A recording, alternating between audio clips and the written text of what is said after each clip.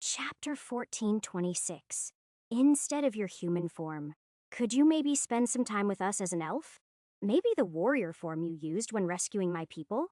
Sure, I can do that. If no one else objects, Miria says, I'm fine with it. But I think to be fair, we should all get a chance to request a specific form. Lynn says, that could be amusing, but I don't think we will have enough time left on the honeymoon. I'm fine with that, as long as no one requests anything too strange, Saro says, since we just joined. Krino and I don't really have any requests. If possible, we will save our turns for after the honeymoon. Lynn says, that works and it solves the problem of us not having enough time for everyone to have a turn. Not quite. If Brightfire gets her request tonight, that only leaves 2 more nights and there are 3 of you. Lynn says, that's because I don't have any specific requests. I like being with you no matter what form you are in. Besides, you and I have already done plenty of experimenting with other forms. I will save my turn for when Bella is around to join us again. All right, that means I know what form you will be requesting, which means Miria and Mercy get their turns the next 2 nights. Do the 2 of you know what forms you are going to request? Mercy says, no, I have no idea. Miria says, I know what I want. In that case, Miria will choose tomorrow night and Mercy the night after. That gives you 2 days to decide what you want. Fair enough, Mercy says. Sounds good. That will give me time to hear some stories from Lynn. Lynn says, sure, happy to help. All right, now that that's settled, what do you ladies want to do today? Saro says, my creator told me about something that I would like to try. She called it a hot spring. Does the island have one of those? Not yet, but it will. Lynn, care to help? Lynn says, of course. I'm surprised you didn't already add one. Honestly, I didn't think of it, but I should have. Lynn says, it's all right. You had a lot on your mind. So, how do you want to build it? How about we build it into the side of the hill next to the lodge? We can have the overflow drain into the lagoon. Lynn says, that should work. Is there any underground water or lava channels for us to work with? Not that I detected. We are going to have to do it all with magic. Lynn says, are you thinking basically an outdoor bath? Or are you thinking of messing around with nature to make a real one? Krino says, do you need to ask? Of course, the second option. Ash is never satisfied with doing things the safe way. The real thing is much better. The fake one is basically just a bath. I simply want the best for my wives. Mercy says, oh, good answer. Not that any of us believes that to be the reason, but still a good try. Lynn says, I happen to agree. A real hot spring is far better, so I can create the baths and I will leave the water source to you. Miria says, what makes a real hot spring so much better? The water in a hot spring comes from deep underground and has a lot of minerals in it. Those minerals are really good for your skin and can have other benefits. Brightfire says, that must be what you know from your world. Hot springs here are much more than that. Oh, right. There would be magical minerals in this world. So, what do you know about hot springs? Brightfire says, they can cure many ailments and help with wounds that normal healing can't handle. They can also relieve pain from chronic illnesses and things that healers can't fix. However, I have never heard anything about them being good for your skin. Well, with magic, people are probably far less worried about their skin in this world. There are probably spells and enchanted items to help with skin conditions. Lynn says, yes, there are. The Magic Kingdom exports a massive amount of such items every year. Brightfire says, that must be a human thing. I have never heard of it before. Then again, we were very isolated on our island. Lynn says, elves have naturally beautiful skin, so that is no surprise. Miria says, wait, will the hot spring make our skin as nice as Brightfire's? Lynn says it's possible. Miria says, then what are you waiting for? Get to work. All right, I will, Lynn says. How are you going to get the water we will need? There is bound to be water already underground that I can use. It is just a matter of moving it where we need it and getting it heated. I should be able to manage without making any huge changes, Lynn says. All right, let's get started then. I quickly head outside, shapeshift into my earth elemental form, and sink into the ground. I move under the hill where the hot spring will be, and then slowly sink straight down. I use earth mana to scan around me, looking for the water that I am going to need. There isn't any close by, but after a while I manage to find some much deeper down. That is going to make it a lot more difficult to get it to the surface, but not impossible. Based on the depth, the water should already be under a lot of pressure, but it isn't heated that I can tell. I am going to need to create the channel for the water to escape through before adding the heat. Otherwise, if I add the heat first, the increased pressure could cause me problems. I start making a chain of small cracks in the earth that lead upwards for the water to flow through. I don't make them very big. I don't want too much water moving upwards at once. I only roughly know how hot springs are created. This may require a little trial and error. Since it is much easier to widen cracks than to close them, I am starting small.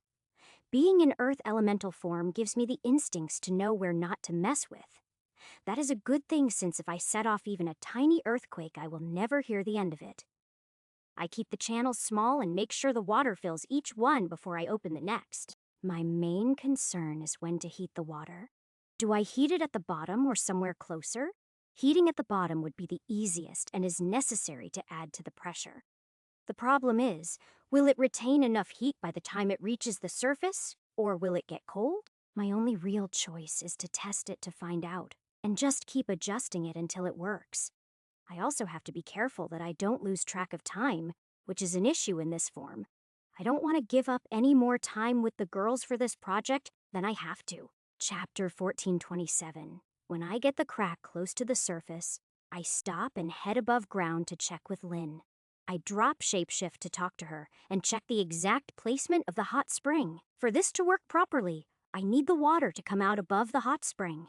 More importantly, I need to make sure the cracks I am making don't get too close to the pools.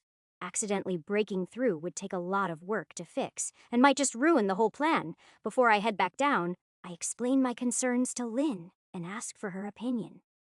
Lynn says, I would just heat it from below. If the water is cold when it gets up here, we can fix that with an enchantment. In fact, do we even need to heat it if it is already under enough pressure to come up? Honestly, I'm not sure. It's not like I studied hot springs and how they work.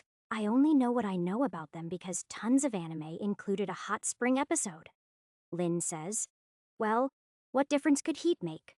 The heat could cause chemical reactions between some of the minerals. That is all I can think of really, but it might be even more true when magical minerals are involved. Lynn says, have you even checked the mineral content of the water?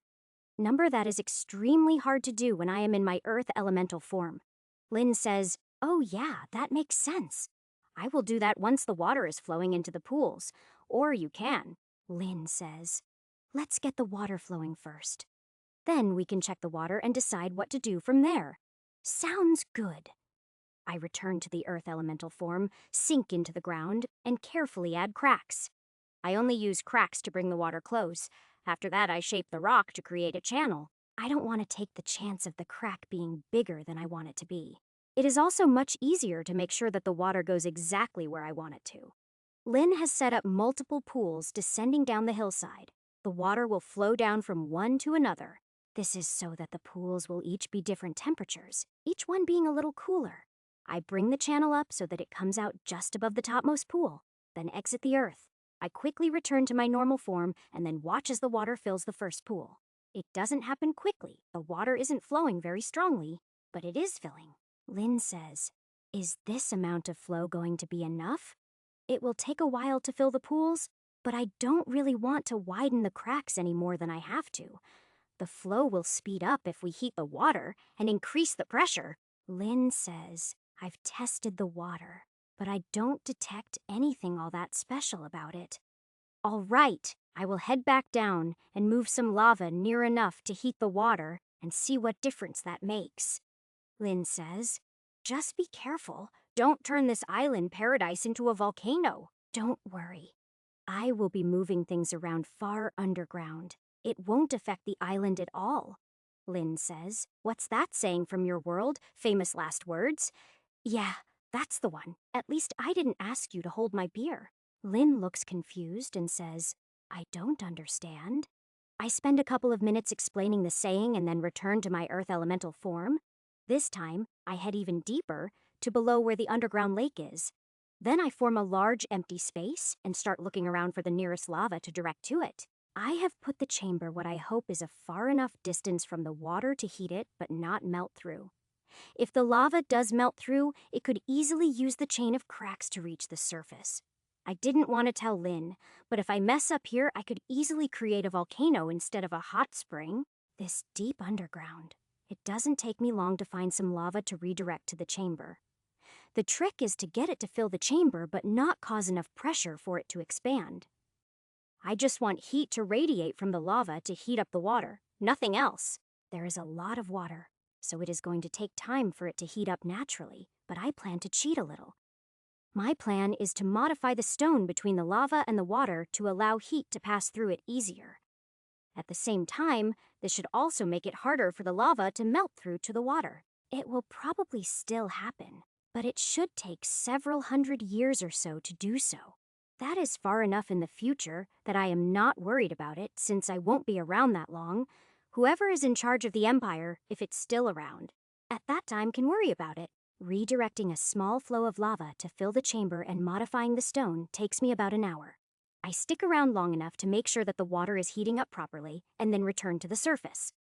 By then, Lynn has finished setting up the pools for the hot spring, so we join the others for lunch. The pools should fill by the end of the day, but hot water won't be coming that quickly.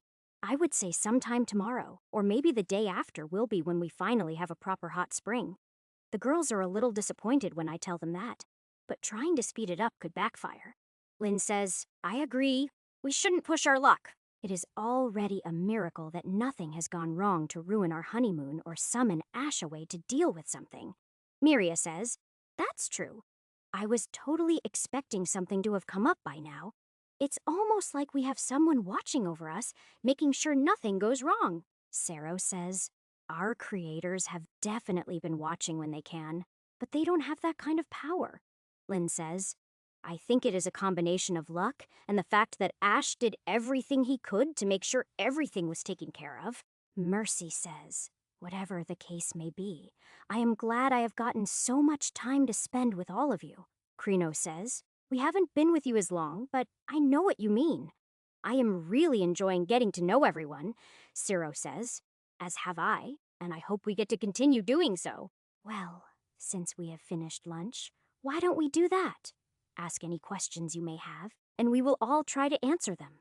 Sero says, "Well, to start, I would love to hear the stories about how everyone met each other."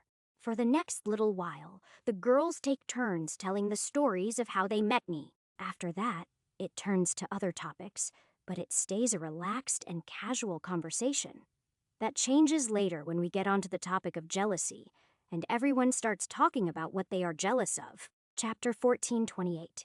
Miria says, "Honestly, the only thing that I am jealous of is the ability you and Lynn have to gate around. It is just so convenient." Mercy says, "Actually, now that I think about it, I agree. After the honeymoon, I will need to return to my capital.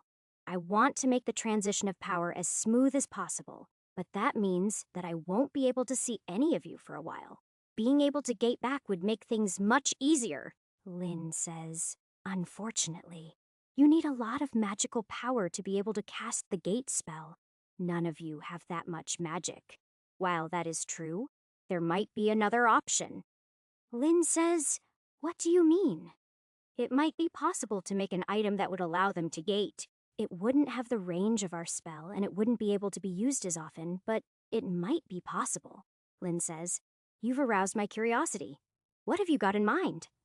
"Well, I was thinking of the platform network and how it helps us increase the range of our gates. It is fairly simple right now, but I should be able to improve it." Lynn says, "True. You did come up with the platform a long time ago, and your skills have improved a lot since then." "Right.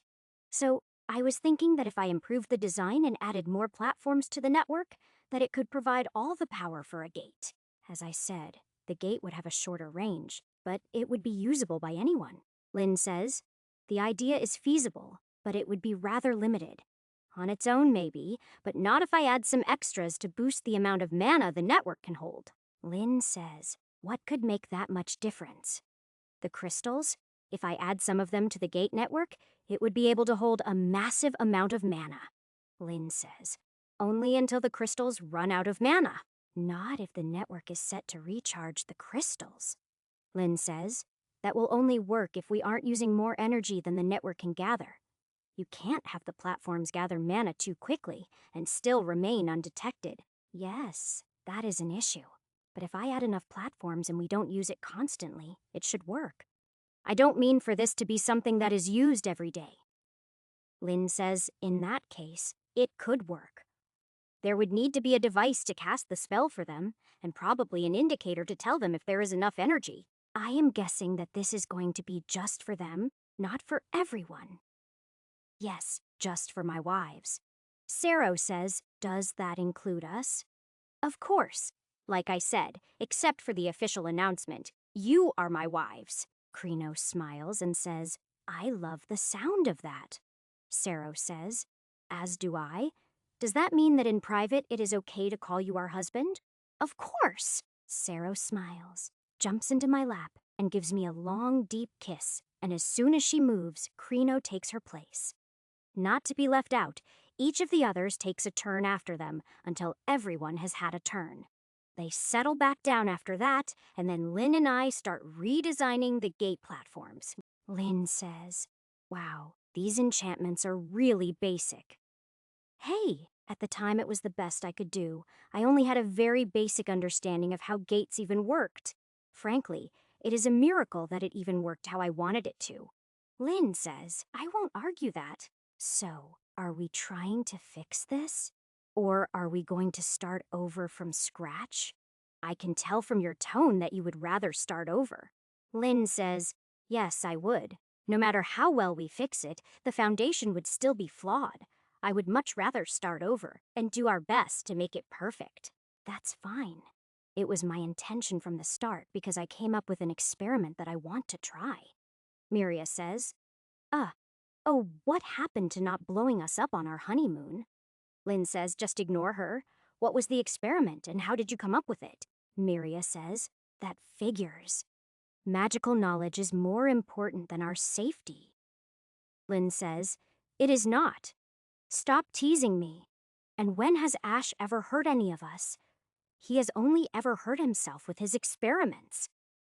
Miria says, why are you suddenly taking this so seriously? I was only teasing him. We do it all the time. Lynn says, we do it a little too much, especially when it comes to his experiments.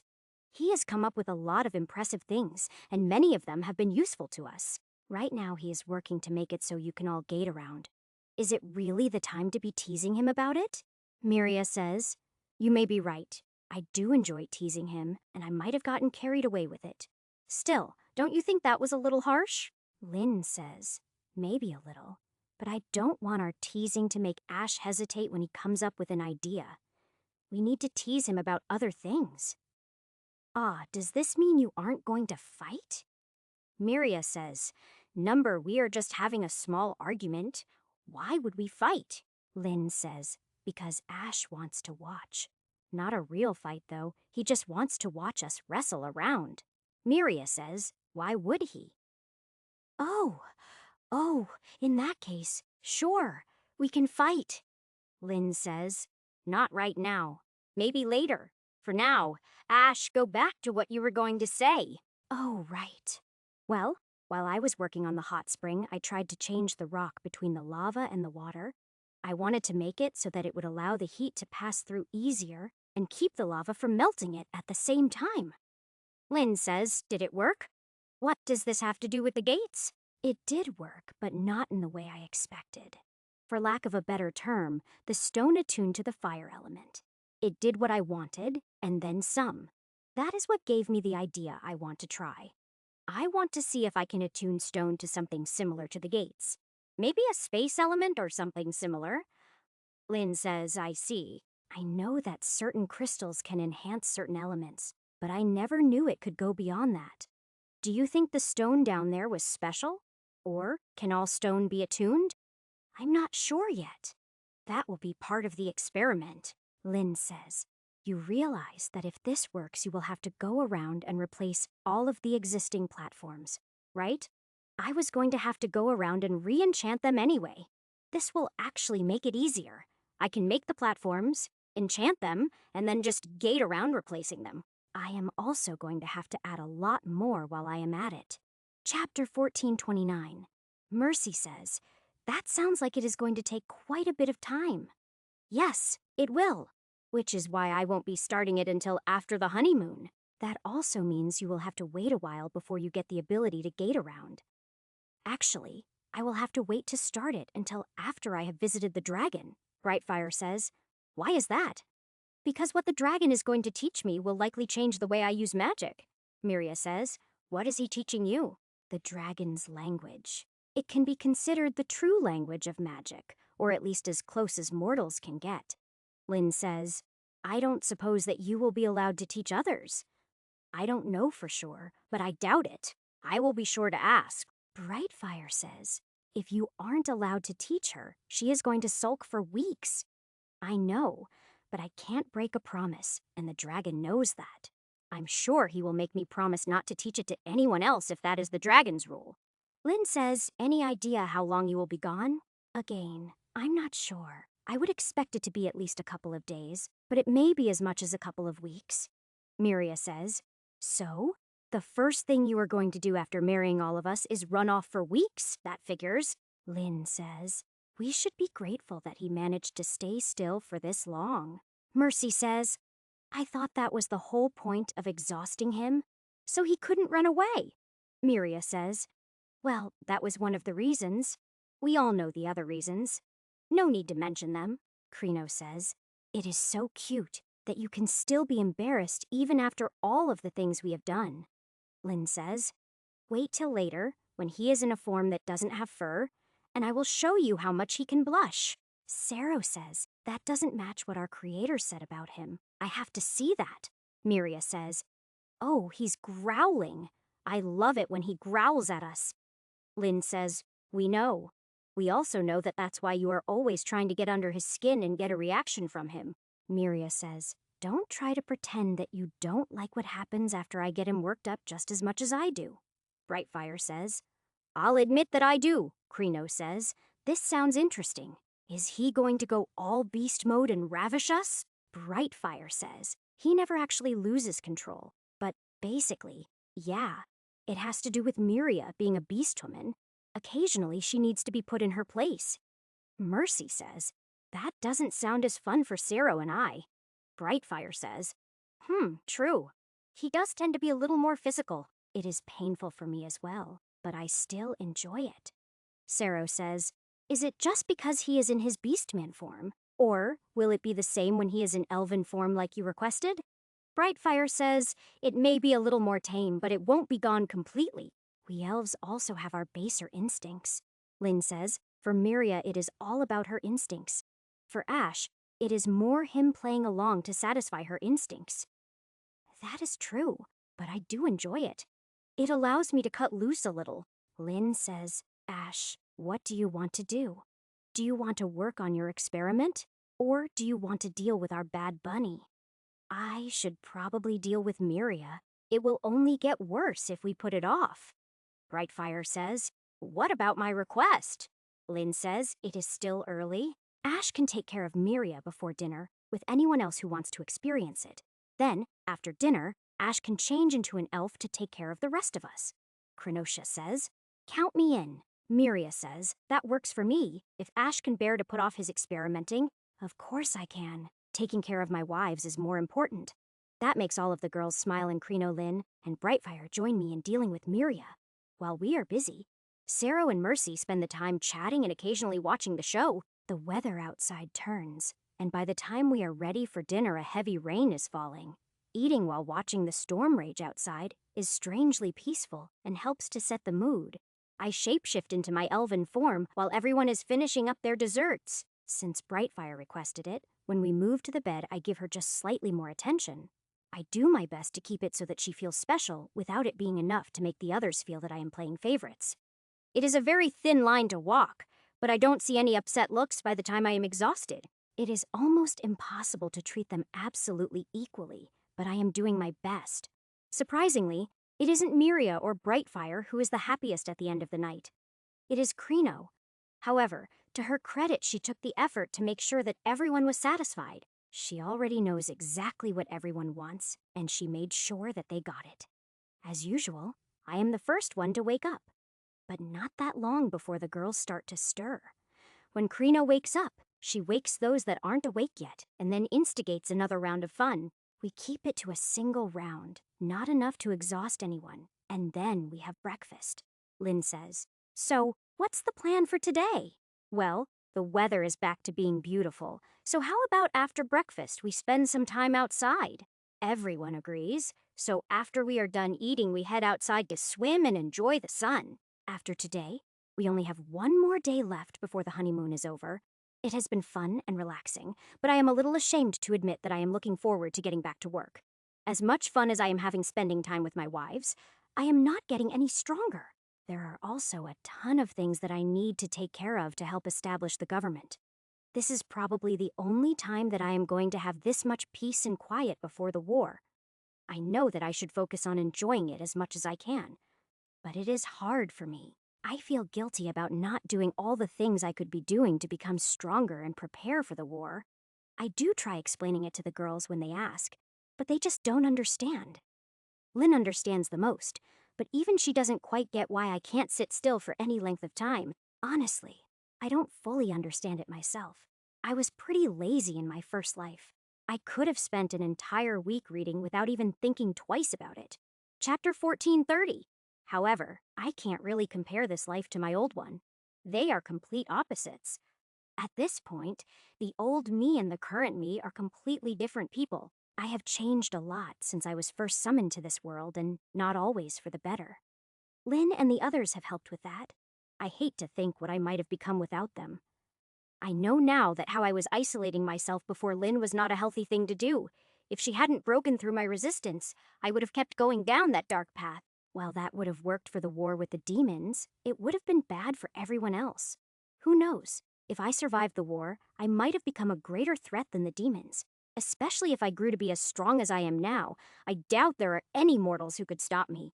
It would take armies to bring me down, or the direct intervention of several gods. Yet, I still don't feel like I am strong enough to deal with all 5 of the demon lords. Then again, I don't really know how strong they are. They were too far above me at the time. I also have no idea how fast or slow their power growth might be. Hopefully not as fast as mine. My only real option is to continue to grow stronger as much as I can before the conflict starts. That's the other issue. I have probably changed things so the conflict will start sooner. I am going to have to get as strong as I can before then and just hope that it is enough. If not, then I am going to have to hope that my wives and kids can pick up the slack. Although, now that I think about it, if things go badly, this island could be a good fallback point. It isn't big enough to take a lot of people, but it would be enough for my family and a few others. I really hope that it doesn't come to that.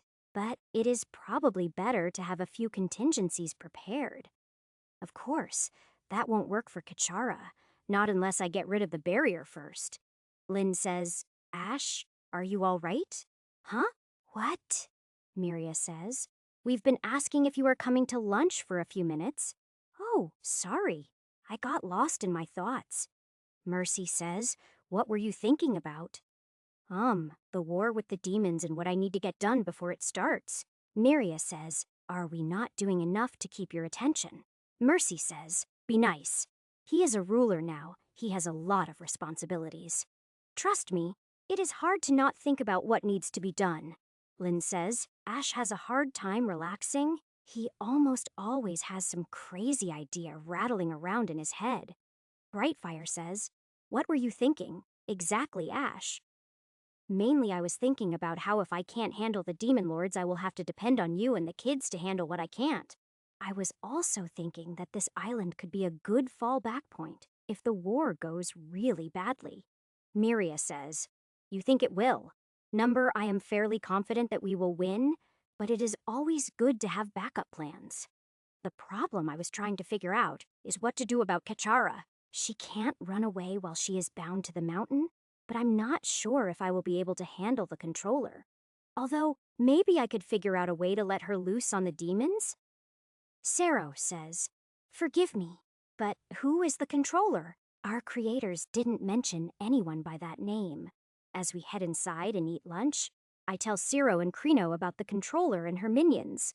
I also explain about the barrier and how Kor and Kachara are tied to it and why I want to remove it. That leads into stories about some of my other early adventures that the goddesses didn't tell them about. Of course, my other wives aren't to be left out, so they also take turns telling stories, mostly about my more embarrassing moments, especially all the times that my plans didn't go as planned. After we are done eating, we move out to the balcony to enjoy the sun as the stories continue. The stories about me continue until we move inside to have dinner. Then they change. Each of my wives takes a turn to tell a little about their lives before they met me. They only touch on the highlights, but it is enough for the avatars to know some of what they went through. None of the four had peaceful lives. They all had different struggles to overcome. However, sharing them seems to help a little, but it does bring the mood down a bit. Still, it is good for the avatars to get to know them better. I just need to fix the mood. So, Miria, what form am I going to be taking after dinner? Miria grins and says, "Your bunny form." What? Why? Mercy says, "Are you talking about like you or an actual bunny?" Miria says, "An actual bunny?" The same one he used to play a prank on me and sneak a peek. "Oh, so this is payback," Miria says. "Yes, I bet you thought I had forgotten about it." "I didn't forget, but I thought you had given up on taking revenge." Miria says, "Nope, I was just waiting for the most opportune time." "All right. Well, a promise is a promise, but I think the others will be disappointed."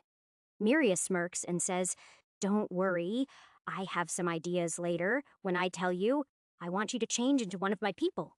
"Okay, whatever you say. For tonight, you are the boss." Miria says, "I will be in control of what form you are in. I will leave the rest to Krino. She has proven to be good at that." Krino says, "Thank you. I will do my best to make sure everyone has a good time. But even I don't know what to do with Ash as a rabbit." Miria says, "Don't worry. Like I said, I have ideas." Despite the others pestering her, Miria refuses to say anything more until after dinner. When everyone is done eating, she has me shift into a bunny, and then everyone takes turns cuddling me. That would be fine if they weren't doing it naked, but I have no way to complain. However, I find myself wondering what Miria has in mind. It has to be more than just this. After everyone has had a chance to enjoy rubbing my fur against their bodies, Miria starts the next step. They use me like a furry pillow, and all I can think is that I am glad the clean spell works on fur. A while later, Miria has me shift into a rabbit beastman, and then she lets Krino take charge. From there, Krino directs the action, and she makes sure everyone gets a turn. Sero refreshes those who get tired, and they all continue taking turns until I am exhausted. Chapter 1431. I have no idea what happens after that. I know nothing at all until I wake up in the morning. The sun is already up when I wake up, which feels fairly weird to me. But the girls are still asleep. They have me pinned in place, as usual. But I don't mind. They are all smiling in their sleep. My most important goal for the honeymoon is that we all come away with good memories. Those memories will help to bolster us during any stressful and trying times ahead. Being surrounded by my beautiful, smiling wives who love me will definitely comfort me later. I can't help but smile as I watch them sleep, even though the future is uncertain. No matter what happens, I will do everything in my power to make sure that my family survives it. If the worst comes to the worst, I will gate all of them into Saronia's realm, or to another mortal realm. Today is our last day. Tomorrow, we will have to return to the Empire and get back to work. My next task is to visit the dragon and ask all of my questions. But before that, I want to spend some time with my kids. Having been away from them for an entire week, I miss them and their antics. I figure I can take a day or two to spend with them and check on the rest of the government. I'm sure that things came up while we've been gone, and I want to see what everyone did. They obviously handled things, or found a way to put them off until I get back to handle them. I have been checking the network communications, but no one other than Lizzie has messaged me. She ran out of obelisks again, but said that she doesn't mind waiting since she found a nice spot. She didn't tell me what the spot is, but I guess I will see it when I take her more obelisks. The others have been using the network to talk to each other and discuss things. That makes me happy. That is exactly what I was hoping that they would use it for. It gives me hope that soon the government will be able to handle most things without me. Between Stillwater, my wives, and the others, they should be able to handle most things, at least until the Demon War actually begins. But I hope to have everything else done by then. Of course, that will depend on how many new things get added to my to-do list between now and then. Hopefully. At some point, I am going to stop finding new things that need to be done. It would be really nice if I could actually complete my to-do list sometime before the war. Knowing my luck, I will only finish it days before the war starts, if I even manage to finish it. Of course, the war will have its own to-do list, but that is a different story altogether. I am not about to start worrying about that yet. It is too far ahead and would be a waste of time. Time that would be much better spent making a few more memories with my wives. When I pull myself out of my thoughts and take a look, I find that they are all still sound asleep. Taking an idea from Miria, I shapeshift into my bunny form and wriggle free of the pile. A couple of the girls attempt to grab me in their sleep, but I manage to dodge their attempts. Once free of the bed, I head outside to the pile of obelisks and start enchanting them. Despite the many distractions, Lynn did help me figure out the best enchantments to use on them. She also figured out where the best places to place them to create formations are. I probably don't have enough time before the girls wake up to place the obelisks, but I should be able to enchant most of them. I should probably figure out a spell that I can cast on the bed that will inform me when they wake up. That way I can rush back and hopefully get there before they are fully awake. That way I won't have any reason to feel guilty, but it is a little late to think of that now. I go with the next best thing, using Divided Mind to keep a scrying spell active to watch the girls. I enchant as many obelisks as I can, but stop when I see Lynn starting to stir and rush back to the room.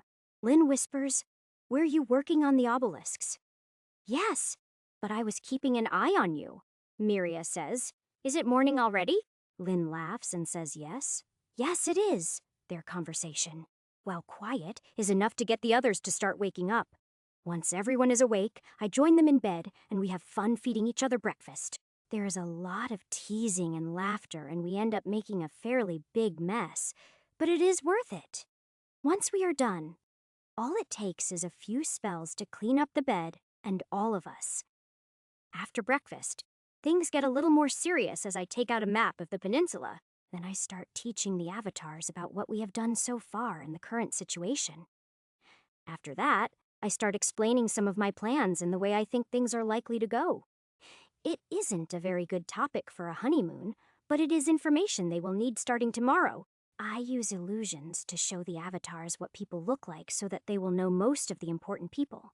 They have heard all about my kids, so I also show illusions of them so that they know who is who.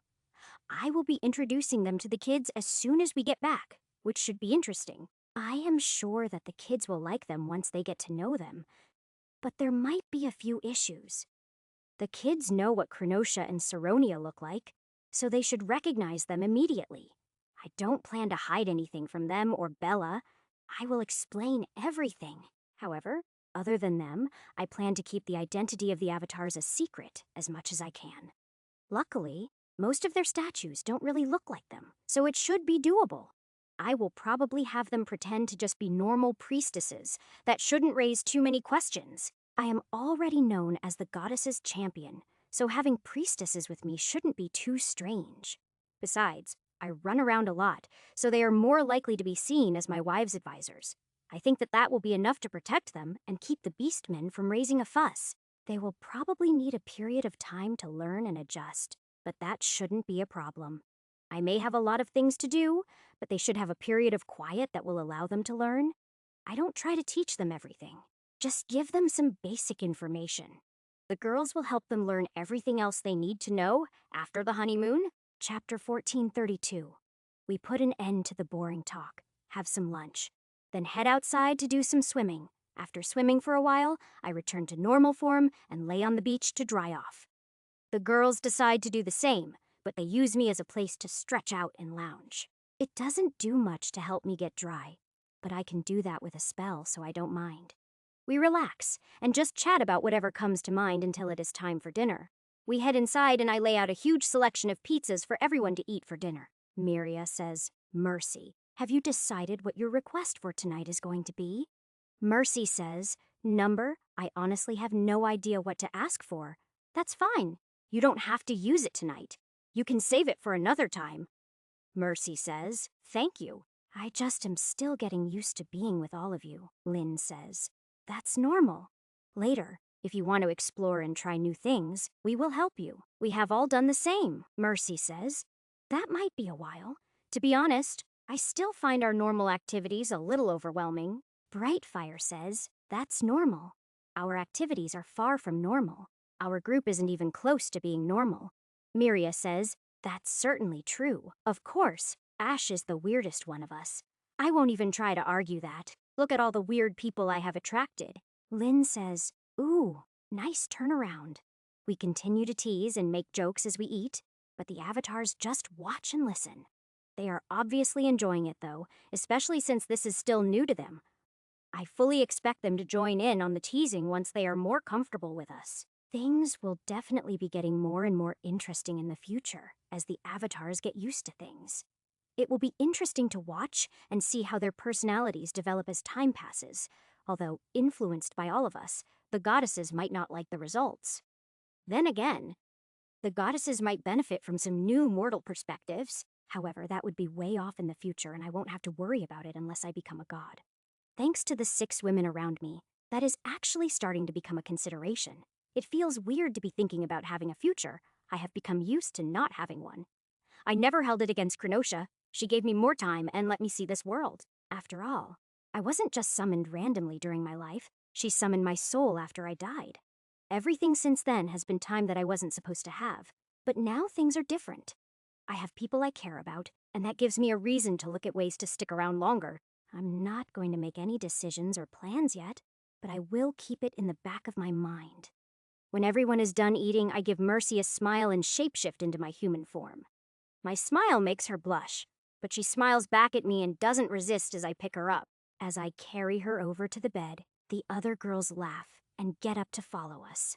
We have our usual fun, but this time it isn't as intense and we don't go until we are exhausted. Since it is our last night, it is more about cuddling and being with each other. It is still fun, just in a different way than our normal activities, and less exhausting. This makes it last a lot longer as we go until everyone is tired enough to fall asleep. Before we go to sleep, I do warn the girls that I will be waking them up in the morning. I also move to the outside of the cuddle pile so that I will be able to get out of bed when I wake up.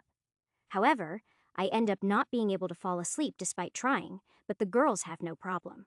So, once I am sure that all of them are fully asleep, I carefully climb out of bed. I sneak outside and go back to working on enchanting the remaining obelisks.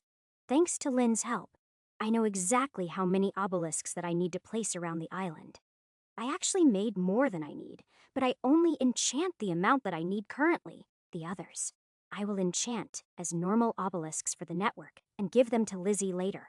I finish enchanting all the ones I need and then start moving around the island, placing them. Lynn helped me create a map, so I know exactly where every obelisk needs to be placed. Every 10 obelisks create a formation. Every 5 formations create a bigger formation. Those 5 bigger formations together form a grand formation that covers the entire island.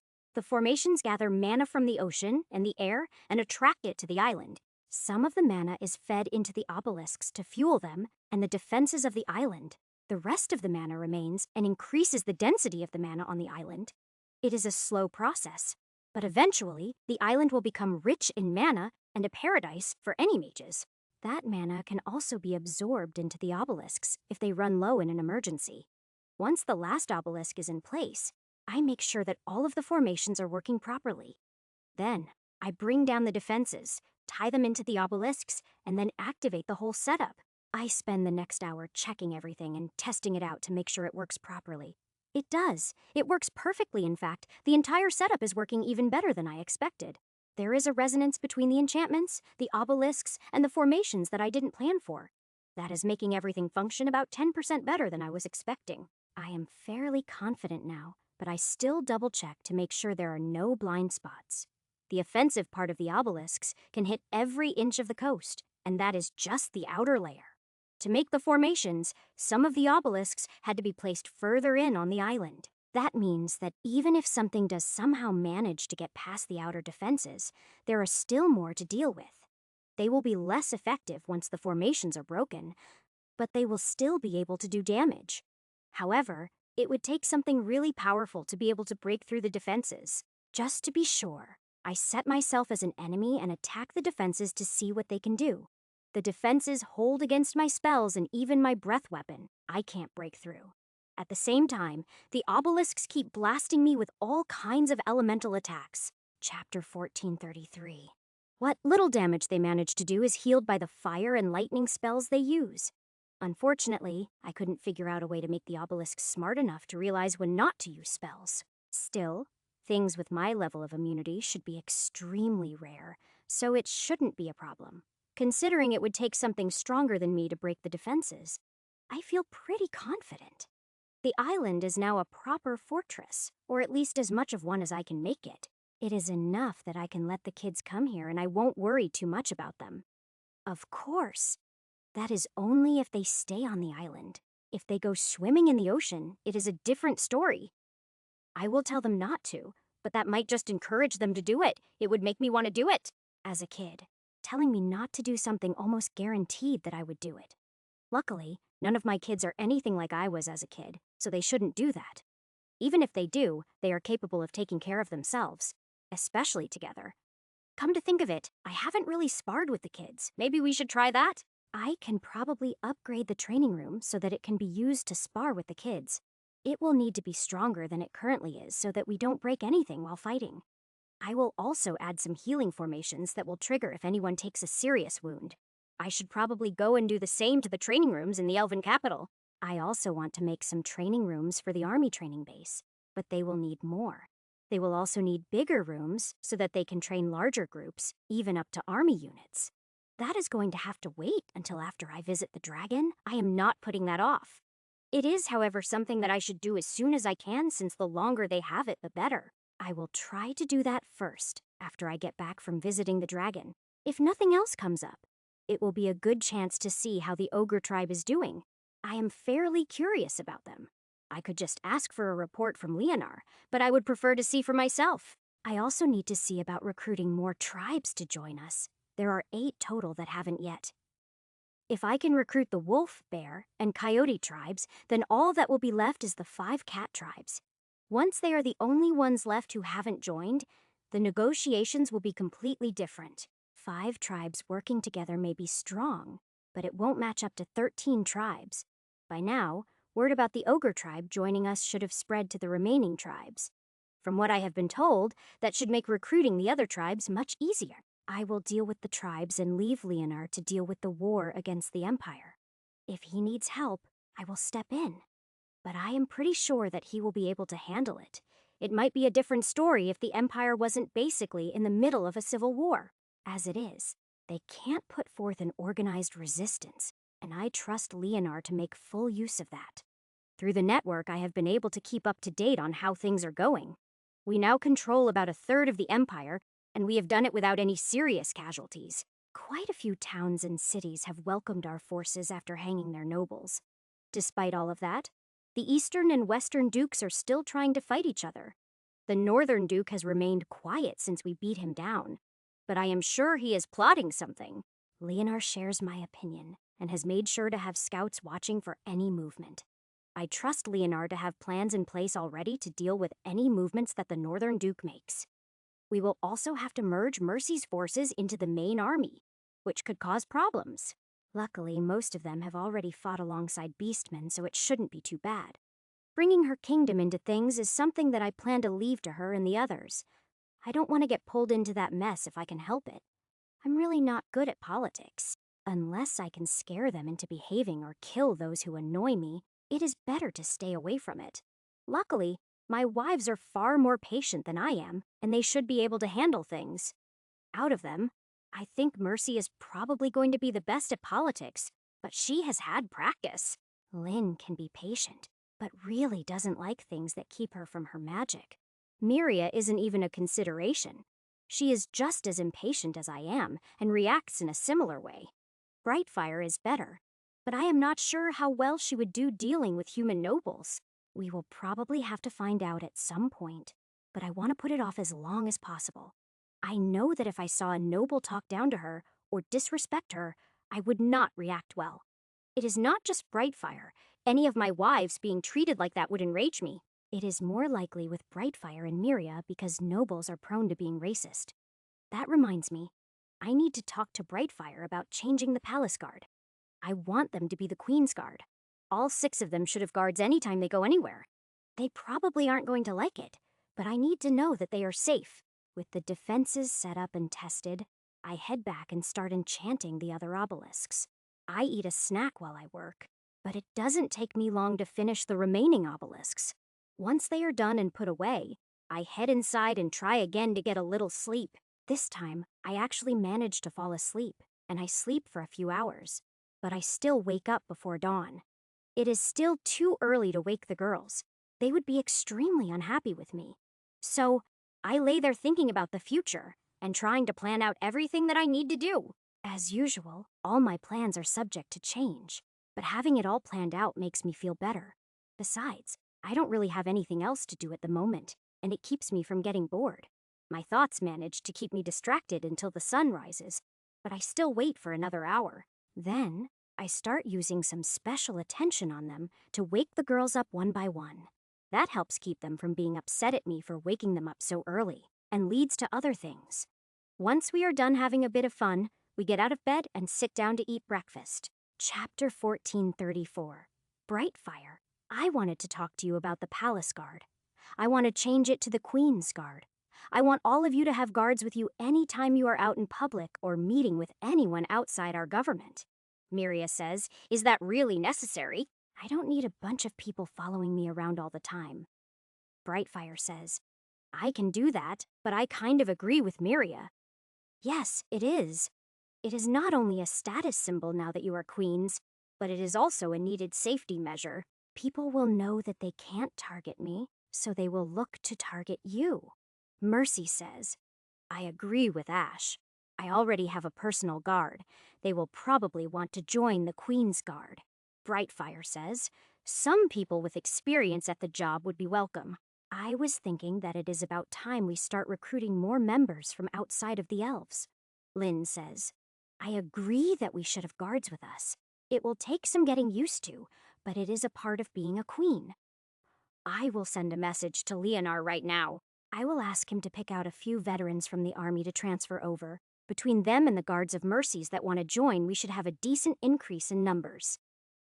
Brightfire says, "That sounds like it will work. I want to keep them rotating between the 4 of us in training." Sero says, "What about us?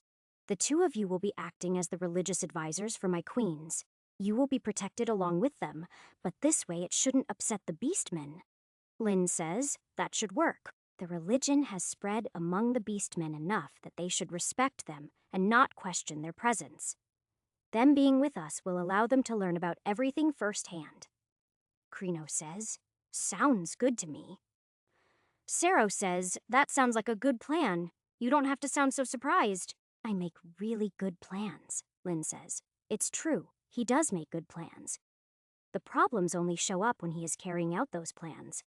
Miria says, "Let's not start that argument again. So, are we heading back after breakfast?" "Yeah, we are," Miria says. "It's a shame. This has been really nice, and I don't want it to end." Lynn says, "Agreed. The island will still be here. We can always come back if we can find the time." Brightfire says, "That may be true, but it won't be just us at that point. If we are opening the island to others, they will also be here. Some among my people have been less than thrilled at living inside the city. I figure that those will make good caretakers for the island. They don't like the city." Brightfire says, it is more that they were used to living in the forest and they miss it. The city is beautiful and full of history, but it doesn't have the same feel. I guess that makes sense. It is underground after all. I am just surprised that having the main tree there isn't enough to keep them there. Brightfire says, oh, don't get me wrong, everyone loves the tree and it does a lot for us. It is growing well and it makes us all feel good, but some people still miss living in the forest. Working on the island will only be a temporary fix. We can work on adding more trees and plants to the city that might help. Brightfire says, that will help some of them, but not all. It's not as much about the amount of plants as it is about the wildness of the forest. There isn't much that we can do about that. We could maybe turn the orchards into a small forest. Brightfire says, that might work. I will talk to them and draw up some plans for you to look at when you get back from visiting the dragon. All right, that should work. I plan to ask Albion to help with the island, and probably the city once we have a plan. He has a real knack for working with plants, and I think having a job to do will help him. Brightfire says, sounds good. I know my people will enjoy working with him. Lynn says, I thought you wanted to just let them be kids? I do, which is why I will ask him, not tell him. Considering how much they have grown, I can't just keep treating them like kids. I have already let them go into combat. Having other jobs won't be an issue. Sero says, after all I have heard, I can't wait to meet them. You will be meeting them as soon as we leave here. They will also know your true position, as will Bella. Krino says, ah, I was looking forward to being your dirty little secret. That isn't a plan and you know it. This isn't just for our benefit. It is for yours as well. If your followers found out about the two of you, you would never know a moment's peace. Sero says, that's true. It is the main reason that our creators don't make avatars very often. Lynn says, I could probably make some items that would alter how others see you. You would look the same to us, but different to other people. It would reduce the chances of you being recognized. Sero says, that would be great. Thank you. We are eager to get out and meet people, but we were worried that we would be recognized. Lynn says, no problem. I will work on it as soon as we get back. Miria says, once we get back, I am planning on taking the next trial, so I will be gone for a while. I put it off because of the wedding, but I want to do it now. Lynn says, all right, we will take care of things while you are in the trial. Mercy says, I will be heading back to my kingdom to make sure everything goes as smoothly as possible. I am not sure what you will want me to do after that. I know you probably won't like it, but I think you would be the best at diplomatic stuff. You are the most experienced with that kind of thing and the only one with enough patience for it. Mercy says, well, I won't say that I am happy about it, but you are right. Don't worry. It won't be as bad as you think. There won't be any other nations left on the peninsula, and most of the bad nobles have been taken care of. Mercy says, so, you are going to unify the peninsula into an empire? Yeah, I guess I am. I will be focused on unifying the remaining tribes first. Leonor will be in charge of dealing with the empire. I am thinking that the Free Union can be convinced to join us without a fight. Chapter 1435. Mercy says, I agree. If the Empire can't stop you, then they won't have a chance. They are smart enough to see that, and they are likely to surrender after getting the best terms they can. You have dealt with them a lot. Do you think you could negotiate that with them? Mercy says, yeah, I should be able to, as long as they don't ask for anything outrageous. When should I start the negotiations? It can wait until after things in your kingdom are settled. Let them sweat a little bit. It should make things easier. Mercy says, yeah, it should. It is a little evil, but a tactic that merchants use all the time, so I doubt they will complain. What kind of benefits can I offer them? That could be a problem. I don't really have any benefits to offer them. Whether they join willingly or by force, they will be treated the same as everyone else. Lynn says, that is the common people. The leaders are only going to care about their own hides. They are mostly merchants, or backed by merchants, so just promise that their assets won't be seized.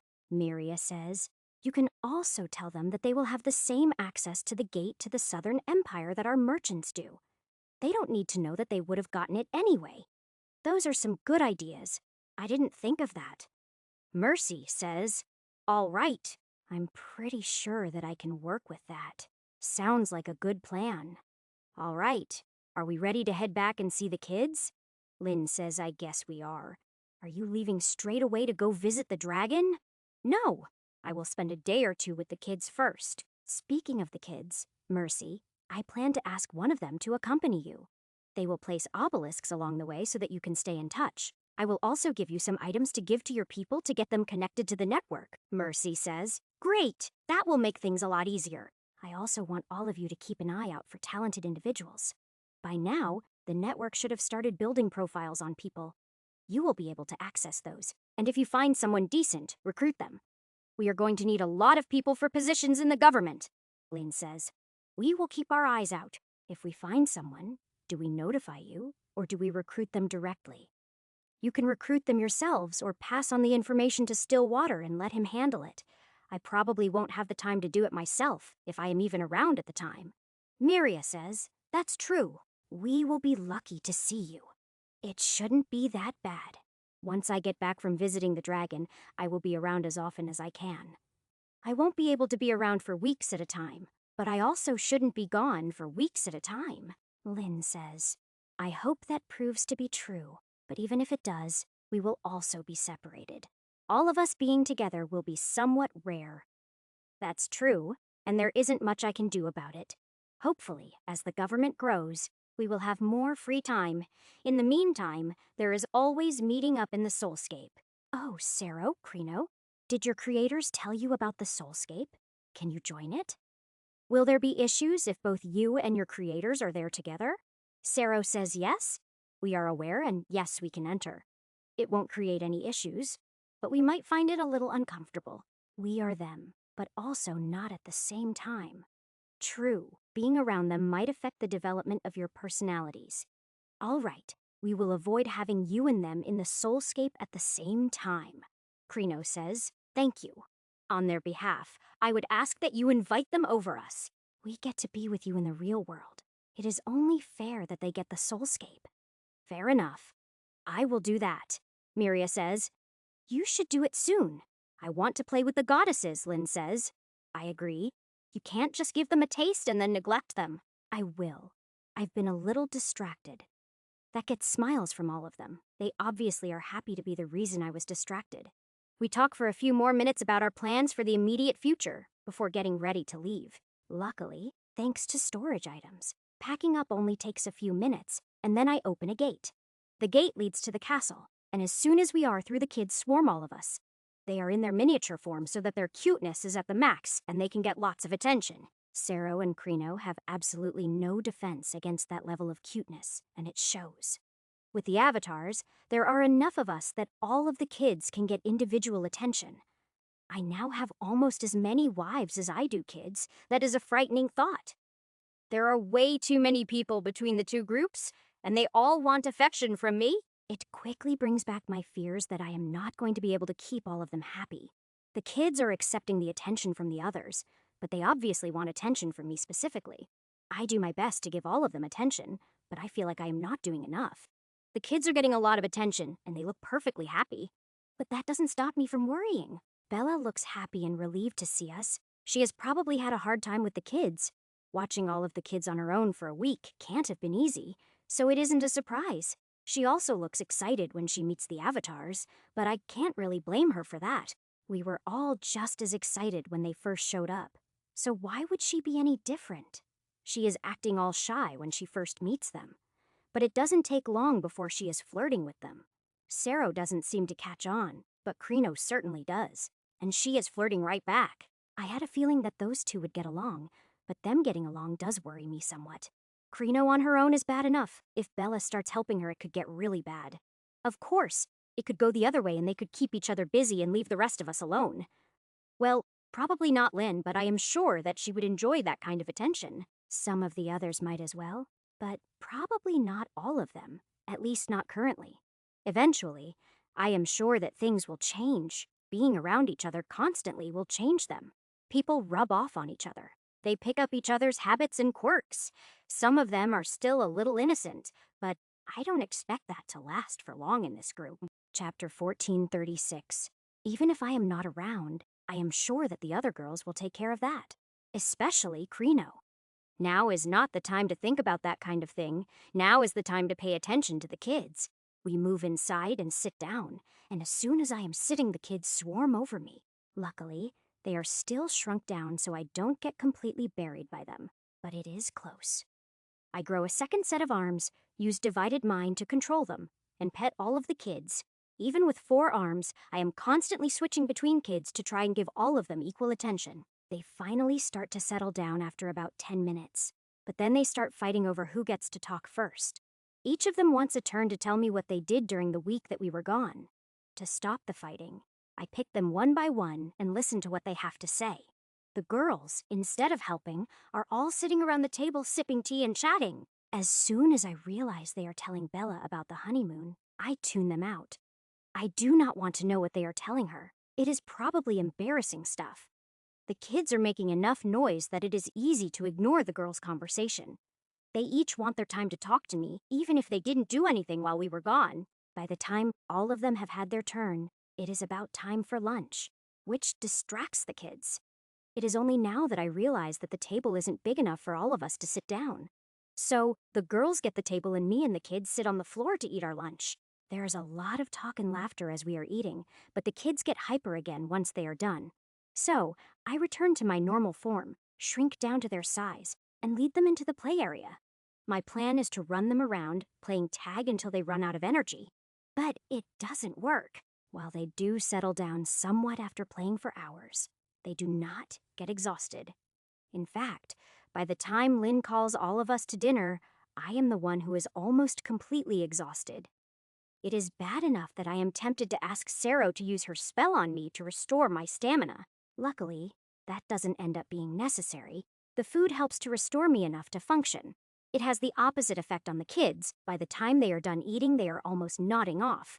I lead them over to the nest and put an anime on. It only takes a few minutes before they are sound asleep. I can't really blame them. I almost fall asleep myself, but Lynn comes over to get me. She helps me move the kids around so that I can get out of the nest and join the girls. As I approach the table, I notice that Bella and Krino are sitting next to each other and seem closer. They keep leaning into each other and whispering things that make the other laugh. I was expecting them to get along, but I wasn't expecting things to move this quickly. I sit down at the table and drink some tea as the girls continue chatting around me. Luckily, they are talking about things other than the honeymoon, so I am able to relax. Saro says, "Your kids are too cute," Bella says. "They are only that cute when Ash is around. Did they cause you problems while we were gone?" Bella says, "They were all right the first couple of days, but as more time passed, they got more and more difficult. Kachera, Asuna, and Mulan did their best to help me, but I will not be doing that again." Understood. I doubt this kind of situation will happen again. Thank you for taking care of them, and I am sorry that they caused you trouble. If it helps, we have a nice tropical island where you can go and take a vacation. Bella says, "That sounds nice, but vacationing alone isn't as much fun. Can I steal a few of your wives to go with me?" Well, we all have things that we need to take care of, but once I get the gate set up, it shouldn't be a problem. Although, I plan to take the kids there tomorrow. So you might want to wait a bit. I figure they will get bored of it after exploring the island and playing around for a day or two. There isn't much to do there except relax, and kids aren't much for relaxing, Bella says. That's the truth. Trying to keep the kids entertained was the hardest part of the week. The only time I got to relax was when they were watching anime. Don't even get me started on how hard it is to keep up with them when they are in a playful mood. You don't need to tell me that. Bella says, "Yeah, well, unlike you, I am just a human, and I can't even keep up with them for 5 minutes." Lynn says, "Well, you won't have to anymore. At least not on your own. How attached are you to being human?" Bella says, "What? You already enhanced me. I am talking about becoming half something else, like I did with Lynn." Bella says, "I don't know. I will have to think about it." "That's fine. There is no rush. Just let me know when you decide." Lynn says, "I will tell you how it feels and the changes it causes. We can talk about it later." Bella says, "Okay." Saro says, "Do you think the kids would mind if I went over and cuddled with them? I just can't resist all that cuteness. Go ahead. They won't mind at all." Sarah grins at my answer and rushes over to climb into the nest with the kids. She cuddles in with them, and in just a couple of minutes, she falls fast asleep, which makes the others chuckle. After a bit of discussion, Lynn and Crino leave with Bella, and the rest of the girls head to bed with me, without Sarah's spells. The fun doesn't last as long before all the girls are sound asleep. I only sleep for a couple of hours, and once I wake up, I sneak out of bed to do some work. The first thing I want to work on is upgrading the training room in the castle. I already put some thought into how to change the enchantments and what to add to them. Part of it is similar to the defenses that I made for the island. It will keep our fight from damaging the room. That is the easy part. Adding healing and safeguards to protect the kids is quite a bit harder. I still managed to finish the enchantments after a couple of hours of work, well before dawn. Next, I gate over to the quarry to collect the waystone that has piled up since the last time I was here. I take it with me back to the castle to start shaping it into obelisks and enchanting them. Chapter 1437. I need enough of them to supply whoever goes with Mercy and to resupply Lizzie. Luckily, I have already made so many of them that it doesn't take much concentration to make them now. I don't even need divided mind to be able to craft and enchant them simultaneously. By the time the sun comes up, I have completed several hundred obelisks and used up all the stone I have. Hopefully it will be enough that I don't need to make more for a bit. I have gotten bored of doing so. When I head upstairs to check, no one has woken up yet, so I use the network to find Lizzie. I can't find her current location, so instead I locate the last obelisk that she placed. I create a gate, step through, and then start scanning around the area, but I can't find her. In the end, I have to contact her, which wakes her up so she isn't too happy with me. She gives me her location, which is several miles away, and I fly over to meet her.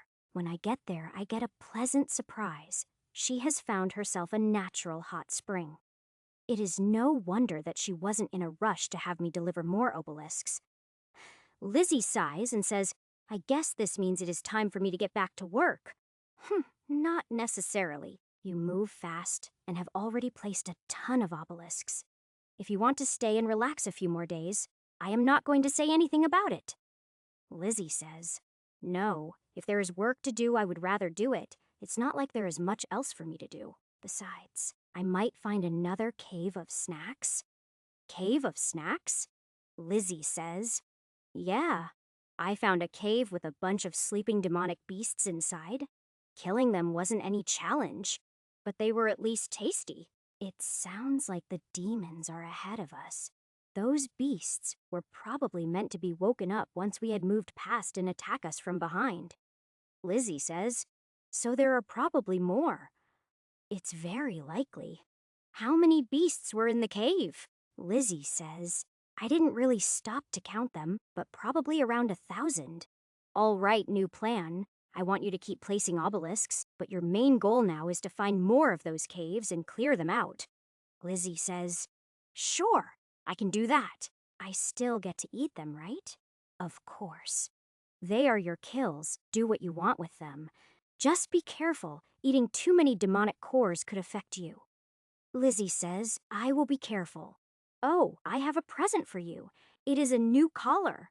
It will do everything your old one does, plus give you access to the network. The kids and my wives are on there, plus the people we have recruited into the government. It will give you people to chat with even when you are out here on your own."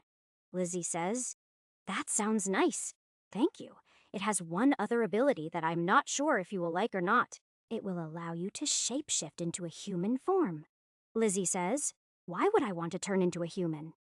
"I thought you might like to be able to go into towns and cities." Lizzie says, "The connection to the network I will use, but I have no interest in being a soft, squishy human." All right, fair enough. "Now, come on out of that pool." Lizzie says, "What? Why?" "Because it has been a long time, so I am going to groom you." Lizzie is out of the pool and standing in front of me in a flash. With a laugh, I get to work. The first thing I do is go through, find any damaged scales, and remove them. It only takes a few minutes for new scales to grow in to replace them, and then I start grooming her. I take my time to do a thorough job of it.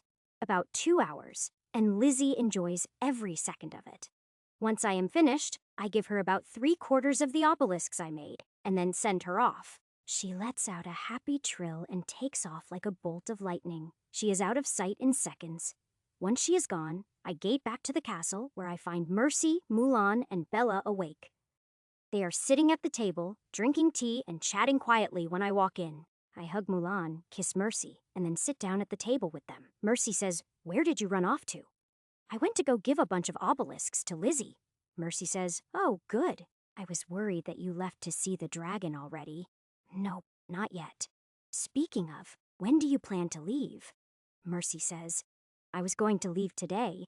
I have been gone for a while. I'm sure there is a lot of work waiting for me." "Can you put it off until tomorrow?" Mercy says, "Sure. Why?" "I still plan to send one of the kids with you, but I want to spend the day with all of them." Mercy says, "No problem." Mulan says, "Why will one of us be going with her?" "To place obelisks and to see her kingdom." Mercy says, "It is your kingdom now."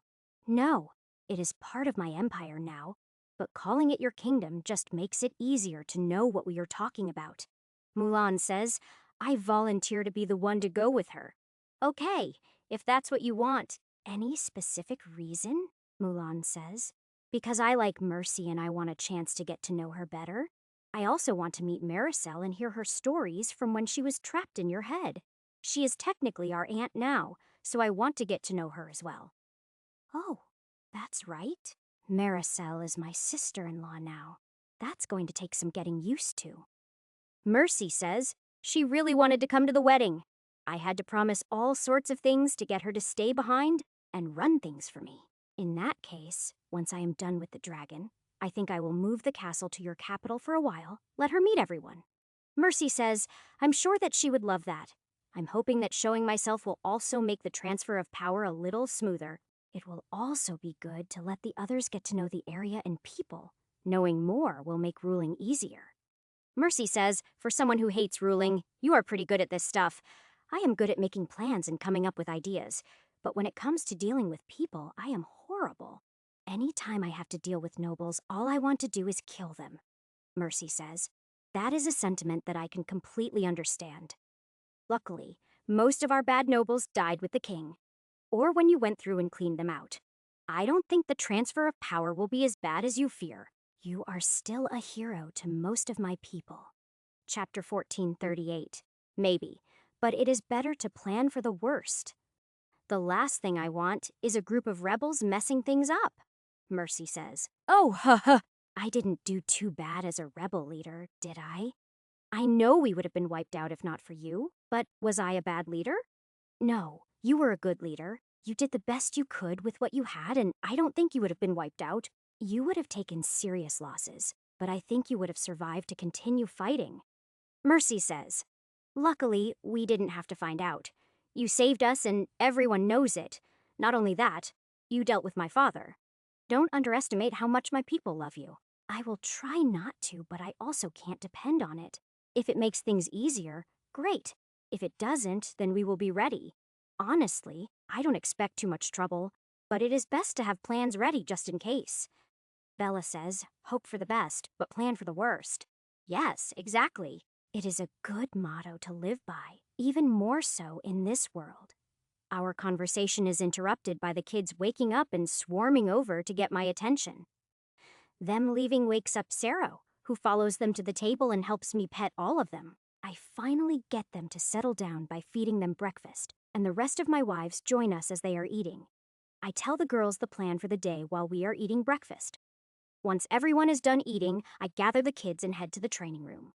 The kids have a blast testing themselves against me, and the enchantments work perfectly. I don't go easy on the kids. I want them to get real combat experience from this. Even when it is 8 against 1, I don't have any trouble winning. But it is a good workout. We spar for a few hours. Then I take them to the island, and we have lunch beside the lagoon. As soon as they are done eating, I let them loose to explore the island. When they get bored of exploring, we play hide and seek for a while and then go swimming. Throughout the day, I use the network to get caught up on everything and issue orders. I am leaving the war to Leonor for the most part, but there is still a lot of work to be done. I am trying to make sure everything is taken care of since I don't know how long my visit with the dragon will take.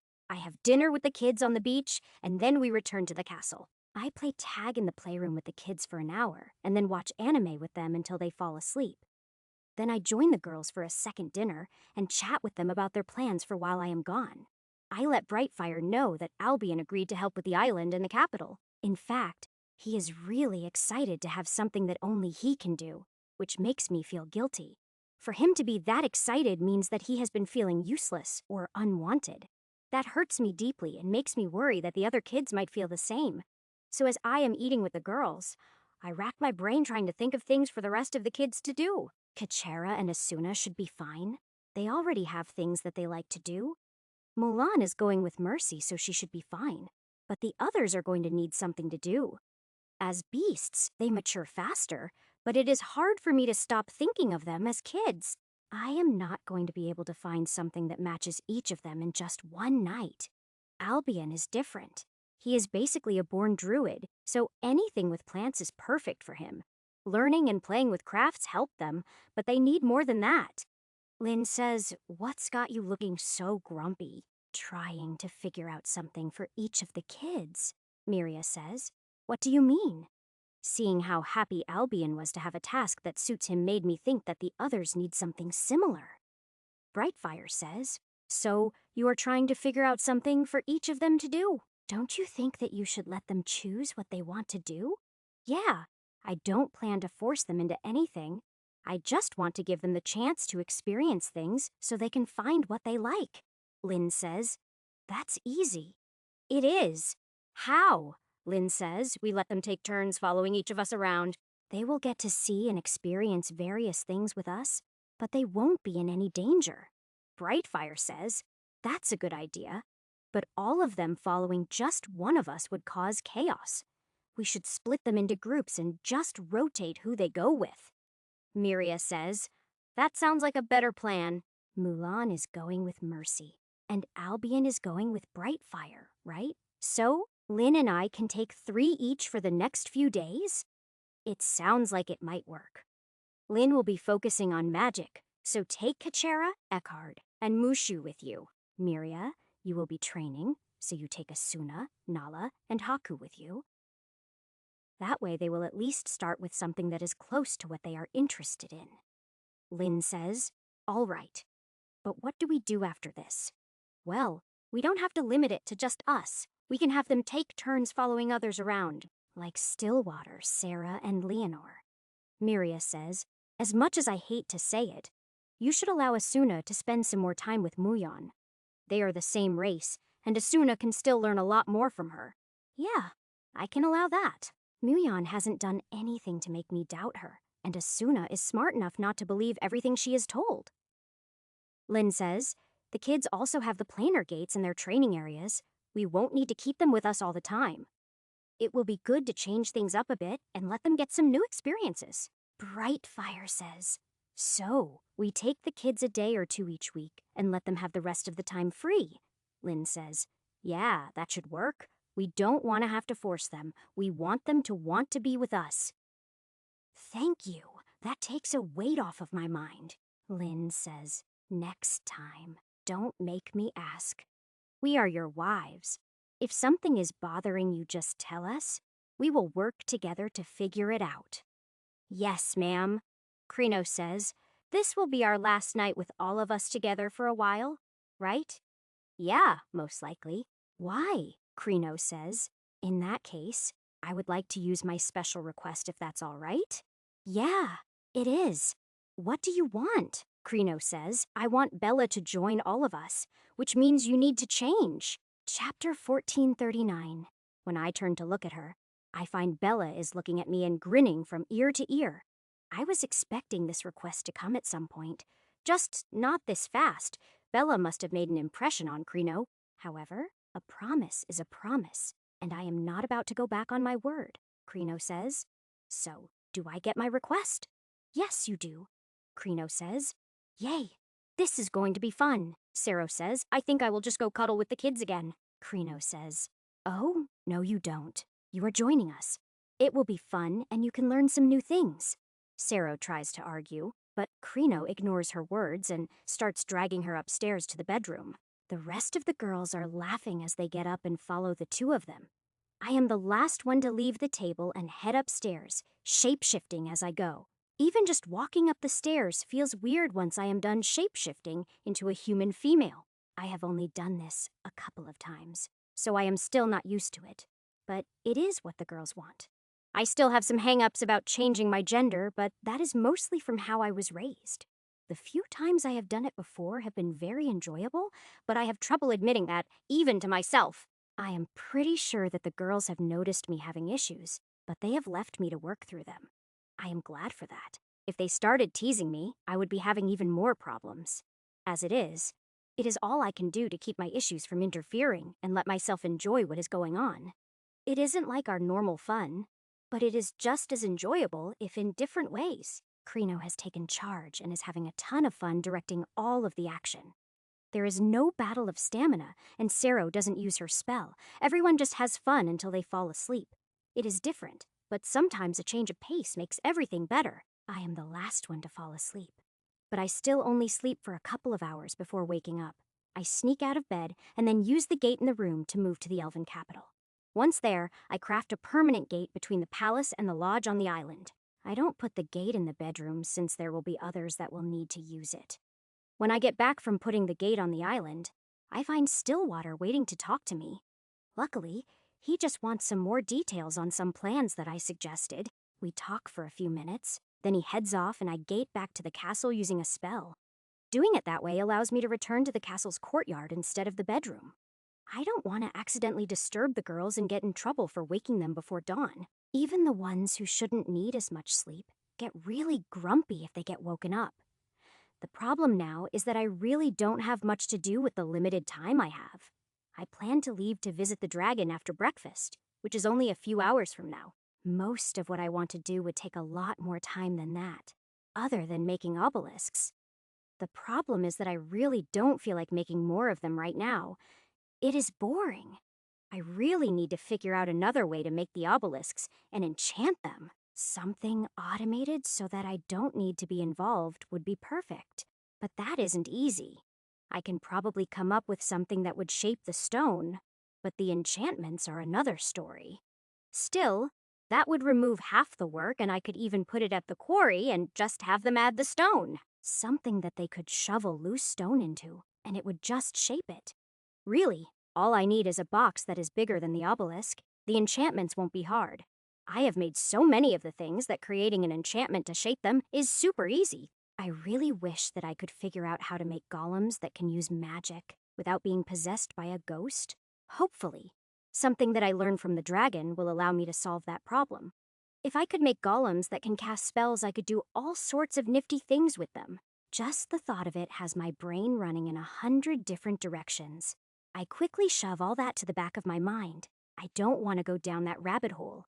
Instead, I head to my workshop and start crafting a box large enough to fit several obelisks. I leave an opening at the top where the stone will be added, and one at the bottom for the obelisks to come out.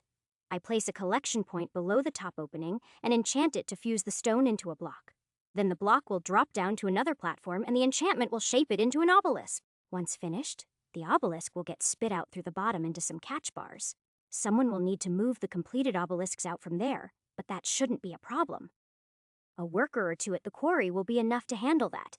With that done, I add enchantments to keep it repaired, and then carve formations to gather mana. The box will power itself fairly easily. None of the enchantments use a lot of mana.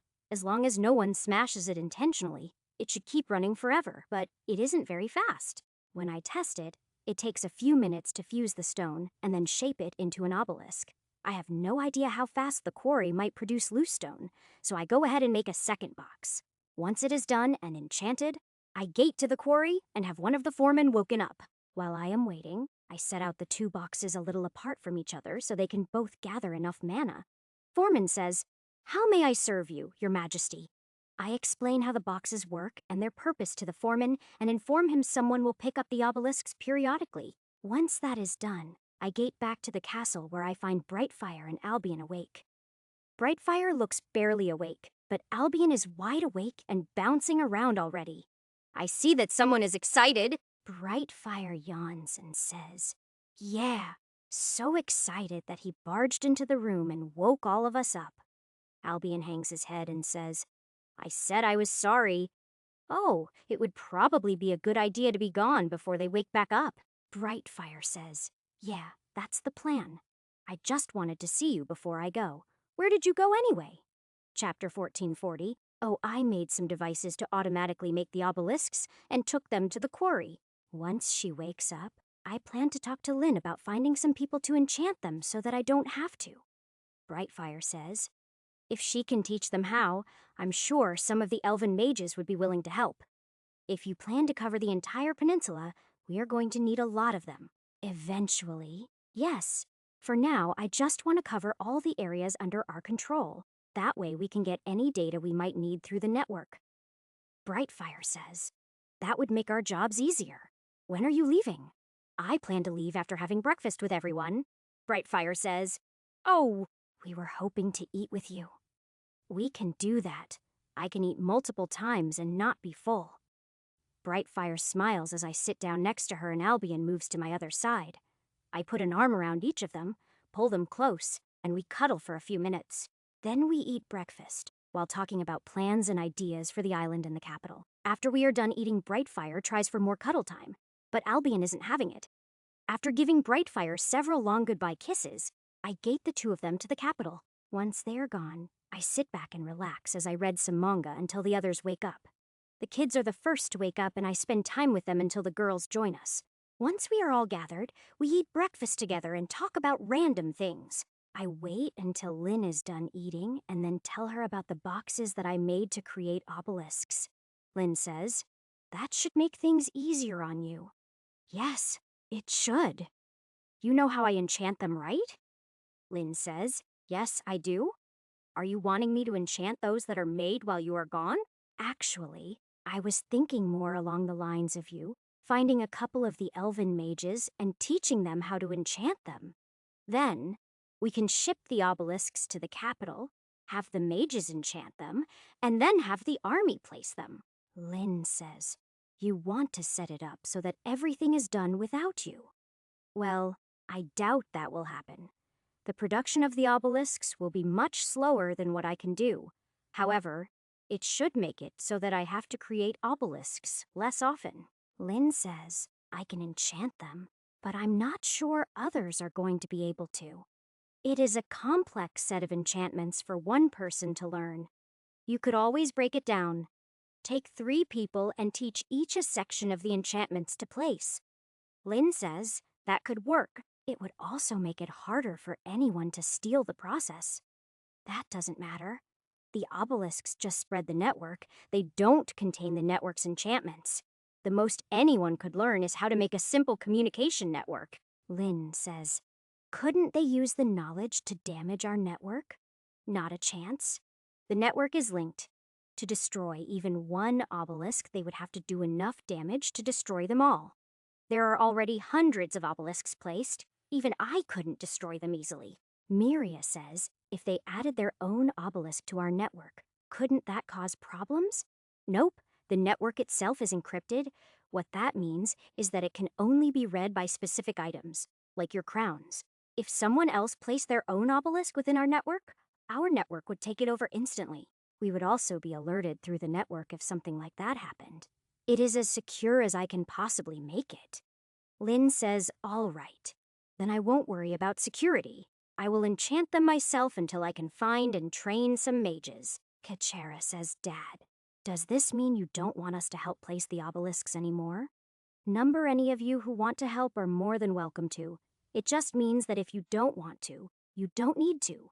Your mothers are going to be taking groups of you with them as they take care of various things. You will get to see new places and meet new people. You will still have free time to do what you want, Asuna says.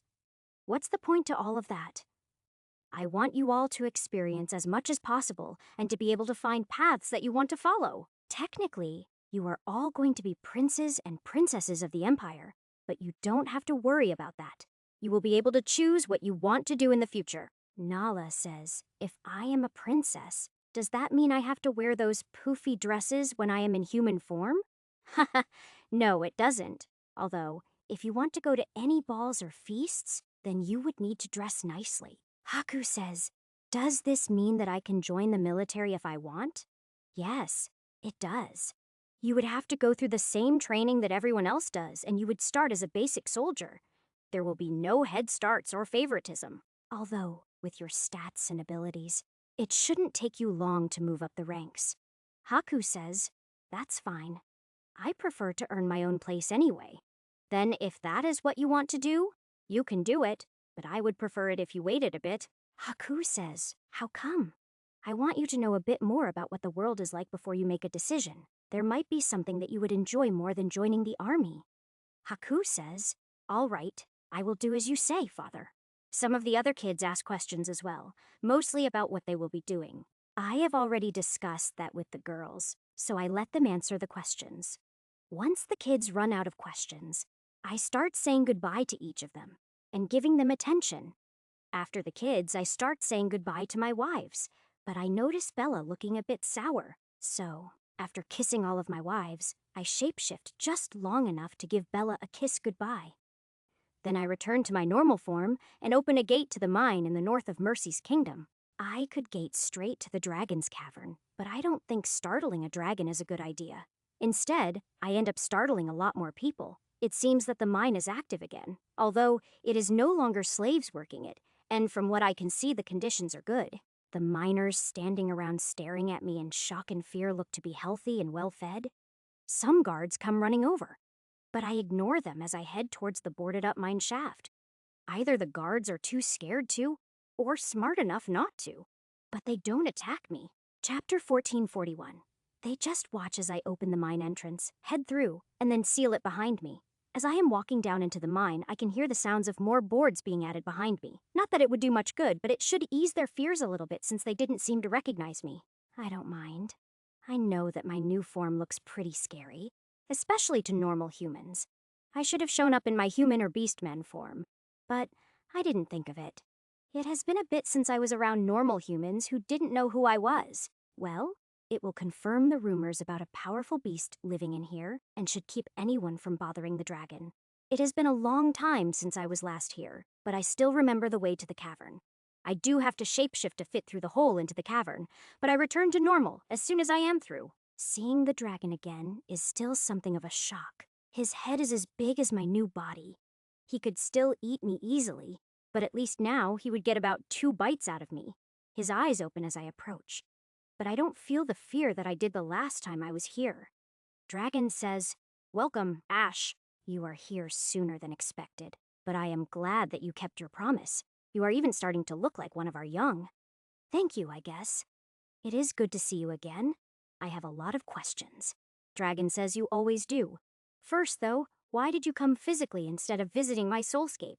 Well, one of the things I wanted to ask was for your help in learning how to use soul attacks and defenses in the real world. It didn't seem like something I could learn in a soulscape. I want to be able to deal with the controller. Dragon says, I guess that makes sense, although you are going to need practice before you face something that old. It doesn't have to be immediately, but I don't like having such a threat beneath my capital. I also want her dealt with before the war. I don't want a threat at my back. Besides, I want to free Kachara and Kor, which leads me to another of my questions. Dragon says, which is? Well, I need to understand the spell you used and what it did to Kachara and her ancestors. When I remove the spell, a lot of energy will be released, and I want to know if I can use it to bring Kachara closer to being a dragon. Dragon says, you might be able to help her evolve further, but becoming a dragon is no easy task. Even as far as you have come, you might just be about halfway there. There is something different about dragons that no other race I have seen has. What is this difference? Dragon says I can't tell you quite yet. We have a few things to do first. Oh, all right. Then we should probably do those now because a lot of my questions are similar in nature. So, what's first? Dragon says, first, I need to get you closer to being a dragon. I had hoped you would get there on your own with your last evolution, but it isn't close enough. What do you mean? Dragon says. What is your race listed as on your character sheet right now? Celestial Lightning Beast. Why? Dragon says. We need to get you to the point that dragon of some type is part of your race. You mean we are going to have to wait until I can evolve again? Dragon says yes. But since you kept your promise, I am going to see if I can't speed you along. All right, how? Dragon says, first, drink this or do whatever you normally do. As he is speaking, the dragon raises one finger and pierces it with the very tip of his tooth. A huge drop of blood comes out before the wound seals up and it floats in front of me. The drop is about the size of a beach ball as it floats there, and I reach out to touch it. Absorb. Absorb activated. HP plus 500.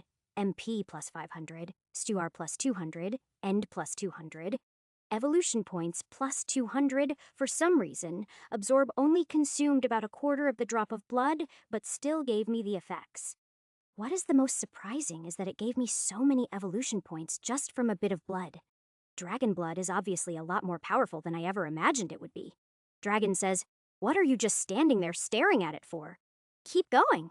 Ah, right, absorb.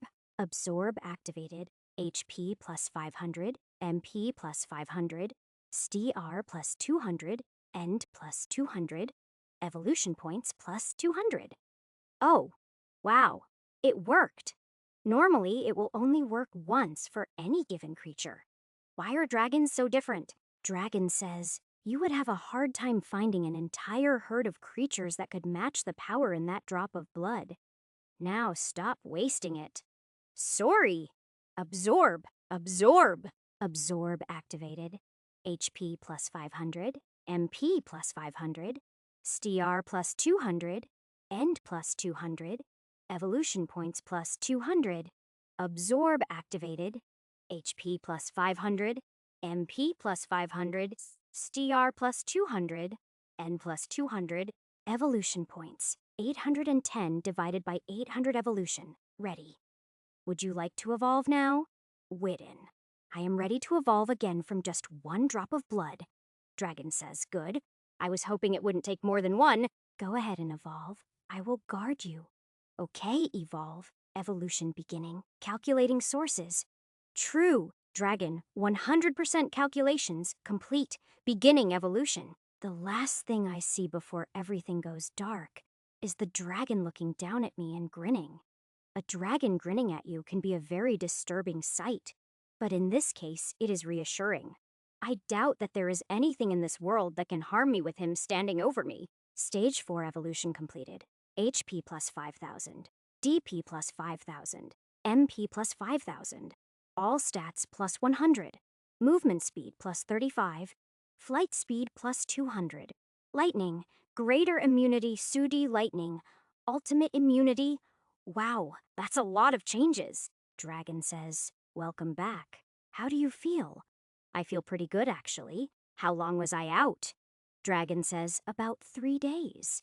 Oh, that's good. Normally my evolutions take a week or so. Dragon says, these caves are filled with elements that a dragon's body needs to develop. That is probably why it took less time, and it is why my mate and I decided to lay our egg here. Oh, that makes sense, Dragon says. You look even more like one of our young now. Well, except for those feathered wings. What's this? What's what? Dragon says, your wings have changed. I crane my neck around to take a look, but at first I don't see anything different. It isn't until I move my wings that I see what is new. There are 4 wings instead of 2. It is hard to spot because the wings are narrower than they were, so that 2 wings are about the size one was before. Chapter 1442. Dragon says, 4 wings. That certainly isn't a dragon trait. Maybe not, but it does explain why my flight speed increased. Dragon says, it probably comes from the celestial part of your bloodline. What race are you now? Hold on, I'll check. Character screen. Name, Ash race. Celestial lightning dragonling type. Unique dragonling rank. 19 class. Sacred Crusader level. 19 XP. 47,810,150 divided by 52,428,800 titles. 7. The Merciful. Blessed by the Light. Anti-hero. Angel Slayer. Magus Knight Captain. Demon Slayer. Blessed by the Twins HP. 49,973 divided by 49,773 DP. 20,000 divided by 20,000 MP. 35,816 divided by 35,800. 16 strength. 2854 agility, 1810 endurance, 2724 intelligence, 1689 wisdom, 1869 charisma, 1106 willpower, 783 luck, 562 toughness, 753 region, 587 fortitude, 642 leadership, 630 unspent points, 420 movement speed, 100 flight speed, 500 evolution points, 10 divided by 1600 evolution level, 4 divided by 5 fire resist, ultimate immunity cold resist, 89 magic resist, 25 hellfire resist, 41 shadow resist, 60 lightning, ultimate immunity physical resist, 38 darkness resist, 30 acid resist, 35 poison resist, immunity disease resist, immunity mental resistance, 4. Apparently, I am now a celestial lightning dragonling. Dragon says, a dragonling. How fitting. So what is a dragonling then? Dragon says, no idea. Never heard of one before, but it sounds like a weaker form of a dragon. It has dragon in the name, which is good enough for us to continue. I don't suppose you want to give me 2 more drops of blood so I can evolve again? Dragon says. Not a chance. Go convince some other dragon to give up their blood if you want more. I'm guessing that it wasn't just normal blood? Dragon says. Of course not. Do you think normal blood would have had that kind of effect? It was infused with my power. It will take time for me to replace it, but luckily I have plenty of time right now.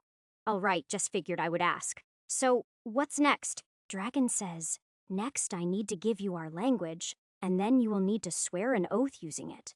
Without the oath, I can't teach you anything more. What's the oath? Dragon says, not to share any secrets of the dragons with anyone who isn't a dragon. Without the oath, if I teach you our language, I can't let you leave here alive. Sure, I have no problem with that. Dragon says, all right. This is probably going to hurt. Before I can respond, he reaches out and touches my head with the tip of his claw. A rush of information hits my head like a tidal wave, causing me to scream before passing out. When I wake up, I feel like there are little rabbits with hammers running around smashing the inside of my head. Ow, that really hurt. Dragon says, stop. You are speaking in our tongue. Don't say anything more until you can be sure what language you are speaking. Our language can cause things to happen even if used casually. There is a lot of information included with our language. Go through it first. I quickly take a look through my mind and start going through the information. The dragon language is just as complex, if not more so, than the language of the gods. It is not what I would call a pure language of magic, but it is close enough that it makes no difference. Just speaking a word can move the mana in the area and direct it to do something. I can't wait to run some tests and see just how much I can do with it, but not right now. The dragon probably wouldn't be too happy with me experimenting this close to his unborn child. I also don't fully understand the language. It is going to take me some time to get used to it. For now, I sort it out in my mind so that I won't use it without realizing it. I carefully think about the words to use and then speak the oath that the dragon requested. Dragon says, very good. Now you need to be aware that the oath will kill you if you break it. That is why I had you use our language. Oaths in our language become binding spells. So, be careful what you promise if you are speaking our language. Understood, Dragon says. Now I can answer all of your questions. To start with, what makes dragons so different is that we are not divided beings. All other beings, except the gods, have 3 components to them: the body, the spirit, and the soul.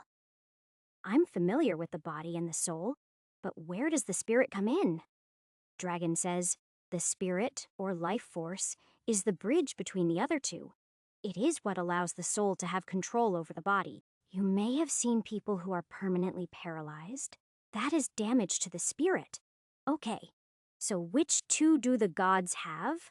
Dragon says, when someone ascends, they shed their body and their soul absorbs their spirit. Then, once the ascension is complete, they form a new body from energy.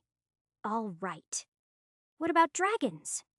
Dragon says dragons are unique, as I said. We are born with all 3, but change as we age. By the time a dragon reaches adult age, they only have the body.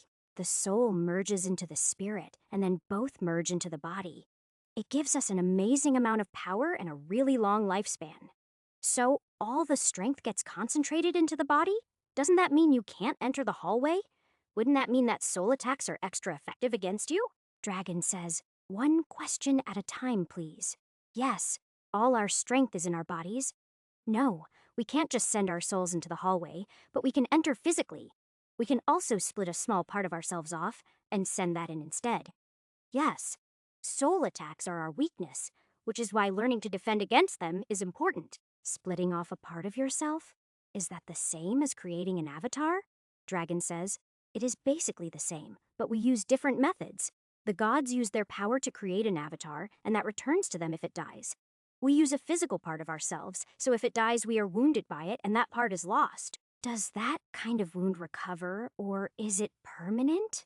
Dragon says, thanks to our powerful regeneration, it will heal, but it takes a considerable amount of time. Normally a few years, but that isn't much to us. All right, so how much of this applies to me right now? I am not a full dragon, so I should remain in 3 parts, right? Chapter 1443. Dragon says, I'm not sure, that should be true, but you don't always follow the rules. I can tell you that your spirit is a mess. In fact, you don't even have a spirit of your own. Right. I am surviving off of Chronosia's power, so that is acting as my spirit? Dragon says, that is only partially correct. You are using a mix of her power and stolen spirit. I think if it was just her power, it would have run out by now. If I don't have my own spirit, then I am not going to be able to merge them, am I? Meaning, I can't ever be a true dragon. Dragon says, no, probably not. Or at least, not an adult dragon. Any suggestions? Dragon says, I can think of only 2 options. You either need to figure out how to generate your own spirit, or figure out how to make the stolen spirit truly yours. Okay. Is there anything else you can tell me about spirit? Dragon says, spirit is generated by the body, but controlled by the soul. The 3 have to work together. Dragons and gods are the only exceptions I know of to that rule. From what I know, you never had spirit of your own once you arrived in this world. Chronosia's power took its place. I would suggest talking to her and her sister. They might know more. All right, I will talk to them later. Dragon says, so, what's your next question? What's your name? I feel bad just calling you Dragon all the time. Dragon says, my name isn't pronounceable without using our language, and that can cause issues. That reminds me, your name will be different in our language, but don't speak it casually. Names have power. Okay, then is there something you would like to be called? Dragon says, well, my name would roughly translate to the ever-burning flames of destruction if that helps. Then how about Everburn? Everburn says, sure, I kind of like that. All right, next question.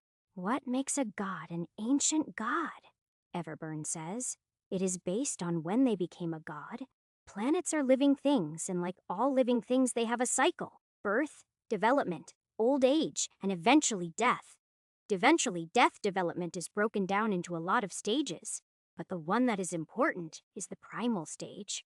Only gods who ascend during that phase can be considered ancient gods. So, because it is an earlier stage, the gods that rise up are stronger? How does that work? Everburn says. Is it easier to take something from a child or from a teenager? So it's not about the amount of power available, it's about how much they can take. Is that why the rules are different as well? Everburn says. Yes. The younger the planet, the less control it can enforce. All right. I have been told that you can become a god when you kill a god. Is that true?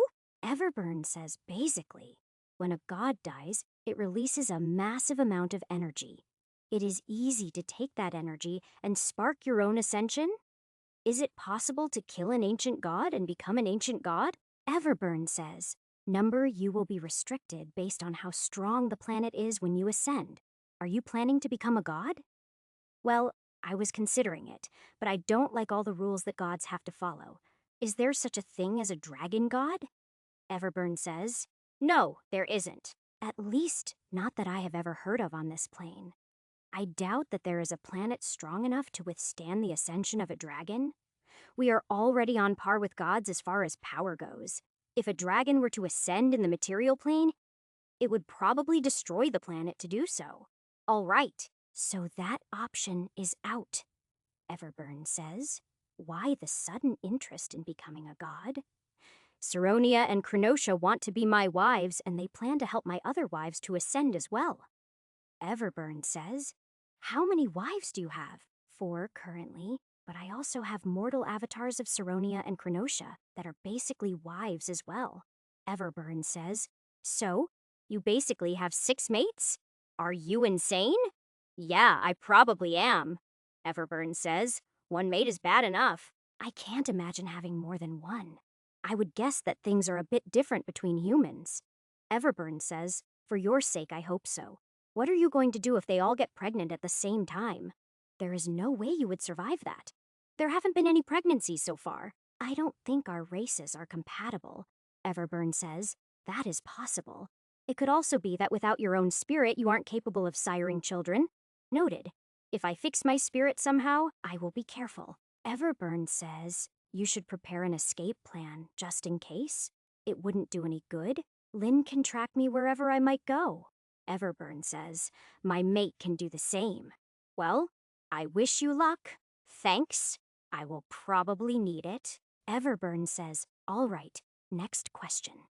My daughter, Mulan, was able to give me some of her essence. I used that to make Lynn a half-phoenix. Would something like that work to make more dragons? Everburn says, number essence can only get someone halfway there. If you were to use Mulan's essence again on Lynn, it would have no effect. But it would be possible to make someone or something into a half-dragon. Everburn says, yes, I could do that, but only once. It would take me a couple of centuries to generate more essence. What exactly is essence? Where is it in the body? Everburn says, essence is basically condensed spirit. You have absorbed beast cores, yes? What you are actually absorbing is the essence inside the core. So humans don't have essence. Everburn says, no, only beasts. The essence of lesser beasts won't really do anything. It is too weak. Only greater beasts, like drakes and phoenixes, would have essence that could be used to modify someone. The spell you used on Kachara's line, wouldn't using essence have been more effective? Everburn says, yes, but it would fade with each generation. I was trying to come up with something that would have the opposite effect, gaining with each generation. Well, I think it worked, at least partially. Kachara has more draconic traits than her mother did. What would happen if you gave Kachara your essence now? Everburn says, based on what I know of her, she would be something like a 3/4 dragon. Would you be willing to do that? Chapter 1444, Everburn says. I like that you care so much for your children, even if they aren't blood-related. Yes, I will do that, but I think we should wait. Wait? Why? Everburn says firstly, she is still very young by my race's standards. Secondly, you should break the spell and see how that affects her before we do it. All right, fair enough. If I don't survive long enough, I would ask that you do that and adopt her in my place. Everburn says, very well. You have my promise. Thank you, Everburn says. You have earned my help. No thanks needed. Now, next question. How is what has happened here going to affect my magic and enchanting? Everburn says, as you increase your understanding of our language, your understanding of mana and its uses will increase. Do not use our language to enchant anything. Why not? Also, is this increased understanding part of the secret, or can I share it with my wife? Everburn says, creating intelligent artifacts is frowned upon, and that is what happens when you enchant using our language. The increased understanding is not secret. You can share it. Just make sure you fully trust anyone you share it with. That kind of power has been known to corrupt people. Understood. Does every enchantment using Draconic create an artifact? It can't be used for simple enchantments? Everburn says, no, it can't. Our language draws too much power. There is no such thing as a simple Draconic enchantment. You should also be aware that any enchanting done with our language will be noticed by beings of power. All right, to be honest, That is something of a relief. I was worried I would have to relearn everything about enchanting and then go back and replace everything I had already made. Everburn says, I'm guessing from the way you said it that that would be a lot? It would be weeks, if not months, worth of work. Everburn says, I didn't realize that you had made so many enchanted items.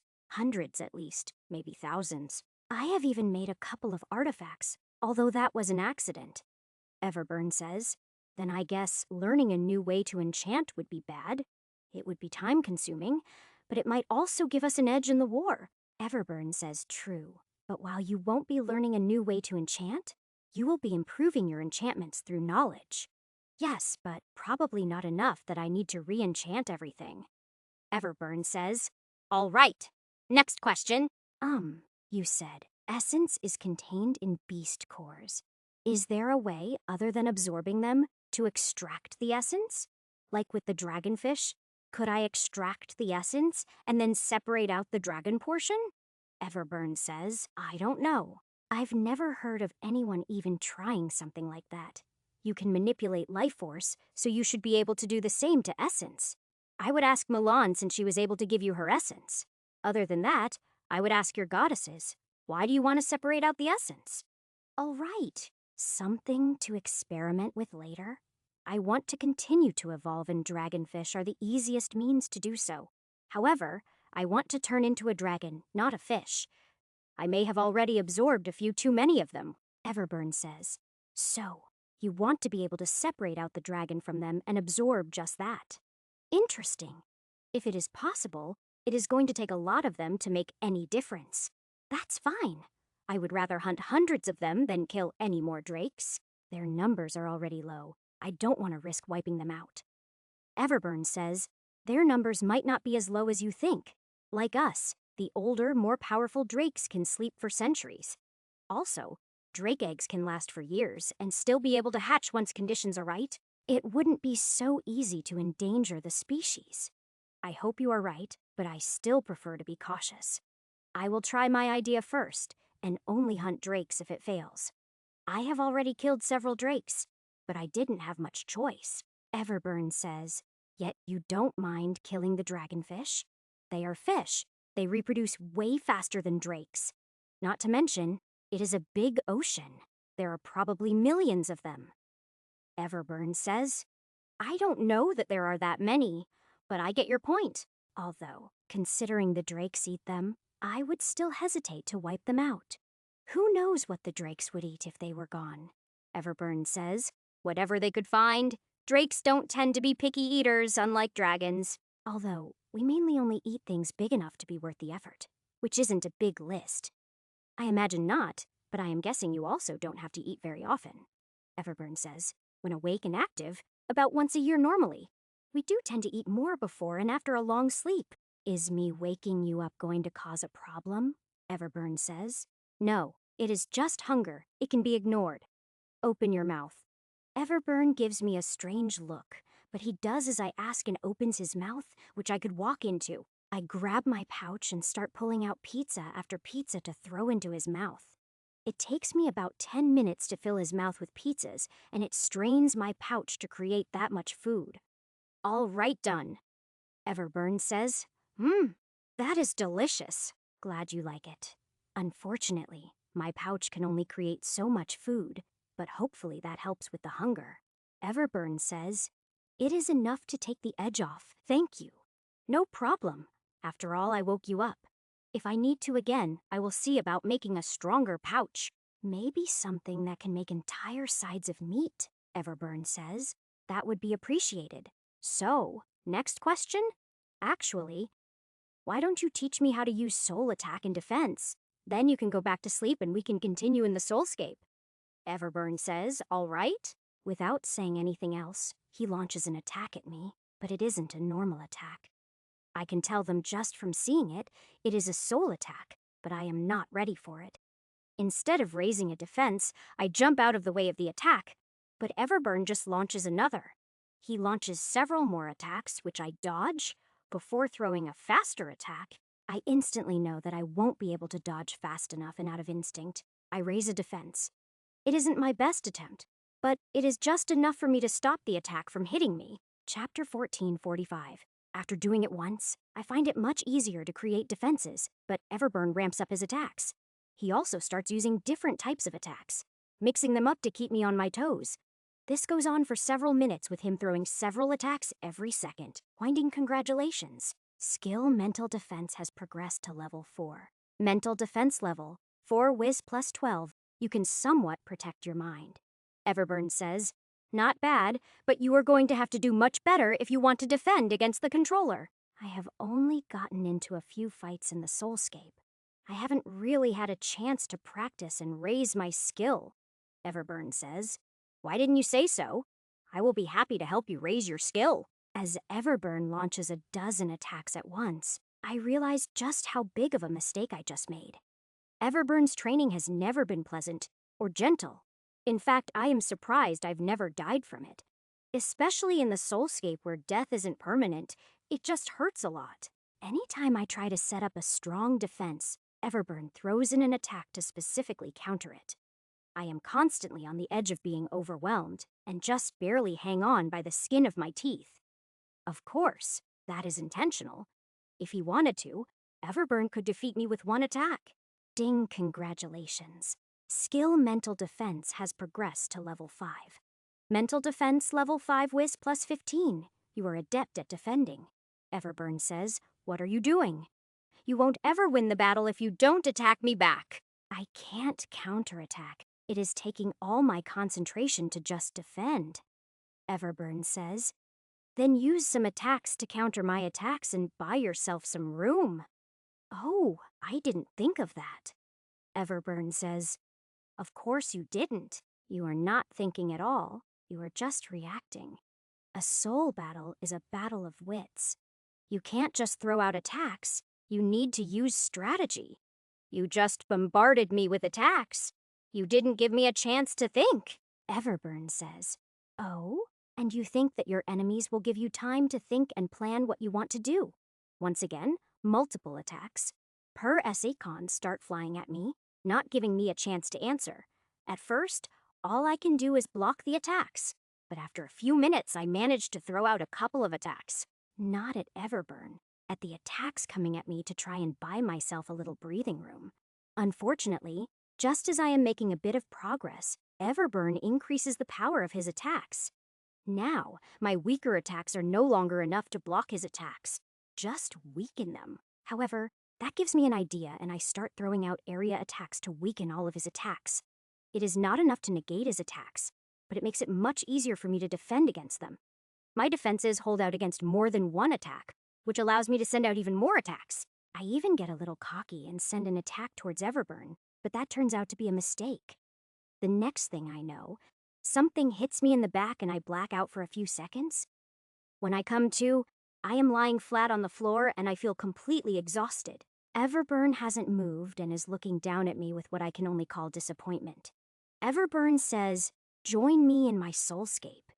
He then lays his head down and closes his eyes, so I quickly do the same and enter his soulscape. I find him in his miniature form, sitting on the same mountaintop as usual.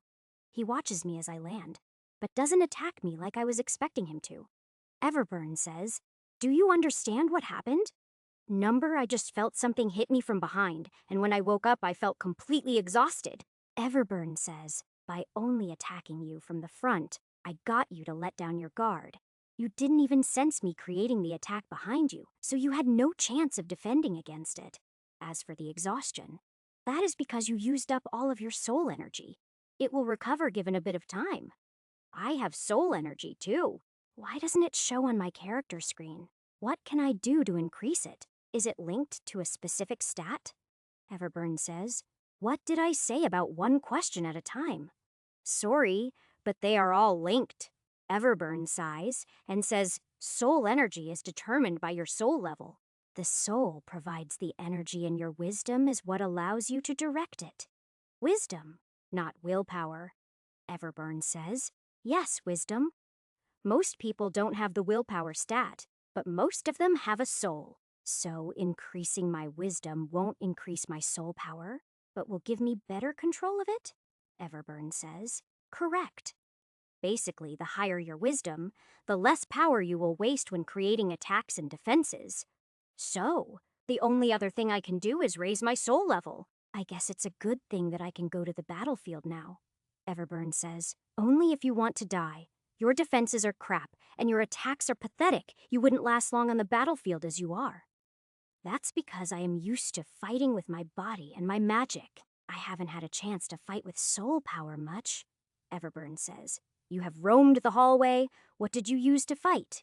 Again, mostly my body or mana. I've only really used soul attacks or defenses in soulscape battles. Everburn says, then I guess you are going to need a lot more training.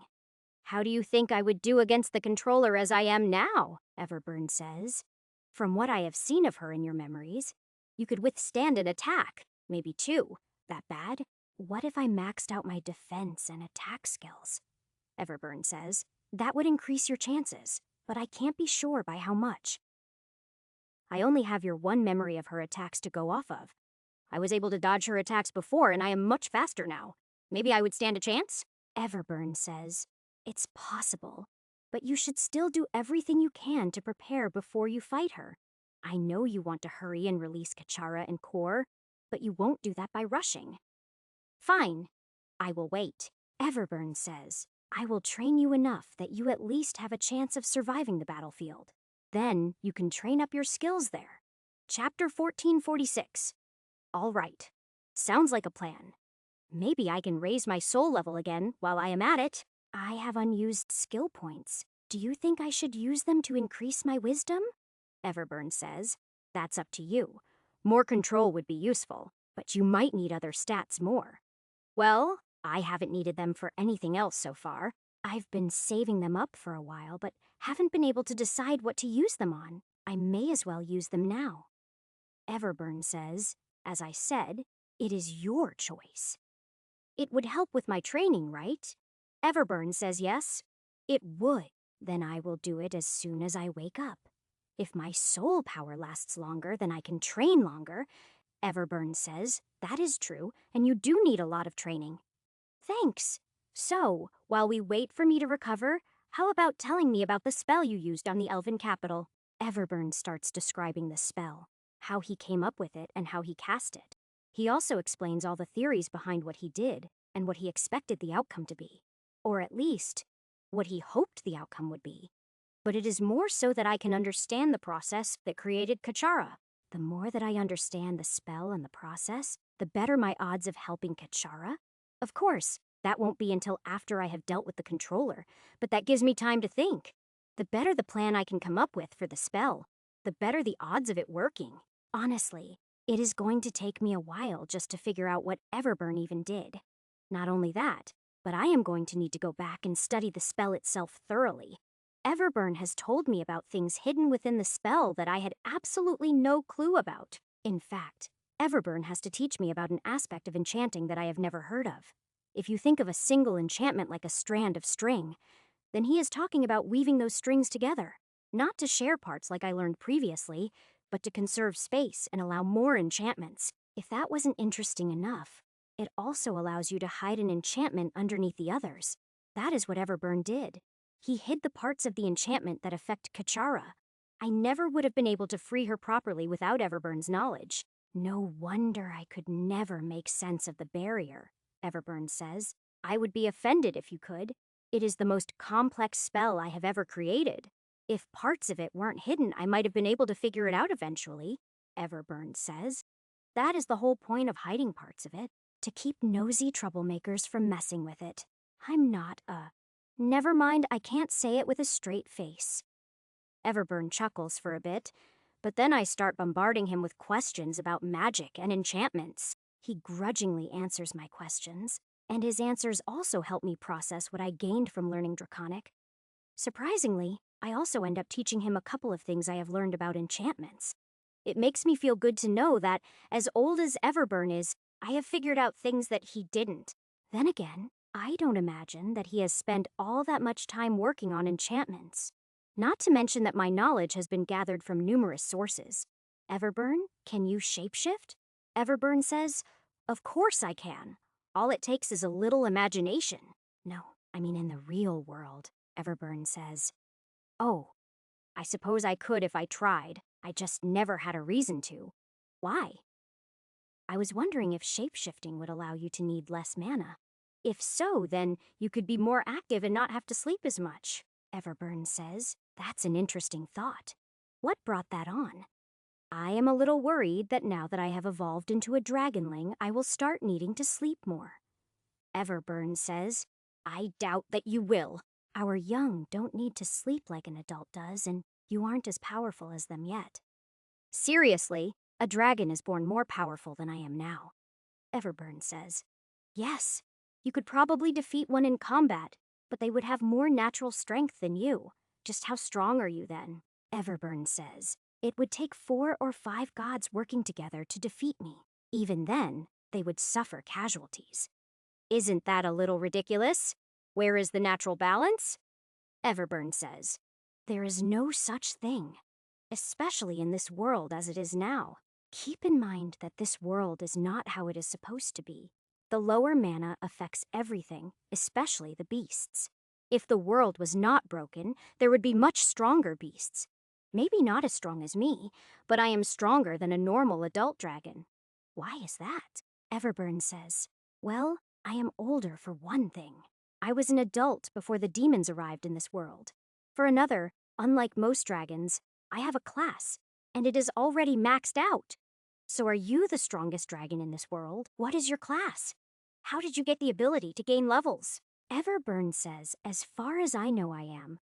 I am not telling you my class. I actually gained the ability from something I ate. That was more than one question.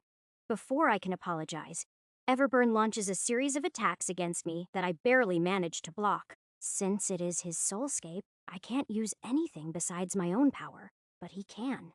He could easily obliterate me with a single attack if he really wanted to. Everburn is obviously training me, but I am betting that he just wants a break from my questions.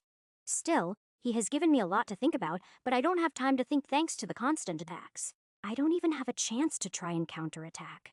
His attacks just keep coming. Hoiting congratulations. Skill Mental Defense has progressed to level 6. Mental Defense level, 6 Wes plus 18. You are adept at defending your soul. Sadly, the skill improving doesn't really help. As soon as my defenses improve, Everburn's attacks get stronger? He keeps pushing, constantly keeping me on the very edge of being defeated. Because we are in a soulscape, I am not actually using my soul power, just my mental strength. Due to that, I end up exhausted much faster than when we were training in the real world. I was still unsure about spending my extra points to increase my wisdom, but now I think I will. It should help with my mental strength, as well as increasing my control of my soul power. Chapter 1447.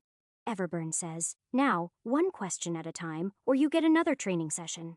Understood. I will try to contain myself, but sometimes my curiosity just runs away with me. Everburn says, well, maybe if I keep you exhausted, it won't run around as much. That's a possibility, but not one I am eager to test out. Everburn chuckles and says, then I suggest you keep a leash on your curiosity and only ask one question at a time. All right. What did you eat to gain the ability to have a class? Everburn says, it was a rare fruit I found in the hallway. It was only supposed to give me a soul level, but the ability to gain a class was an unexpected bonus. That must have been quite the surprise. Everburn says, yes, but a pleasant one. It gave me a new path to get stronger, other than just waiting to get older. Most dragons only get stronger with age.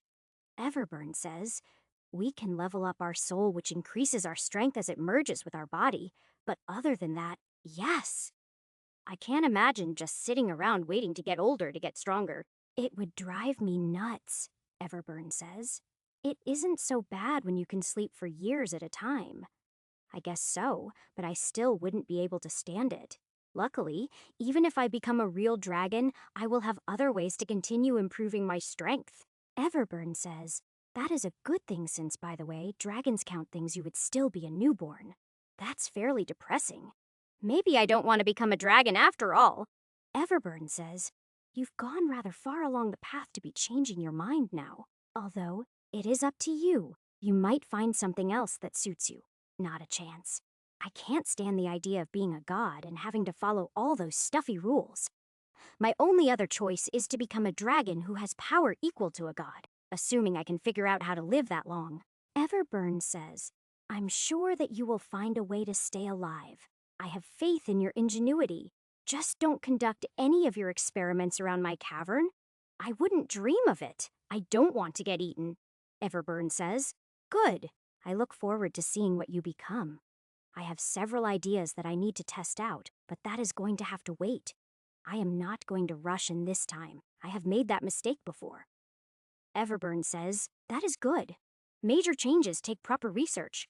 Find out as much as you can about spirit before you start playing with it. I plan to. Besides, if I don't talk to Saronia and Chronosia about it first, they will be pissed at me. I also kind of need their permission before I experiment with it. I promised. Everburn says, They made you promise to curtail your experimenting. That was smart of them. Oh, come on. Not you too. Everburn laughs and says, Sorry, but it really is fun to tease you. With 6 mates, I'd think you would be used to it. That is a recent thing, and I am still getting used to it. But they do like to tease me quite a bit, Everburn says. Well, the sooner you get used to it, the better. If you keep letting it get to you, the harder it will be to handle 6 mates. Now, next question. Oh yeah. What do you know about golems? Everburn says. Golems? I have encountered a few over the years, but I wouldn't say I know much about them. Why? I have made a number of golems, but I haven't been able to figure out how to make them able to use magic. Everburn says, I know that you can set spells into golems that they can release, but I have never heard of a golem that can actively use magic. That is more along the lines of constructs that mimic living things. A forbidden art in most kingdoms? I've tried adding enchantments for the golem to activate, but they don't work. Everburn says, that I know a little about. It has to do with will. An enchantment needs will to activate. But golems don't have any. It needs to be more like a magic wand that is built into them. Does that make sense? Not really. No, they are basically the same thing. Why would one work and not the other? Everburn says, I don't know. Like I said, I only know a little about golems. Well, I will try it out when I get back and see if it works. Everburn says, more experimenting. That must be why you look so excited. Just don't forget to get permission. I won't. I will probably try to get them to release me from my promise. There is just too much that I need to figure out to ask permission every single time. Everburn says, good luck with that. So next question? Actually, I can't think of any more right now, Everburn says. Yes, I was afraid that you would never run out. Just for now, I am sure I will remember more that I wanted to ask. Everburn says, well, while you try and think of more questions, let's get back to training. Your soul power should have recovered by now. Everburn rudely kicks me out of his soulscape before I can think of anything to say. Before I can even open my eyes, I can feel the soul attacks coming towards me. I throw up my defenses as quickly as I can and just barely manage to stop the first wave. Of course, the second and third waves are right behind that and even more right behind those. It takes me a few minutes before I can even launch a few attacks to weaken Everburn's attacks. Once I can start counterattacking, the pressure drops a lot on my defenses. However, I now know better than to let myself relax or get even a little bit cocky. As expected, Everburn soon ramps up his attacks again, pushing me to the edge of what I can handle. Anytime I improve, he matches me exactly, and it is really frustrating. Hiding congratulations. Skill Mental Attack has progressed to level 3. Mental Attack level 3 with plus 6. You know how to launch mental attacks. Although, as frustrating as it is, I have to say that Everburn's training is effective. I am just worried that I won't be able to keep up for long at the pace he is setting. To help with that, I have decided that I am going to use my unspent points to increase my wisdom. Dang, add 420 unspent points to wisdom? Yes? Yes. Dang wisdom 1880 Sunday 2300. As I continue to defend and launch attacks, I don't feel any difference from raising my wisdom. Everburn said it would help with waste. So the only thing different will probably be how long my energy lasts. That just means that I will be able to train more before I am exhausted. Oh, joy! Chapter 1448. There is nothing like signing myself up for more torture to make me wonder what is wrong with me. Yes, I want to get stronger, but surely there is another way. An easier, less painful way. I could probably get my wives to spar with me in the Soulscape to train. Why didn't I think of that sooner? Not only would that be a more pleasant way to train, but the girls would get the skills as well. Hopefully, they will never need them, but it would be better for them to have them. Not to mention that it would be good for the kids to have them as well. They might actually need them.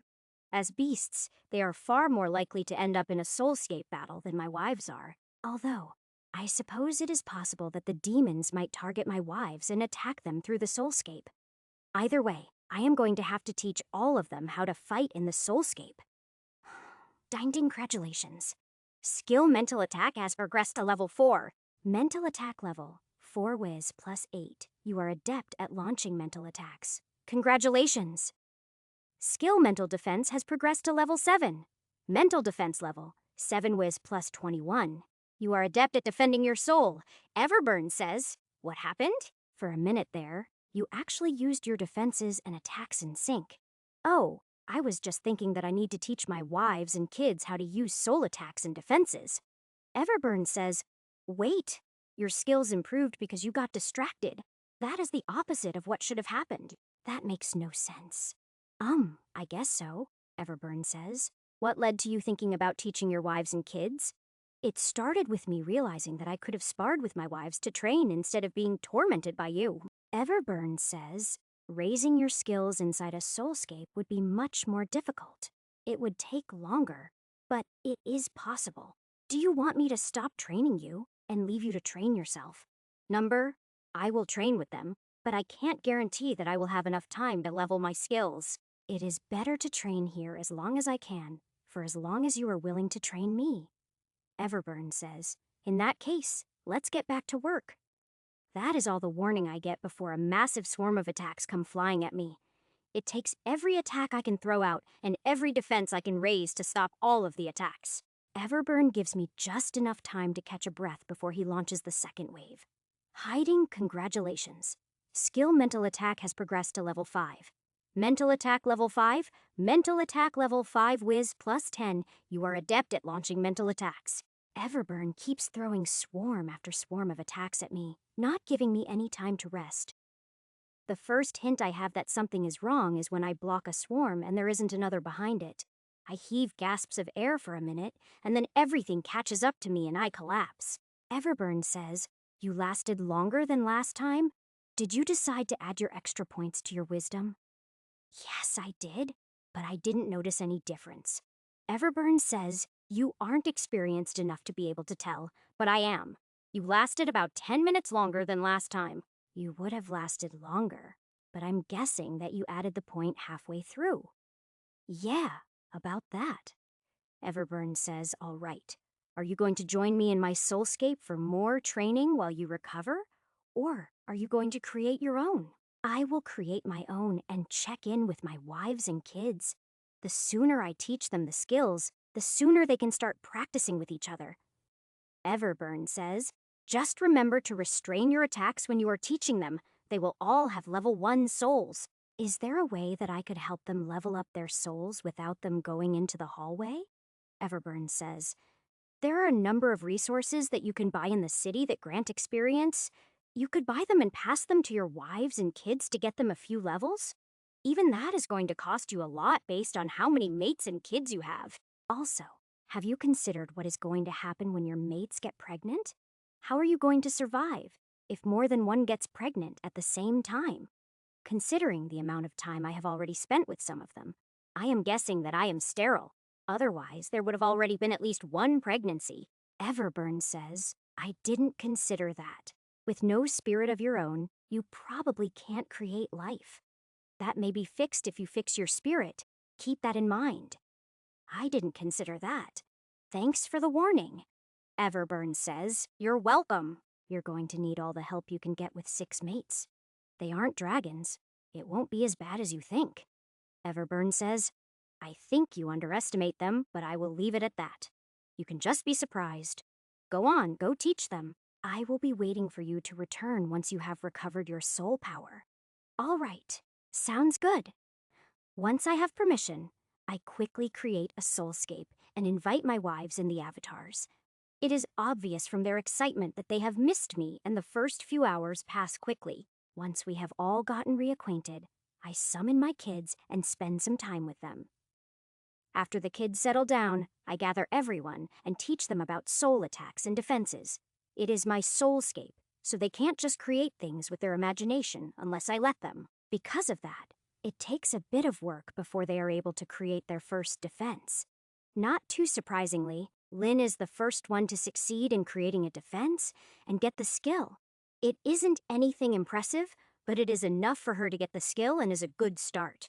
I have her practice while I go through and give each one individual help until everyone has the skill. Next, I have everyone create a defense and throw really weakened attacks at all of them, even weakening my attacks as much as I can. Only a couple of them manage to stop the first attack. However, none of them manage to keep their defenses up through a second attack. We repeat that for a while until I am sure that all of them understand it. Then I have them create multiple defenses. To practice defending, I send a constant stream of attacks at each of them. Each time one of their defenses falls, they have to create another one behind it. Chapter 1449. I keep that up for a while until all of them are pretty good at creating multiple defenses. Then, I sit them all down and start teaching them how to create and launch attacks.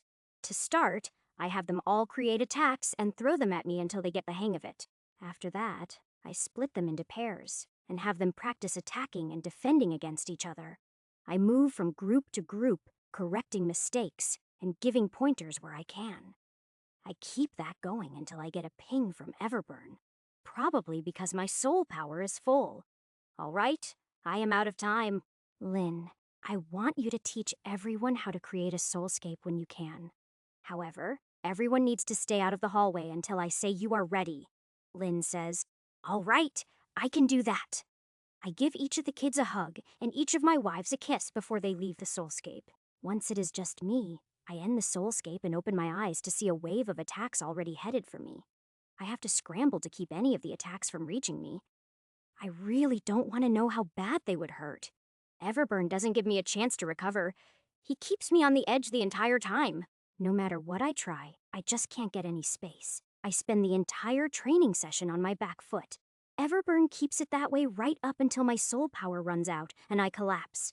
Hiding, congratulations. Skill mental attack has progressed to level 6. Mental attack level 6 whiz plus 12. You are adept at launching mental attacks. Congratulations! Skill mental defense has progressed to level 8. Mental defense level 8 whiz plus 24. You are adept at defending your soul. Congratulations! Skill mental attack has progressed to level 7. Mental attack level 7 whiz plus 14. You are adept at launching mental attacks. Everburn says, you did much better this time. You also lasted quite a bit longer. I think our training is just about done. You need actual combat to continue progressing in your skills. I know that there is a limit to progress from training.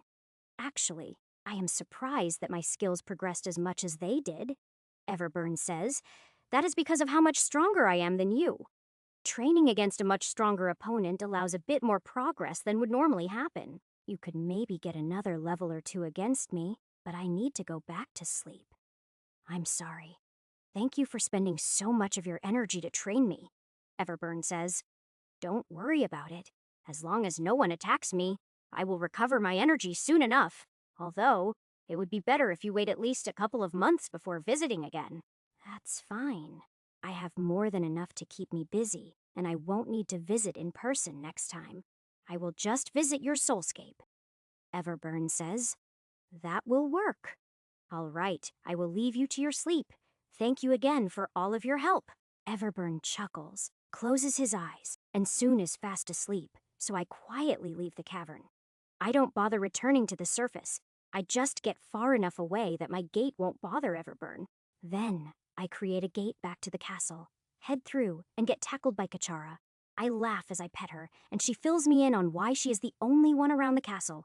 She just got back from visiting the mountain. The other kids are off with my wives. Except for Asuna, who is actually off with Muyan, learning more about herself. Kachara shrinks herself and wraps herself around my neck as I walk into the castle. She happily tells me about everything that has happened while I was gone, which was longer than I thought.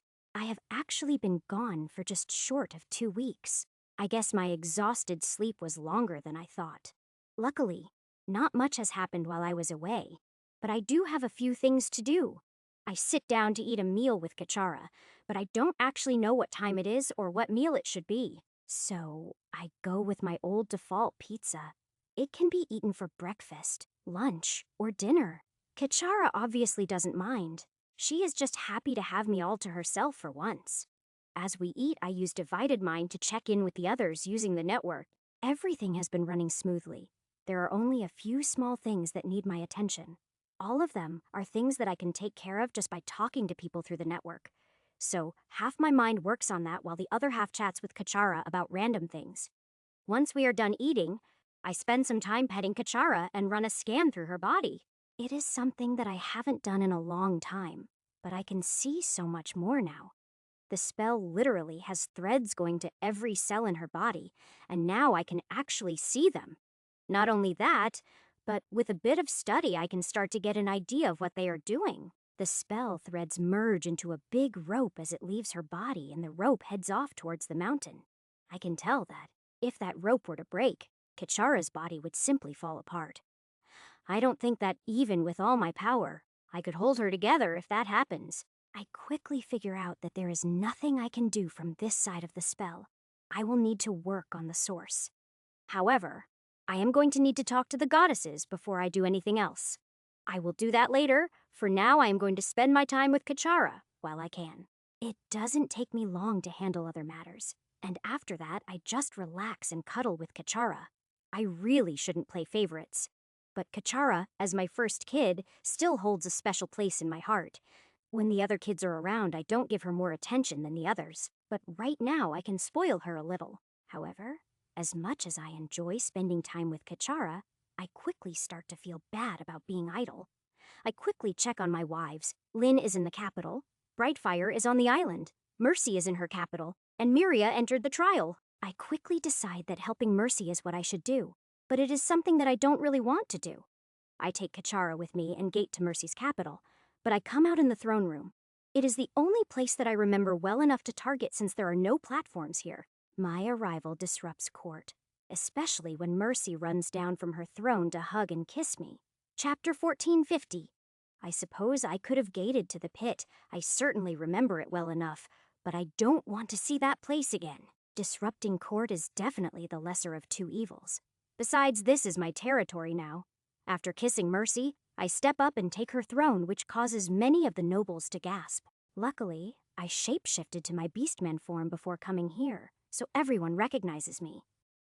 As soon as I sit down, Muracell jumps into my lap before Mercy can and gives me a hug. Mercy looks disappointed, but moves to stand next to the throne instead. Zamart, Alexa, and Alanis all take turns to welcome me and catch up a little. Once that is out of the way, I start dealing with the complaints of the nobles who are attending court. Mostly, they have simple complaints, mostly to do with the transfer of power. Basically, they are all just worried about whether or not they will lose their positions. Like most of the nobles I have met in this world, they only care about themselves. I am careful with my words as I lay out how the government of the Empire will work. I am very clear that anything I say wrong, or don't say, will be used by them to cause trouble. Little do they know that to get away with anything they will have to avoid Muyon's spies. I doubt any of them are sneaky enough to manage that, but there is a chance that I am wrong. Even though I make sure to speak clearly, the nobles keep asking the same questions in different ways. They are obviously trying to get me to say something that they can misinterpret to their own advantage. It quickly gets to the point that I just want to strangle all of them and be done with it. Unfortunately, I can't do that. It would cause chaos and a bunch of problems for Mercy. Compared to a normal country, hers is already pretty short on nobles thanks to me. If I were to kill even more of them at this point, it would cause even more problems for her. Considering their country is joining my empire, they are already having enough problems. The last thing that I want to do is make things harder on Mercy and the others. Despite how good it would feel to strangle the nobles, I control myself and keep talking carefully. I feel that I am doing pretty good at controlling myself until my enhanced hearing picks up something. A lot of the nobles brought people with them. mainly their children, and it's from one of them that I hear the comment. It is a snide comment about how Mercy is too weak to rule, and that's why she married me. There is no way that I am going to let a comment like that slide, so I quickly use air mana. I replay what he said, but loud enough for everyone in the court to hear it. He turns bright red and tries to hide when everyone in the court turns to look at him. I use the same air mana to flatten the guy to the floor, at which point one of the nobles speaks up. He apologizes for the idiocy of his son and begs me to have mercy on him. I tell him that I am not going to kill the kid for one comment, but he should educate his son better. He promises to do so, and I release his son, then go back to holding court as if nothing happened. Luckily, there are only a few nobles left for me to speak with at that point, and court soon ends. As soon as the nobles are gone, Mercy jumps into my lap and kisses me passionately. Mercy says, "I wasn't expecting to see you. When did you get back?" "A couple of hours ago. I hope that me just showing up isn't going to cause too much trouble for you." Mercy says, "It shouldn't, and even if it does, I don't care." Zamart says, "Actually, I think your show of strength will make the nobles behave, at least for a while. I didn't really do anything scary." Zamart says, "You cast spells with an incantation, or even a movement, and you stay calm the entire time." That is what scared them. I wasn't calm. I wanted to kill that brat when I heard what he said about Mercy. Alexa says, "You may not have been calm, but you looked calm, and that was enough to make them wonder just how powerful you might be. Until they can figure that out, they should behave. At most, they will choose someone to be a sacrifice and have them do something to see how you react. I guess that will have to do." "All right. So how are things going? What can I do to help smooth things over?" Mercy says, "Well, for one thing, you can make yourself seen. There are plenty of people who will be loyal to you, but they need to see you. Us saying that you are the Emperor is different from them seeing it for themselves." Ah, more nobles. Mercy says, "No, not the nobles. They can see you in court. I want the common people and the army to see you, especially those who were in the rebellion and fought beside you. That I can do. I haven't been here since the capital was rebuilt. How about a tour of the city?" Mercy says, "Sure, we can do that. It is a bit late to do it now. How about tomorrow?" Sounds like a plan. "How are you, Maricel? You've been really quiet." Maricel says, "Who, me?" "Oh, so now you want to pay attention to me. How come you haven't visited in all this time?" "I'm sorry, Maricel. I have had a lot of things that I have had to do. I would have visited, but I really haven't had any free time." Maricel says, "Don't forget that I have been inside your head. I doubt you even thought about me." "No, I did. A couple of times. Honestly, not as often as I should have, but I have been through a lot. I wasn't lying when I said I really don't have any free time." Maricel says, "You aren't a very good big brother." "Wait, what?" Mercy laughs and says, "Since you married me, she is your little sister too now." "I guess that's true. I didn't realize." "Well, if you are my sister, that means you are an auntie now, Maricel." Maricel says, "What? You already got my sister pregnant?" "No, Mercy is not pregnant. I meant my kids that I have adopted, like Kachara and Milan. You are technically their aunt now." Maricel says, "Oh, that's all right then. What am I supposed to do as an aunt? Do I just play with them?" "Playing with them is good.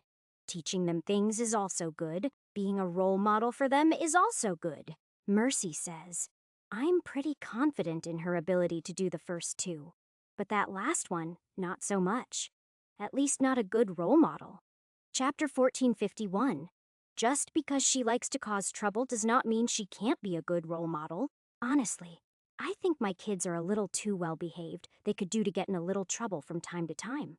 Mercy says, "That's easy for you to say. You most likely won't be around when they actually do get into trouble. That's all right. I've got 6 amazing wives who will take care of it." Mercy smacks me, which makes Maricel laugh and the others smile. But I can tell they want to laugh too. We soon leave the throne room and head to a dining room where food has been prepared.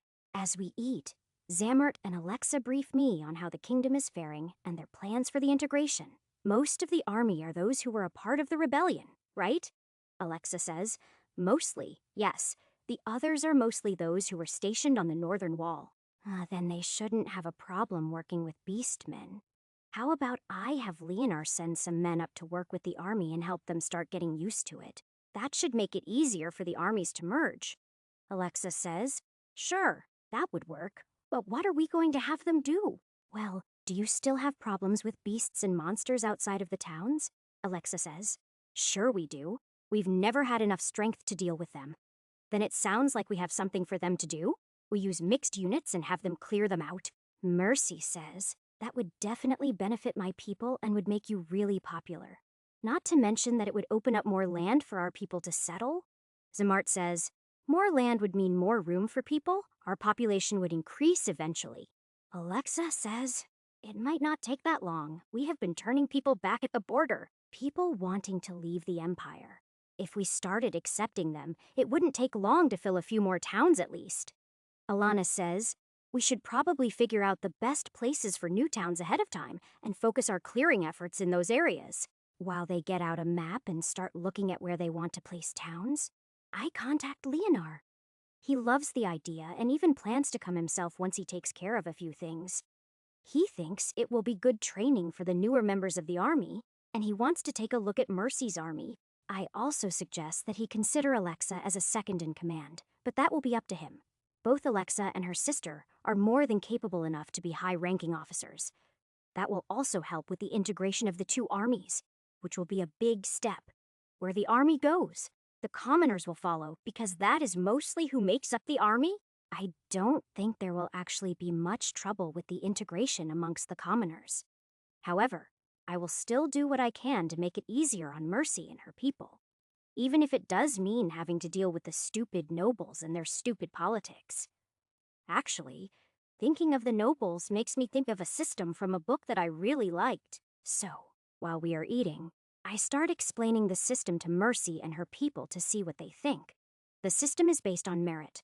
A noble rank equates to a certain level of merit that they have earned.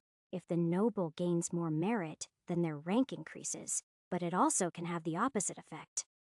The main thing is that if a noble's heir doesn't have enough merit, then their title decreases. It even goes so far as if the heir doesn't earn any merit, then they lose their noble title.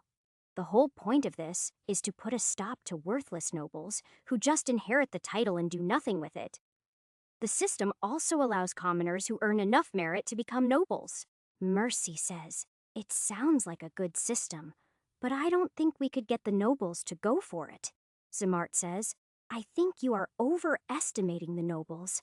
We will tell them everything, but all they will pay attention to is the ability to increase in rank. Alexa says, not true. Some of them will definitely pay attention to commoners being able to earn a title and they won't like it. Zamart says, no, they won't. But it will be a good way to fill the titles that are currently empty. Not that I really want more nobles to deal with, but things would run a bit smoother. Mercy says, is this just going to be for us, or empire-wide? Oh, definitely empire-wide. I also plan to make the chieftains of the Beastmen tribes nobles. After them, the other Beastmen will have to earn a title just like anyone else. Mercy says, and the same rules about merits will apply to them and their offspring? Yes, absolutely. There will be no different laws for different races. Everyone will have to follow the same laws, nobles included. Mercy says, that's perfect then. I say we do it, Zamart says. I agree. It will most likely cause some problems, but the benefits will far outweigh them. Alexa and Alanis also agree, so I use the network to run it by Lynn, Brightfire, and Stillwater. After a bit of discussion, they also agree and I tell them to go ahead and start implementing it. It will be easier to do so now before the Empire grows much bigger, Zamart says. We should probably also discuss how we are going to track the merits of people. The system won't work if we don't have a good method in place. That actually won't be that hard. The system is already set up to monitor the areas it covers. All I need to do is add the parameters for the merits and the system will track everyone. Then, all we need to do is make sure the network covers everywhere.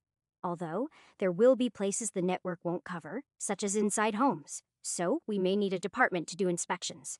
Zamart says setting it up won't be too hard. The problem will be making sure they won't take bribes. I wonder if I could create an oath stone. Mercy says, what's an oath stone? Basically, anyone who touches it and swears an oath has a binding put on them so that they either can't break the oath or are punished if they do.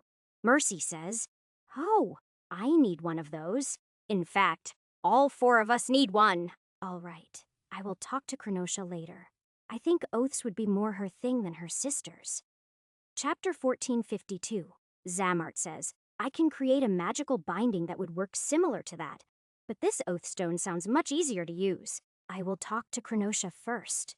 If I can't do it that way, I will have you teach me the spell you use and see if I can turn it into an enchantment. Zamart says, sure thing. I assume it will take a while to get an answer. Not at all. I will talk to her tonight and have my answer before morning.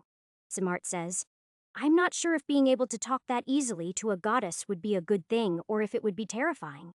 It is a good thing. She isn't that scary. Mercy says, only because she likes you. Both Krenosha and Saronia can be plenty terrifying to anyone else. I almost peed myself when I first met them. I barely remember what it was like when I first met them, but I don't think I was terrified of them. Mercy says, no, you were probably imagining them naked. Like I said, I don't remember, but that is a definite possibility. Zamart says, how are you still alive? Mercy says, like I said, they like him. I'm sure that the thought of killing him has crossed their minds a few times. Probably, but they need me too much to actually do it. Anyway, I will talk to them later and see what they think. Mercy says, I want to join you when you meet them. Well, after you are done talking about things, if they are okay with me joining, that is. All right, I will ask once I am done trying to convince them. Mercy says, the oath stone shouldn't be a big deal. What are you going to try and convince them to do? I want them to let me out of a promise. Mercy says, what promise? The one that I wouldn't conduct experiments without getting their permission first. Mercy says, yeah, that is going to take some convincing. Why do you want out of the promise now? Everburn taught me a lot of things, and I am going to need to do a lot of experiments. I don't want to have to wait and get permission for each one. Mercy says, wait, who is Everburn? Is that the dragon's name? Not his actual name, but it is what we can call him. His real name isn't pronounceable in our language.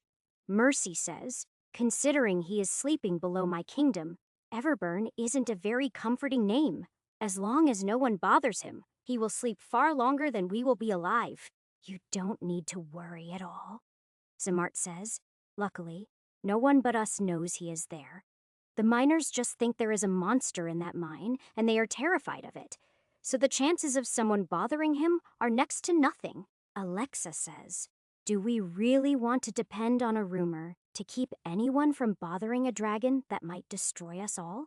Even if someone did disturb him, I doubt that he would destroy the kingdom, especially now that it is part of my empire. He may get annoyed at me from time to time, but he likes me. Maricel says, isn't that pretty much a description of everyone who knows you? What? Annoyed from time to time?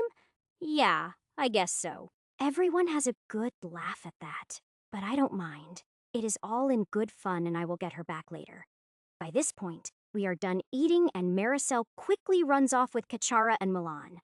Mercy dismisses the others and then leads me to her bedroom to have some alone time. We have fun together for a couple of hours before she falls asleep, and I open a soulscape.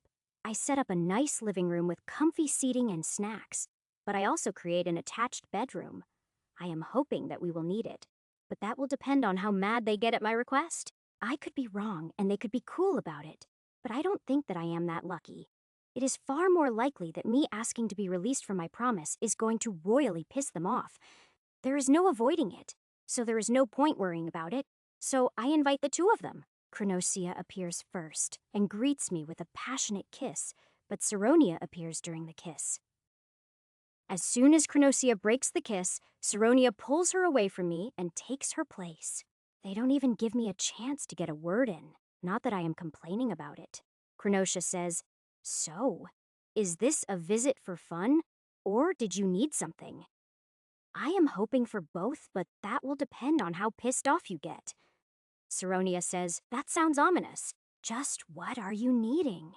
"A number of things. We will start with the easy stuff. First, Chronosia, do you abilities extend to oaths? I want to make oath stones. Stones that will enforce any oath spoken while holding them," Chronosia says. "Well, broken oaths are something that I judge people for, so technically what you want should be possible." Saronia says, "Actually, this may be a good direction to develop your powers. If you are in charge of oaths, you might get more followers." "Are followers still a problem? I thought that adding the Beastmen took care of that." Saronia says, "It's not the number of followers, it's the balance between us. A lot more of our followers choose me. My sister isn't as popular because people are scared of her. If we can fix that, it would make things much easier." Chronosia says, "I don't really want to fix it. I like being the one people use to scare others into behaving.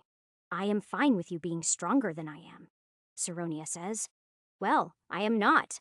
I want us to be equals in everything." The two of them argue back and forth for a while, but it sounds like this isn't the first time. In fact, it sounds like an old argument that they have had many times before. For once, I do the smart thing and stay out of it. I just sit back and wait for them to finish. Chronosia says, "Sorry about that. As you might have guessed, this is an old argument between us." "No problem," Saronia says. "Anyway, what was the next thing you wanted?" "While I was talking with Everburn, the dragon, he told me about Spirit and how mine isn't working. So, I wanted to ask what you know about Spirit." Saronia says, "Sure, I can tell you what I know." "Chronosia, I also need you to tell me everything you know about how you summoned me and created this body.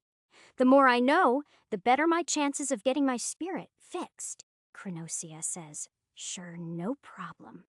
The three of us sit together on a couch and cuddle as they tell me what I want to know.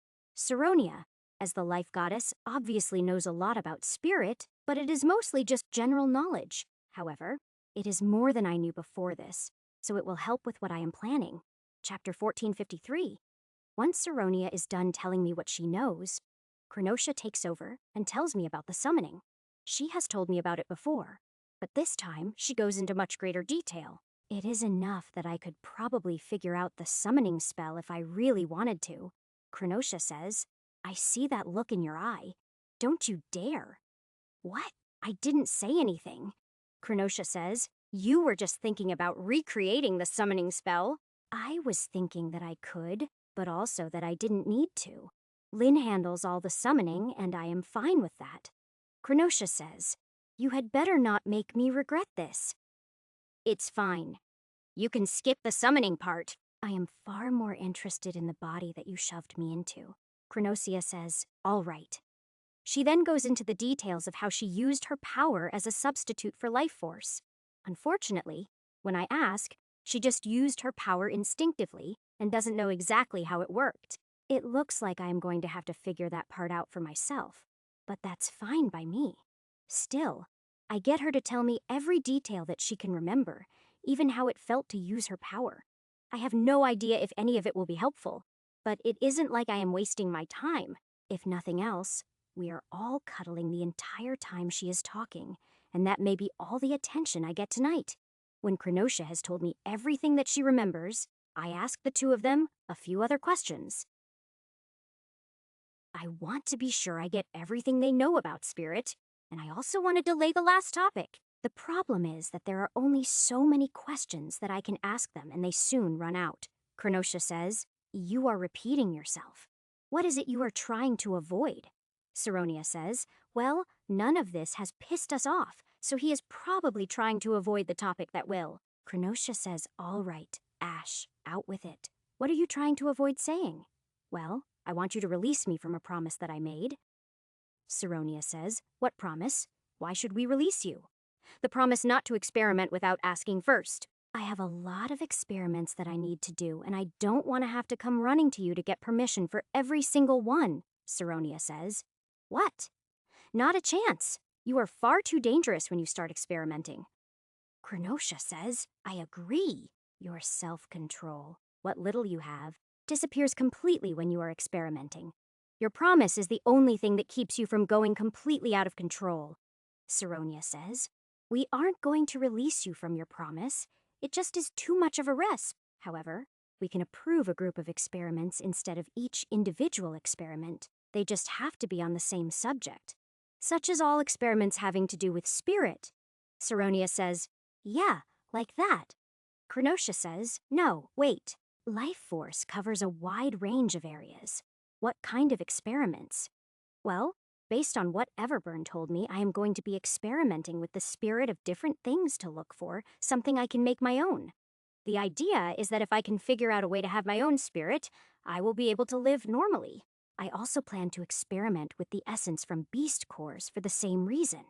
Krenosha says, that is a lot of experiments, and I can already think of a large number of things that could go wrong. I understand you wanting to live longer, but I am worried about how far you will go in these experiments. Saronia says, that's a good point. What is with this sudden desire to find a fix for yourself? That's all your fault. You tempted me with 6 goddesses as wives. How can I just roll over and die now? Besides, Everburn thinks that if I fix my spirit, it might also fix my infertility. Saronia says, what makes you think you are infertile? If I wasn't, Lynn or Miria would have gotten pregnant by now. Krenosha says, why those two? They have been with me the longest and the most often. Saronia says, well, that isn't exactly true. Wait, which part? Saronia says, I can't tell you without breaking a promise. But as a goddess of life, I can tell you that you aren't infertile. How is that possible? How can you be sure? Who did you promise? Saronia says, I won't answer any more questions. Let's get back to your experimenting. Krenosha says, actually, I'm with Ash. What do you know? Saronia says, I can't say. I will not break my promise. Okay, you're right. Sorry. I won't ask you to break a promise, but I am going to question my wives as soon as I get a chance. Saronia sighs and says, if I let you out of your promise, will you leave this alone and wait until they tell you? Krenosha says, sister, I'm not sure if I can do that. This seems like a really big secret, and it definitely involves me. My curiosity is already going nuts. Saronia says, is satisfying your curiosity worth pissing off me and some of your wives? Ah, put that way, no it isn't. Saronia says, promise me that you will drop this and not mention it to anyone else. Fine. Yes, I promise, Saronia says. In that case, I release you from your promise about experimenting. Krenosha says, wait a second. That promise was made to both of us, and I haven't agreed to anything. Saronia grabs Krenosha, drags her off away from me, and whispers into her ear. She whispers for a few minutes, and the look on Krenosha's face makes me even more curious. However, Saronia did something so that not even the tiniest sound reaches me. Krenosha says, all right, fine. I agree to release you from your promise. Thank you. But the fact that you didn't argue with your sister makes me even more curious, Saronia says. Well, that's just too bad. You already promised. I know, but now I'm wondering if it was worth it. Krenosha says, just think about the anger of your wives. That should help cool off your curiosity. Yeah, it does, Saronia says. So, is there anything else you wanted to talk to us about? No, not currently, but I will probably come back for your opinions once I have started the experiments. Saronia says, that's fine. We will help as much as we can. Just try not to do anything too reckless. I'll try. So, are you mad at me, or are we still gonna have some fun? Krenosha says, fun. Definitely fun. Chapter 1454. Mercy wanted to join us, if that's okay with the two of you. Saronia says, sure, I don't mind. Krenosha says, the more, the merrier. I quickly invite Mercy, who shows up instantly, and the 4 of us move to the bedroom. Krenosha immediately takes charge and starts giving the rest of us orders. I certainly don't mind since everything that she orders me to do is something I want to do anyway. We have a lot of fun, but even in a soulscape we can't keep going indefinitely. Mercy is the first one to fade away as she runs out of mental stamina and leaves the soulscape.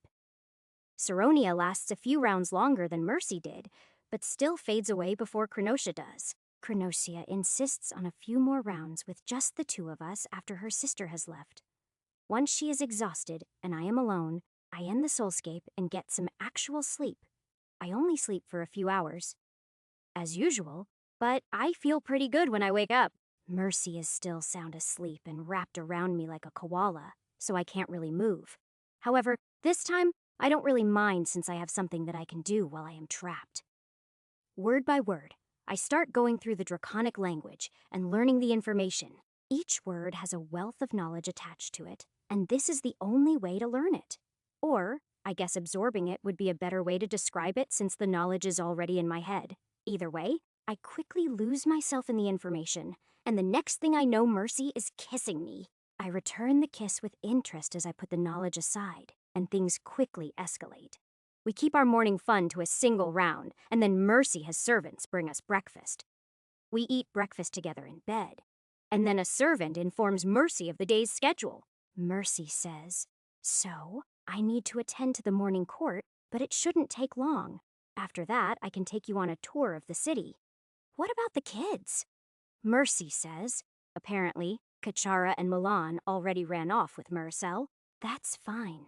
They will have more fun touring the city with her than they would with us. Mercy says, that's certainly true. So, are you going to wait here while I attend to court? Nope. I will come with you, Mercy says. Thank you. I know how much you hate politics. It's all right. Unless I completely ban nobility, it is something I am going to have to get used to dealing with. Although, I am hoping that you and the others will deal with most of it for me. Mercy says, we will do our best. I think this merit system will make things much easier on us. It should make it so that we have mostly useful nobles eventually. More likely, we will just get a bunch of nobles that are pretending to be useful. Mercy says, I can live with that. Whether they are pretending or genuine, it will be the same for us. In fact, those that are pretending will actually be easier to deal with and to manipulate. Probably, but I would still rather not deal with them at all. Mercy says, well, the chances of that were completely gone when you decided to become an emperor. Yeah, I know. It's not like I have much of a choice. If I don't become an emperor, then the peninsula is likely to lose the war. We need everyone to be unified, not only to face the demons, but to face the main continent afterwards. Mercy says, you are already planning that far ahead. Trying to. It isn't easy considering how much could happen between now and then. I just want to do what I can to make sure things are stable for you and the kids if I am not around. Mercy says, I thought you were working on sticking around.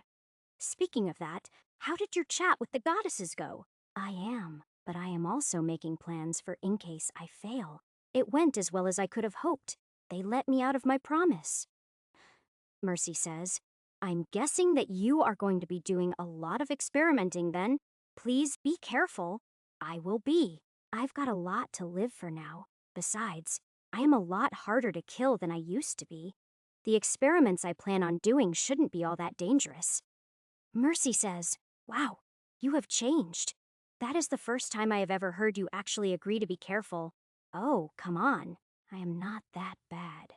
Mercy says, you most certainly are, but don't worry about it. We all love you despite that.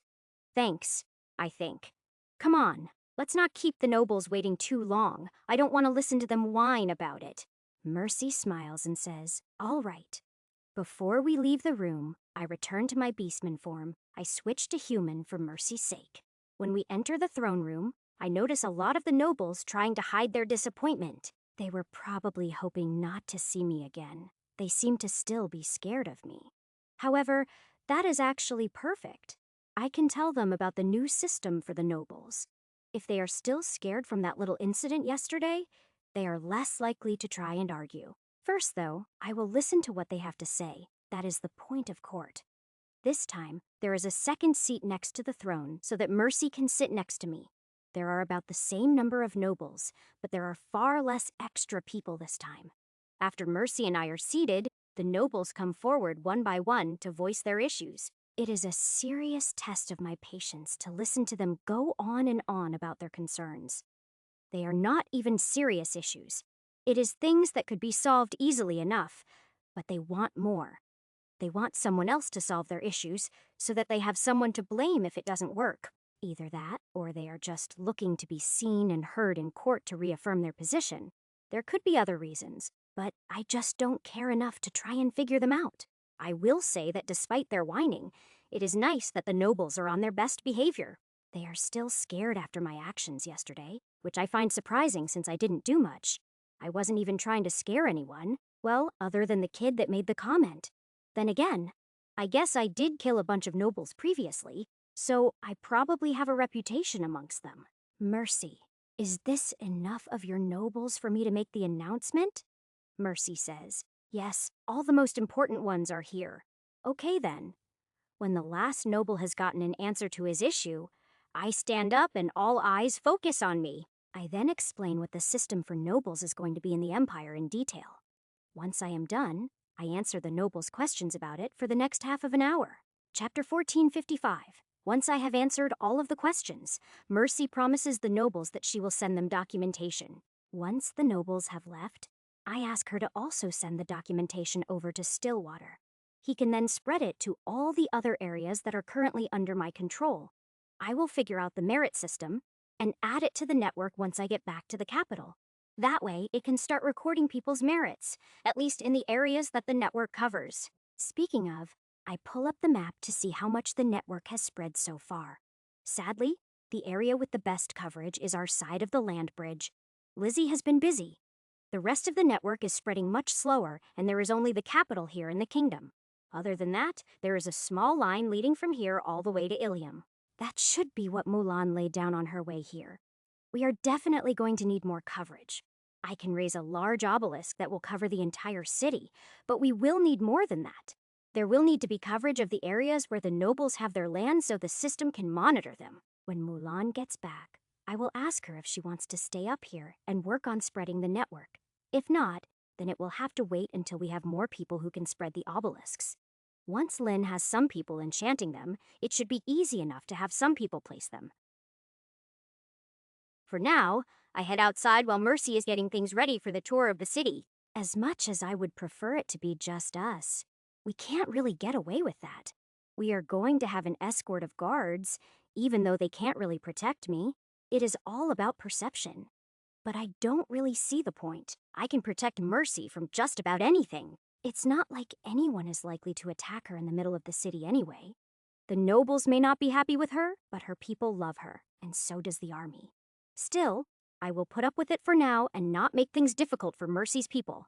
The fact that they care so much about keeping her safe is reassuring, and I don't plan to discourage them. I am not going to be able to be around all the time, so she will need protection the rest of the time. Although that should be handled by the Queen's Guard, but they aren't ready yet. At least, as far as I know, they aren't ready yet. No one has told me otherwise. Brightfire is in charge of them, so I am sure that she will handle getting them ready. When I check in with her, I will see how they are doing, and if she needs any help with them. I already plan to upgrade their training room just as soon as I get a chance to. I don't know if there is really anything beyond that I can to help her train them. Although, now that I think about it, Mercy has a royal guard. I wonder who trains them. I wait until we are just about ready to go, and then I ask Mercy about her trainer. Instead of getting a direct answer from her, I just ask her to pass along the information to Brightfire. Mercy is smart enough to instantly connect the dots and promises to send her trainers to Brightfire. I use the network to send Brightfire a message and suggest that she recruits from Mercy's guards. Training is all well and good, but real experience trumps it every time. Now that the idea is planted, I will just trust the two of them and let them figure it out.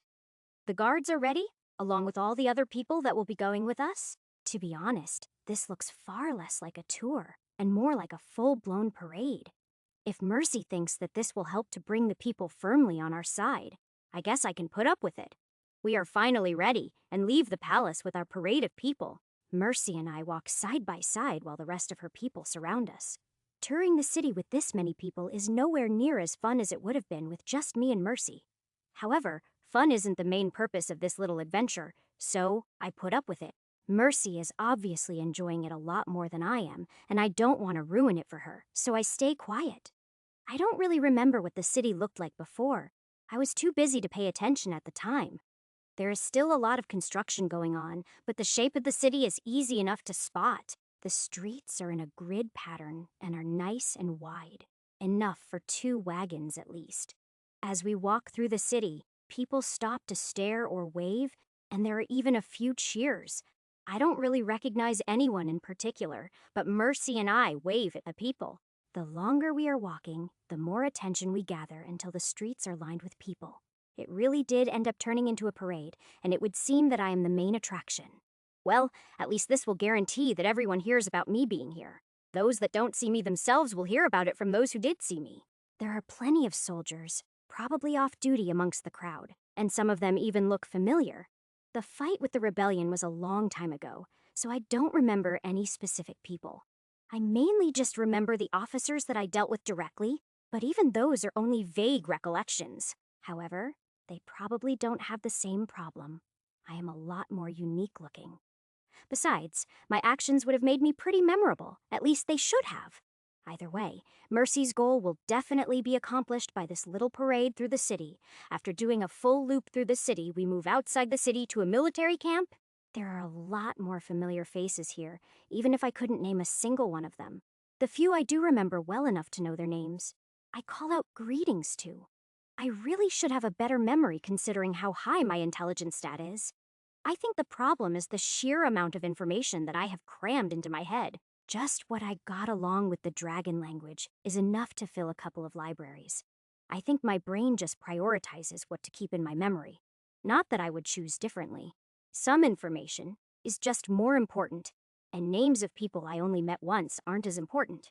We do a round of the military camp, and then we finally head back to the palace. Chapter 1456. When we reach the palace, the guards and the others that accompanied us are all dismissed. However, instead of entering the palace, I start looking around outside the palace. Mercy says, "Ash, what are you doing?" "Trying to pick a spot to put a large obelisk." "Do you have a preference for where it should be placed?" Mercy says. "Well, is it going to be ornamental or plain like the smaller ones?" "When I create it, it will be plain, but I can add an extra covering of stone that can be carved if you want me to."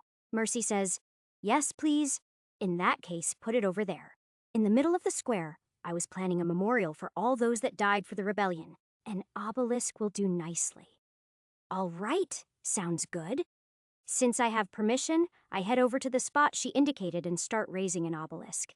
I make it the size I need and then add a couple of extra inches of stone to the outside. That should be enough for her craftsman to carve whatever designs she has in mind. I am no artist, so I am going to keep my nose out of that and leave it to Mercy. If she wants to have some kind of ceremony once it is finished, I will attend if at all possible. For now, getting the obelisk up and the network covering the city is my priority. Luckily, the enchantments only take me a few minutes, and then I head inside with Mercy. We first meet with the people Mercy assigned to write down the details of the new system. We go over everything, doing our best to make sure there are no loopholes the nobles can use. We also flush out as many of the details as we can, since this will be the new rule for the Empire. Copies will be handed to the nobles at the end of the afternoon court, and at that point, changes will be difficult. Adding more later will be possible, but changing the existing rules will become complicated. While Mercy's people are copying out the finished rules, I take a sheet of paper and test it. I find that it has just enough capacity for a single, simple enchantment. So, I quickly develop an enchantment that will prevent the paper and what's on it from being modified. The paper is fragile enough that it will be destroyed by anyone attempting to alter my enchantment. This way, the document should be practically tamper-proof, at least I hope it will. It at least should be enough to keep the nobles from trying any tricks. Unless they manage to hire a mage as skilled as I am. That should be pretty close to impossible for them. At least as things stand right now. I don't know how skilled the mages of the Southern Empire are, but any that are that skilled should be hard to hire. I wouldn't put it past the nobles to go that far to try and get around my rules, but I doubt they could keep it secret. Muyan will be keeping an eye on things in the Southern Empire as well, so she would probably hear about it. It's doubtful that any of the nobles are that resourceful, I am probably just being paranoid. However, that doesn't stop me from enchanting all the copies that Mercy's people make. If nothing else, this will at least make it easy to tell if a document is the original or a forgery. I will have to do the same thing to any copies Stillwater makes, or have Lynn do it. She is the only one currently with the skills to do such a delicate enchantment. Then again, I have no idea how the skills of the elven mages are doing, or the beast mages. Come to think of it, I was supposed to get them into the tower so that Yui could start training them. I wonder if someone took care of that for me. I will have to ask Lynn about it later. Actually, no. If I put it off, I will forget about it, so I send her a message through the network. Lynn responds right away and informs me that she took care of it and they are using the tower. At least, those deemed to have enough potential are being allowed to access the tower. The humans with potential from the Mage Guild in Ilium are being treated the same way. No matter the race, the mages of the peninsula will be getting a lot stronger in the near future. I don't know if it will be soon enough to affect the war, but I hope for at least some support. It will depend on how long we have before the war with the demons actually begins. I have this unsettling feeling that the war is going to start, sooner rather than later. I hope that I am wrong. I need more time to get all of my plans in motion and get things prepared. When the documents are all done and enchanted, Mercy and I have a nice quiet lunch. We finish eating and still have a few minutes to relax and cuddle before we have to attend the court. However, when the court begins, it doesn't go at all as I had planned for it to. Instead of whining about their normal complaints, the nobles only want more details about the new system. So, instead of handing them the documents after court is over, we hand them out early. Then I spend the rest of the court answering the nobles' questions about the documents. It is quite a bit less annoying than their normal whining, so I am actually happy with the change. Their questions could all be answered if they actually read the document, but that is still less annoying. Court actually passes quickly, or at least it seems to, which is a pleasant surprise. It means that I have some free time, so I track down the kids to spend some time with them. Kachara and Milan are still running around with Murasel when I finally catch up with them. I spend the rest of the time until dinner hanging out and chatting with the three of them. We rejoin Mercy in the palace and have a nice family dinner with just the five of us. Well, that is if you don't count the servants who bring the food and then wait around in case we need anything. Still, the food is excellent, and the company is too, but I don't enjoy it as much as I should. My mind is still stuck on the thought of the war starting before I am ready for it. It makes me feel like sitting here enjoying a meal is wasting valuable time I could be using to get ready. I know it is just my mind playing tricks on me, but it makes it hard to relax and enjoy it. Luckily, none of them seem to notice that I am distracted. Either that, or they are used to it. To be fair, me being distracted or having other things on my mind isn't really a rare occurrence. They have all probably gotten used to me only being somewhat present at any given time. Chapter 1457. It would probably be more of an issue if I didn't have divided mind to split my attention. We finish eating, but Mercy and I spend some more time hanging out with the kids before bed. When the kids finally get tired, we send them to bed and then head to bed ourselves. We have our fun. Then I open a soulscape and invite all of my wives except Miria and the kids. Once everyone has arrived, I spend some time sparring with all of them and giving more pointers. It is obvious that they have been practicing, so I start teaching them more of the basics. I am really, really tempted to ask Lynn about what Saronia said, but I managed to keep my promise. I knew it wasn't going to be easy when I made the promise, but I may have underestimated the difficulty. Being in front of all my wives and not saying anything is a lot harder than I thought it would be. Unfortunately, training everyone on attacks and defenses isn't much of a distraction. I have plenty of mental capacity left over for my curiosity to come up with possibilities. From what Saronia said, it is pretty much guaranteed that I am not sterile. So why isn't anyone pregnant? We haven't taken any precautions. So someone should have gotten pregnant by now.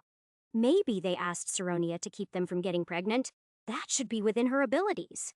It would be the easiest and most sure way of not getting knocked up, so it's possible. It also makes perfect sense. This wouldn't be a good time to have newborns to take care of. Waiting until after the war is logical, and something Lynn would likely think of. I have never really wanted to be a father, but after adopting 8 kids, that doesn't really matter anymore. Once the war is done, if my wives want to bear my children, I will not argue against them. Before the war ends, it wouldn't be safe to have children. They would become targets. Even after the war, it will still be an issue. I doubt I will ever be without enemies. However, it will be a lot easier to keep my kids safe if I don't have to worry about the demons. Even now, I can't be sure that I have taken care of all of the demons hidden among the humans. Thinking of that, I wonder if I could add the counter to their shapeshift to the network. If demons can't hide anywhere the network is, that would take away one of their main advantages. I fully expect them to try all sorts of sneaky tactics once the war starts. I need to make counterplans. Taking away their ability to blend in would put a major crimp in their plans. What they did in the Empire shows just how much the demons like sneaking around and causing trouble. They surely have plans to commit acts of sabotage. Once the war begins, stopping that will be important. I quickly call for everyone to take a short break and discuss the idea with Lynn. Lynn says, that's a good idea, but the current spell is meant to be a pulse. That won't really work with the network, will it? Why not? We can just set it to send out a small pulse from each obelisk every few minutes or so. That should be more than enough. Lynn says yes, that would work. Then we just need to add the spell to the network. But what do we do about them learning to adapt to the spell? That's a good point. We need to add something to prevent that, or at least make it much more difficult. Lynn says, I agree, but how do we do that? We need to add something to make part of the spell different each time it activates. A randomizing factor so that the spell isn't the same each time. That way they can't adapt unless they learn all of the variations of the spell. Lynn says, that sounds like it would work, but I have no idea how we are going to do that. Is it even possible to have a part of a spell that changes constantly? It should be. We don't need to alter the spell itself, just the frequency of the pulse. That should be more than enough to confuse the demons. Lynn says, what do you mean, frequency of the pulse? I realize that I have gone beyond Lynn's knowledge, so I sit down and do my best to explain.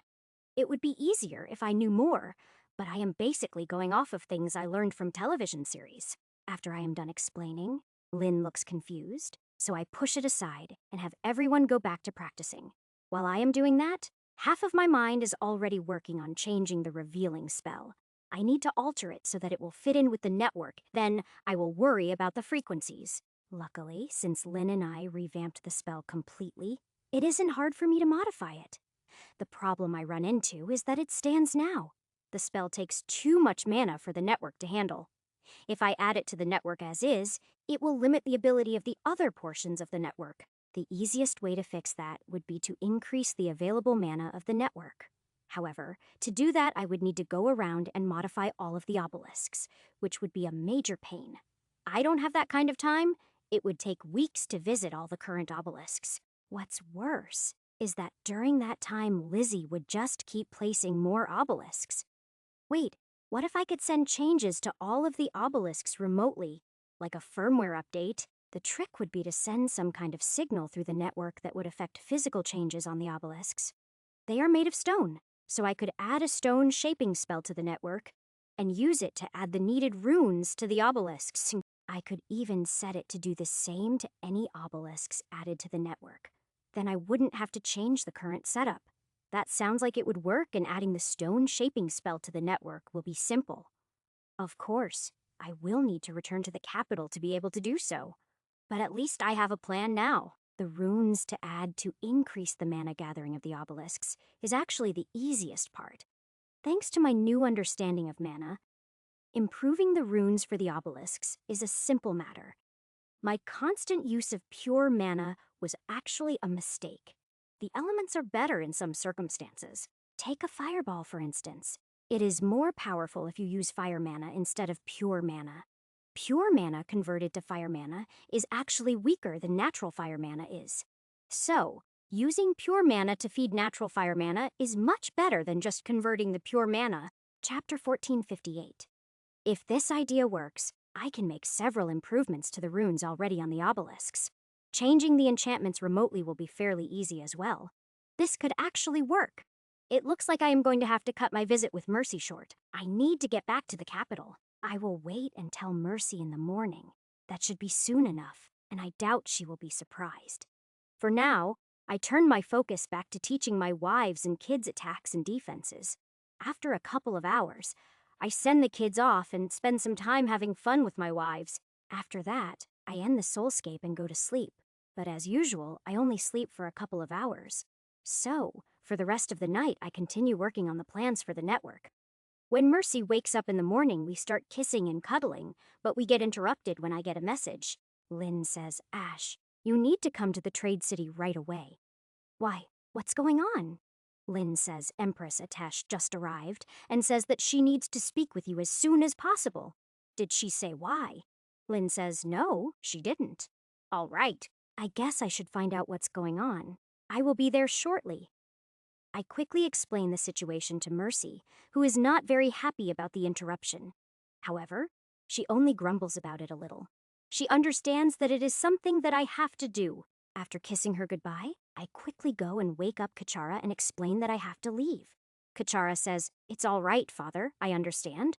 "Good. Do you want to come with me?" Kachara says, "No, thank you. I will make my own way back before I need to visit the mountain again. I am having fun here." "All right. Contact me if you need anything. Enjoy yourself." After leaving Kachara to go back to sleep, I open a gate back to my castle and go through. When I enter, I find Lynn, Bella, and Atesh sitting at the main table having tea and cakes. I give Lynn a kiss before I sit down and look into Atesh to find out what is going on. Empress Atesh says, "I don't know the specifics, but my husband received a messenger from the Magic Kingdom. As soon as he received the message, he asked me to come and invite you to visit him." The Magic Kingdom? I was hoping not to hear from them ever again. "So, you don't know what this is about, but how urgent is it?" "I have a lot of things I am supposed to be taking care of." Empress Atash says, "Well, we don't have to leave right this instant, but we should leave pretty soon. My husband wouldn't have asked me to come personally if it wasn't something fairly important." "All right, I can put some things off, but there is one thing I need to do before I can leave. Lynn, can I ask you to keep Atesh entertained while I go deal with the network?" Lynn says, "No problem. Did you figure everything out? Are we going to need to change how we enchant the obelisks?" "No, I've thought of a plan for that. We won't need to change anything. The network will automatically update any obelisks that get added if it works how I have planned anyway." Lynn says, "All right. Did you also figure out the frequencies you were talking about?"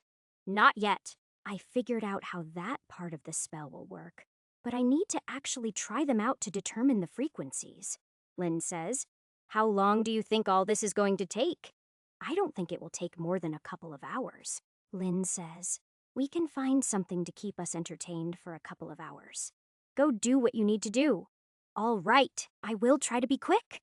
Lynn gives me a look, but she doesn't say anything as I quickly get up and leave the room.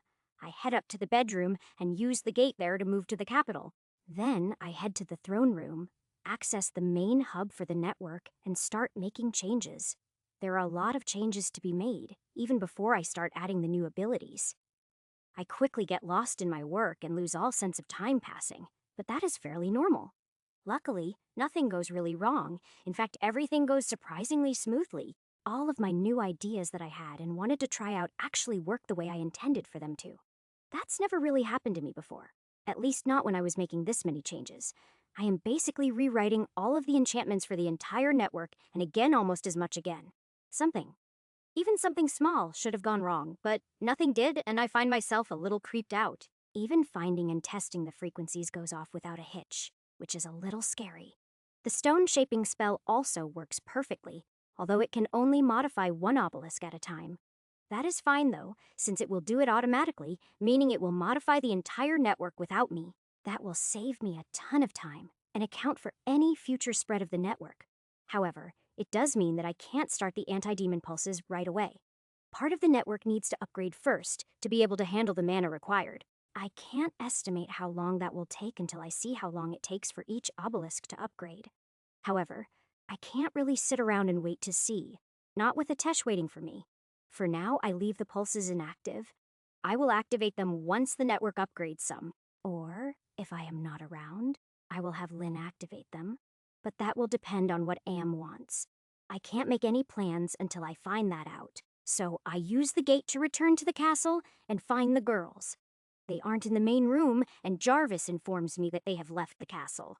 I am not in the mood to try and track them down, so I simply send Lynn a message that I am back. It only takes a few minutes before the girls return after I send the message.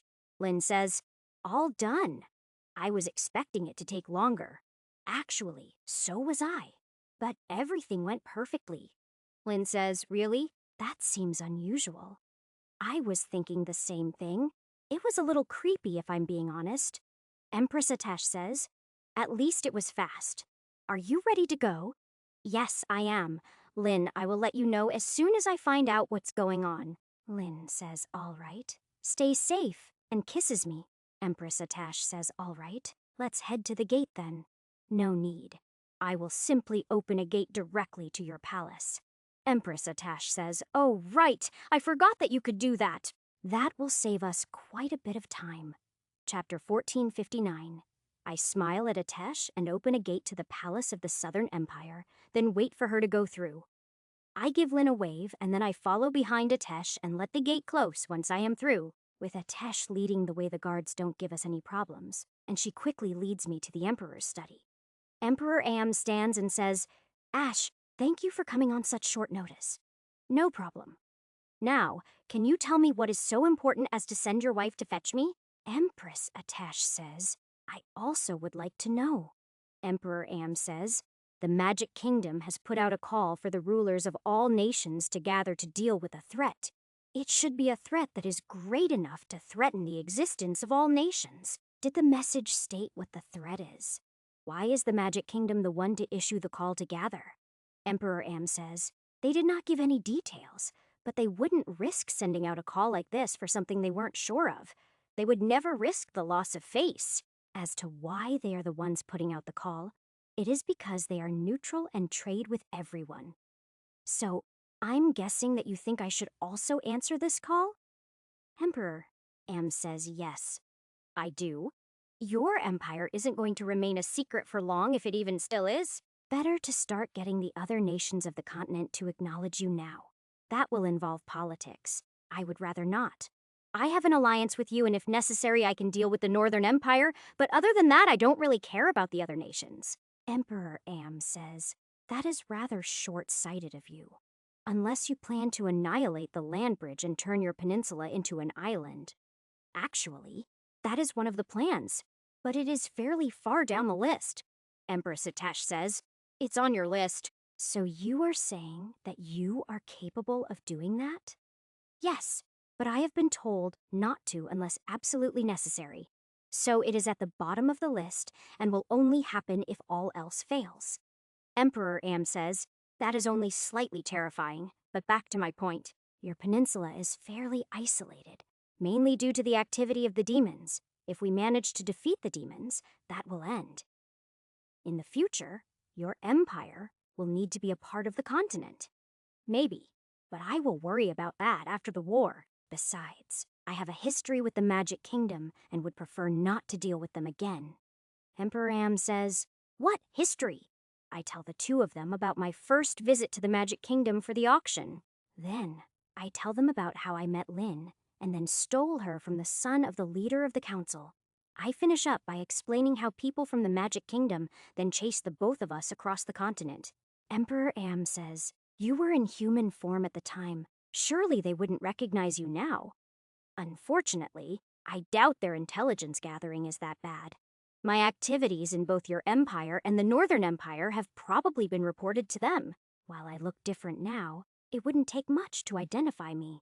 Emperor Am says, "That's probably true. You are never all that subtle when you are doing things. However, I do need to know what the issue is. In fact, I am afraid that it might be my fault if it is what I think it is." Empress Atesh says, "What do you think it is? And why would it be your fault?" I don't really want to, but I go ahead and tell them about the Queen of the Undead. I explain how I freed her and let her take over the island just off the eastern coast. My fear is that she found a way to get onto the continent, and that is what the Magic Kingdom is calling the gathering for. Emperor Am says, "I hope you are wrong. Undead are bad enough to deal with, let alone undead backed by a goddess. I hope I am as well, but even if I am, I should probably go back and deal with her sooner rather than later. Emperor Am says, yes, please. A plague of undead loose on the continent is certainly something we don't want. So, does that mean you are coming to the gathering with me? I guess I should, but I really don't want to. Empress Atesh says, being a ruler often means doing things you don't want to do. You could send one of your wives in your place. No, my wives have enough to do. Besides, the best choice would be Lynn, and I would never ask her to return to that place. I will be the one to go if it is what I think it is. It is my mistake to fix. When do you plan to leave? Emperor Am says, it is a long trip. We would need to leave immediately. I could have us to the Magic Kingdom in a day or two. Emperor Am says, I didn't think that you would be able to gate that far. I left some platforms on the northern side of the continent when I was on my way home. Those will get me close enough to open a gate to the Magic Kingdom. Emperor Am says, in that case, we don't need to be in a hurry to leave. I was expecting it to take us at least a month to travel there. Empress Atesh says, are you forgetting that you are responsible for gathering our allies before you arrive? What's this? Empress, Atesh says, Am needs to travel from kingdom to kingdom gathering the kings who are our allies. This is to prevent any of them from being targeted by their enemies while they are traveling. If he gates straight to the Magic Kingdom, then all of our allies will be on their own. Emperor Am says, damn, I did forget. The idea of skipping all that long, boring travel got me excited. Ash, thank you, but I am afraid I must decline. I can't leave my allies to fend for themselves. I understand, but I still want to go with you. I actually need to add gate platforms along the southern half of the continent. Then I will be able to travel just about anywhere when I need to. However, I have a few things to do before I can leave for that length of time. I am guessing that you will be traveling with an escort, and it will take some time for you to be ready? Emperor Am says, yes, I will be taking an escort. Atesh will remain here to run the Empire in my absence, but I will be taking Shiro with me. The experience will be good for her. I should be ready to leave the morning after tomorrow. I have already started the preparations. Chapter 1460. If you can get me a map showing your route, I will take care of some things and then catch up to you. Emperor Am says, I have one right here. This is the path we will be taking. How long do you think it will take for you to reach the border? Emperor Am says, 2 days. All right, so 3 days from now, I will try to get everything handled and then meet you before you reach the border. Emperor Am says, all right. Sounds good.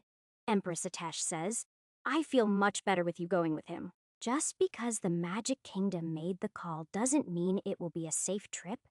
Traveling across most of the continent is never all that safe. I wouldn't count on my presence to make the trip safe. According to my wives, I am an absolute magnet for trouble. Empress, Atesh says, while I don't doubt that, I do doubt that there would be any trouble that you can't handle. Hopefully true. All right, the sooner I get started, the sooner I can meet up with you. I will see you in a few days. After a quick goodbye, I retrace my steps down to the gate platform and take myself back to the castle. I quickly use the network to let everyone know what is going on while I head down to my workshop. Of course, I get a lot of questions, so I answer them while I work on a design for a new gate platform. Thanks to the knowledge that came with the dragon language, I know that there is such a thing as void mana. Using it will greatly increase the effectiveness of the gate system, both in cost and range. I also need to redesign the platform so that it links into the network and has enough power to allow others to use it. I also plan out a handheld device, similar to the remotes, to allow the opening of gates. Mercy, Miria, Brightfire, and each of my kids are all going to need one, so 11 in total. Lynn doesn't need one. She is almost as good at gating as I am, maybe even better. I am really not sure how far her skills have progressed. We haven't had a chance to compare notes lately. To my surprise, no one argues against me going on the trip with Emperor Am. Most of them realize that it will involve politics, and it isn't just me running off because I am bored. Lynn expresses her concerns about me going back to the Magic Kingdom, but I share them. I explain my theory about the disaster being related to the maker and it being my fault. The fact that I want to go and deal with her does get some arguments from my wives. By the time I have managed to convince them, not only have I finished the design, but I have also made a prototype. I quickly activate it and test it to make sure that everything works properly. Once again, everything works perfectly, and I keep feeling that that can't be right. The most disturbing thing is that as I analyze the prototype, I can't see any improvements that I can make. Since it doesn't need any more work, I start making more of them as I continue chatting on the network. Unfortunately, the changes between this version and the old one are too big to just update the old ones. That means that I am going to have to gate around and replace all of the platforms. I also need to place more to fill out the area that the platforms cover and to add capacity. The platforms are going to need to have enough power to handle the creation of gates. Other than a break for lunch, I spend the rest of the day making more platforms. By the time I stop for dinner, I have made enough to replace all the platforms on the peninsula and add some. If my calculations are right, it will be enough to allow the girls and the kids to gate around a little. It is going to be limited to a couple of gates per Dalton Y, but I think that should be enough. That amount will also increase as I add more platforms and extend the network. If there is unused power in the network, the platforms will be able to make use of it. That should happen more often as more obelisks are added to the network and they get upgraded. The power usage of the network doesn't increase as fast as the power generated by the obelisks. So, the bigger the network grows, the more extra power that should be available for gates. Aside from that, the platforms are also going to gain the security of the network. That means that no one will be able to do anything to them, and I won't need to worry about hiding them. It is something I should have done originally, but I didn't have the knowledge needed at the time. That, and I didn't really think about it at the time. I was focused on just being able to gate around. Me not thinking things through previously is the main reason I am having to replace all the platforms.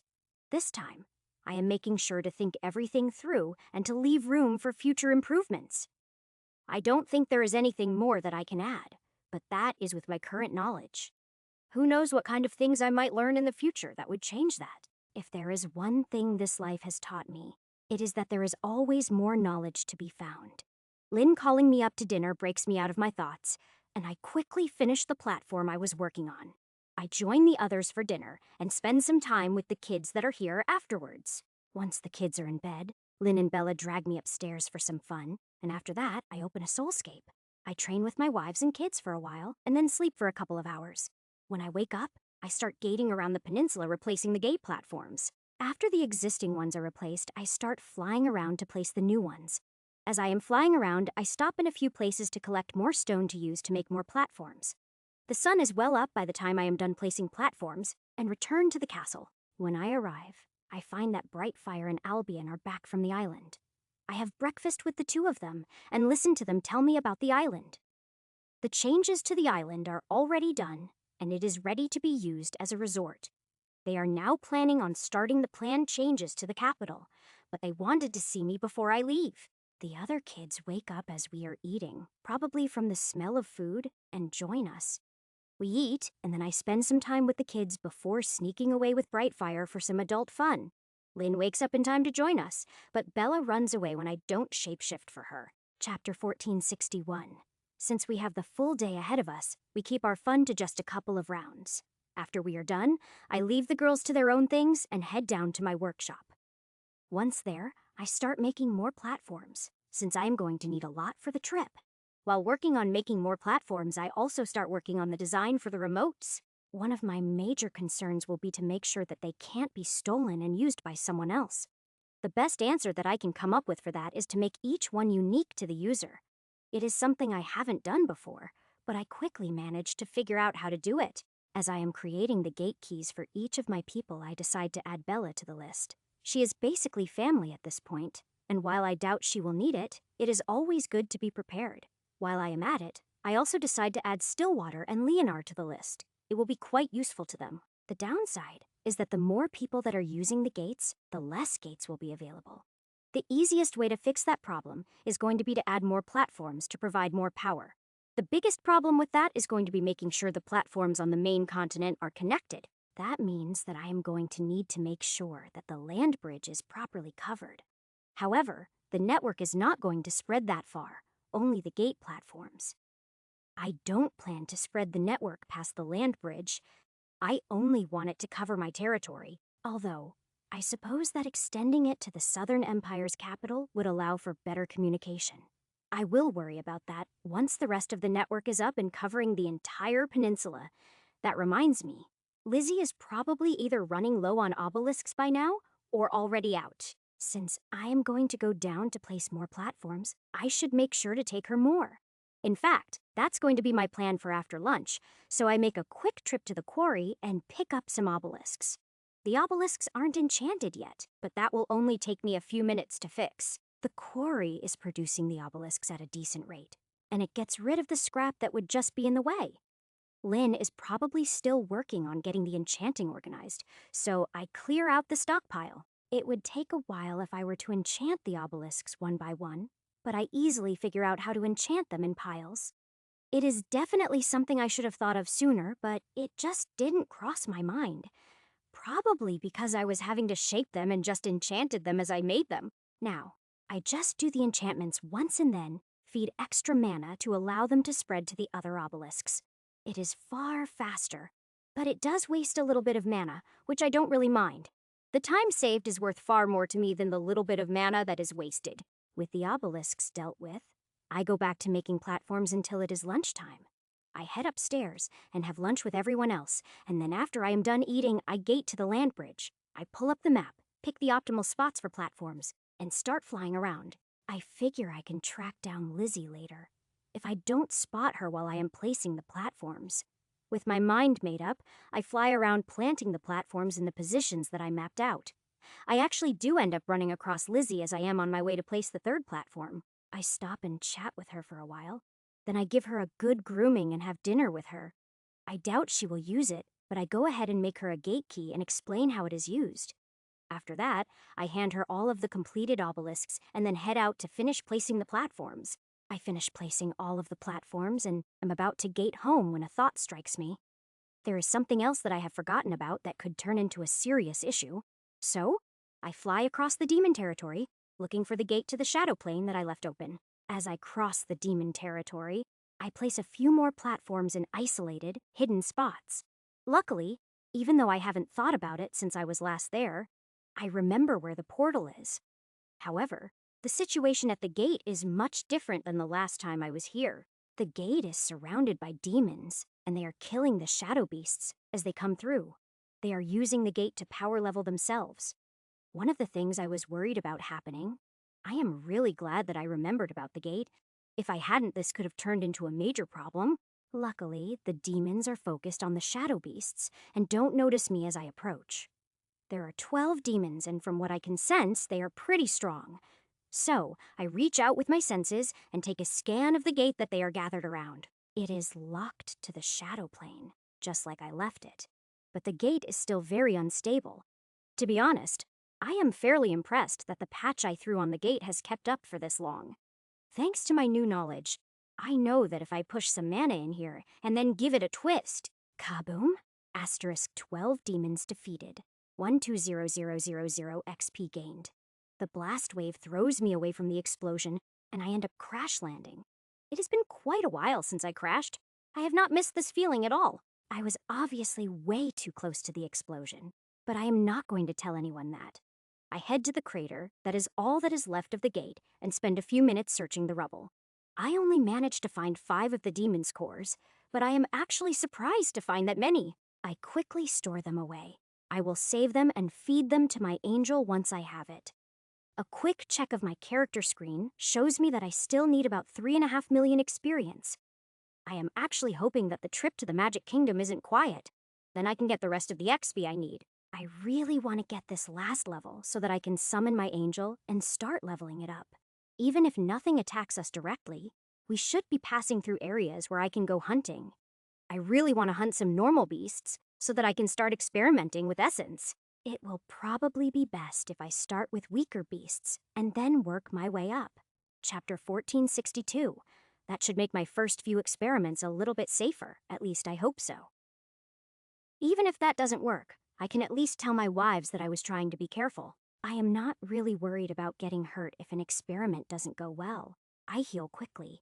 The damage I took from the explosion and the subsequent crash has already healed. That is just from my regeneration. I didn't even need to use one of my healing spells. In fact, the explosion didn't really do any damage to me. It just pushed me into crashing.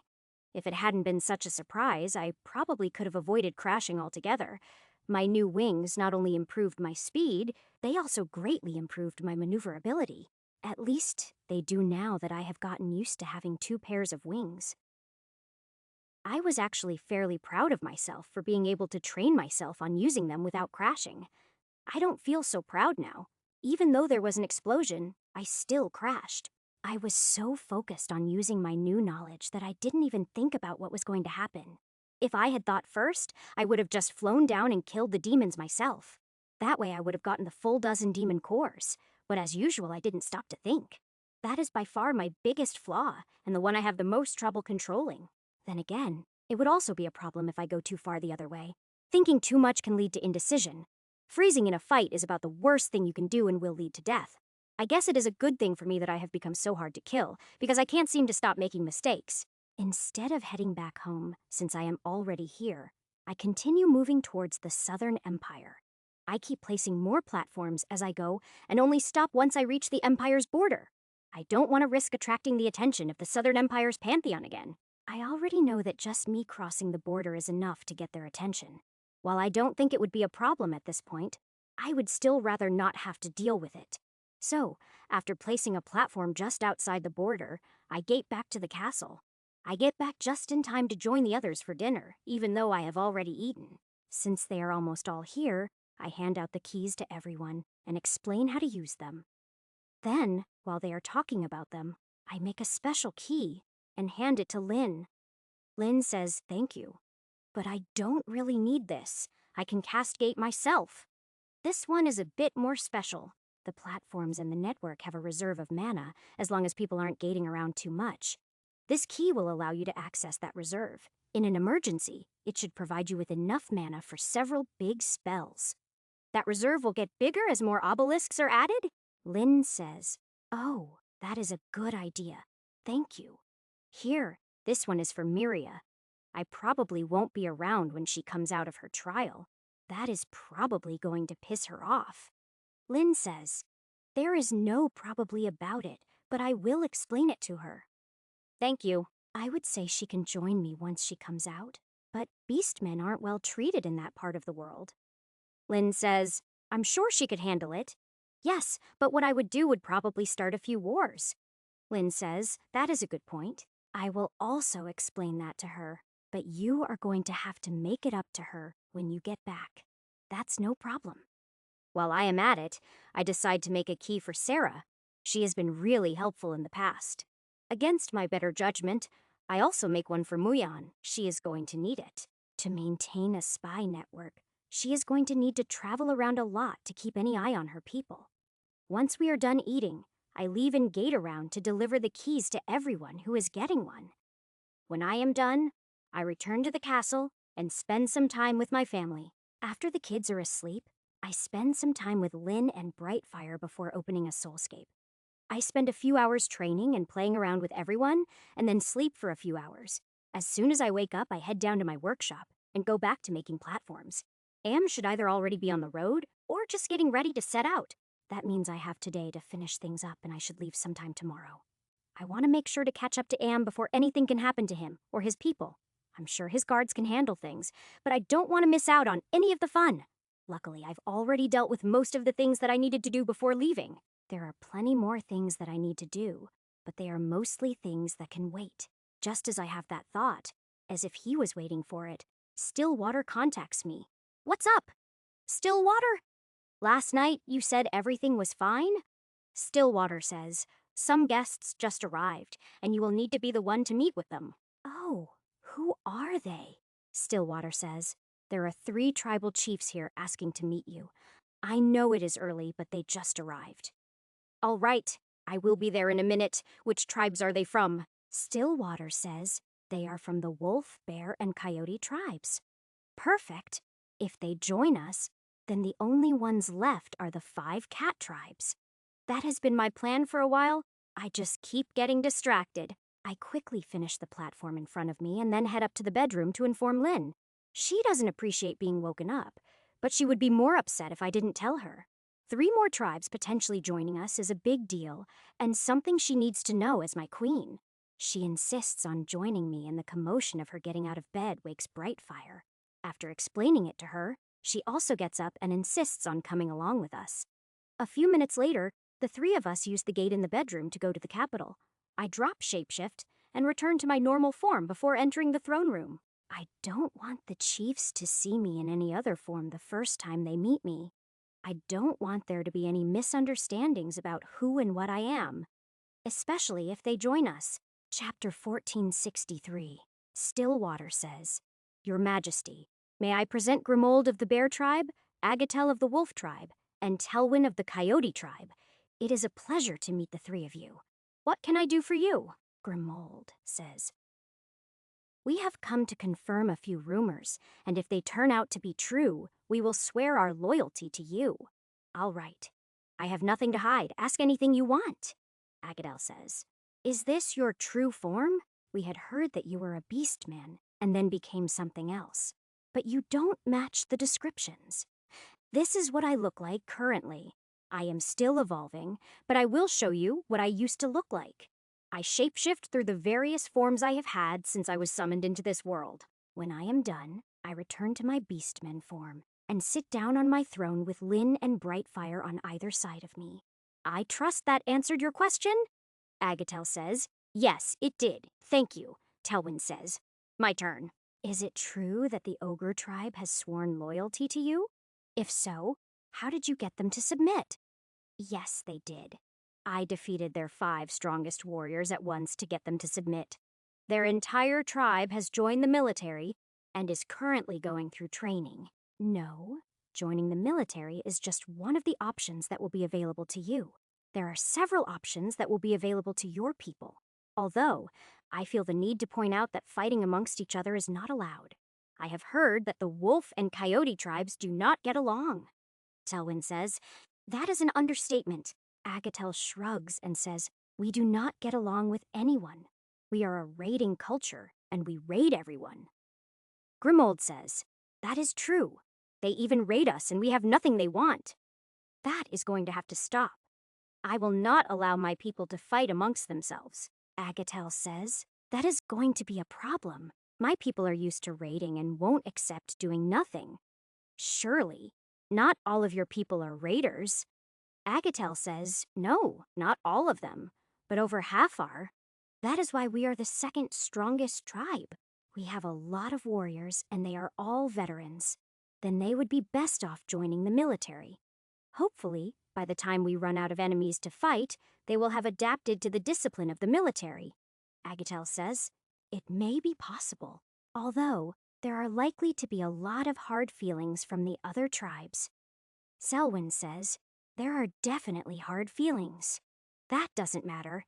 Everyone will be treated the same. Whoever starts trouble will be punished according to the rules. Grimold says, Wait? You mean that the tribes that joined you first aren't going to get special treatment? What about the bunnies? I heard you have a wife from their tribe. Myria is the current chief of the bunny tribe. But they are treated the same as everyone else. All are beastmen, and all will be treated equally, Selwyn says. What about the humans? Those that have joined the nation will be treated as equals. The same goes for the elves and the beast clans. Everyone in my empire will be equal and will follow the same laws. Kelwyn says, I have heard that the cat clans have banded together and are demanding that you take one of them as a wife? I also hear that the commander of your army is Lion Clan. Are you telling me that they aren't going to get special treatment? Well, if the 3 of you join us, then they will be the only ones who haven't. They will be isolated and will quickly regret their decisions. As for Leonar, he was a slave that I freed. He is completely loyal to me and has nothing to do with his tribe. Grimold says, That is reassuring. Do you plan to punish the cats when they join? I may make the leaders who tried to force me into a marriage suffer a bit, but their people will be treated the same as everyone else. Kelwyn says, Unlike the wolves, most of my people are not warriors. I would like to hear about what options my people are going to have. I spend the next few minutes telling them about everything I have done so far and the jobs available. I then start talking about my plans for the Empire in general and the Beastlands specifically. After that, I spend another 10 minutes answering their questions about my plans. Kelwyn says, I have heard enough. I am willing to swear fealty, Grimold says. I am also willing, Agatel says. I am not. Before I make a decision, I need to see the military camp.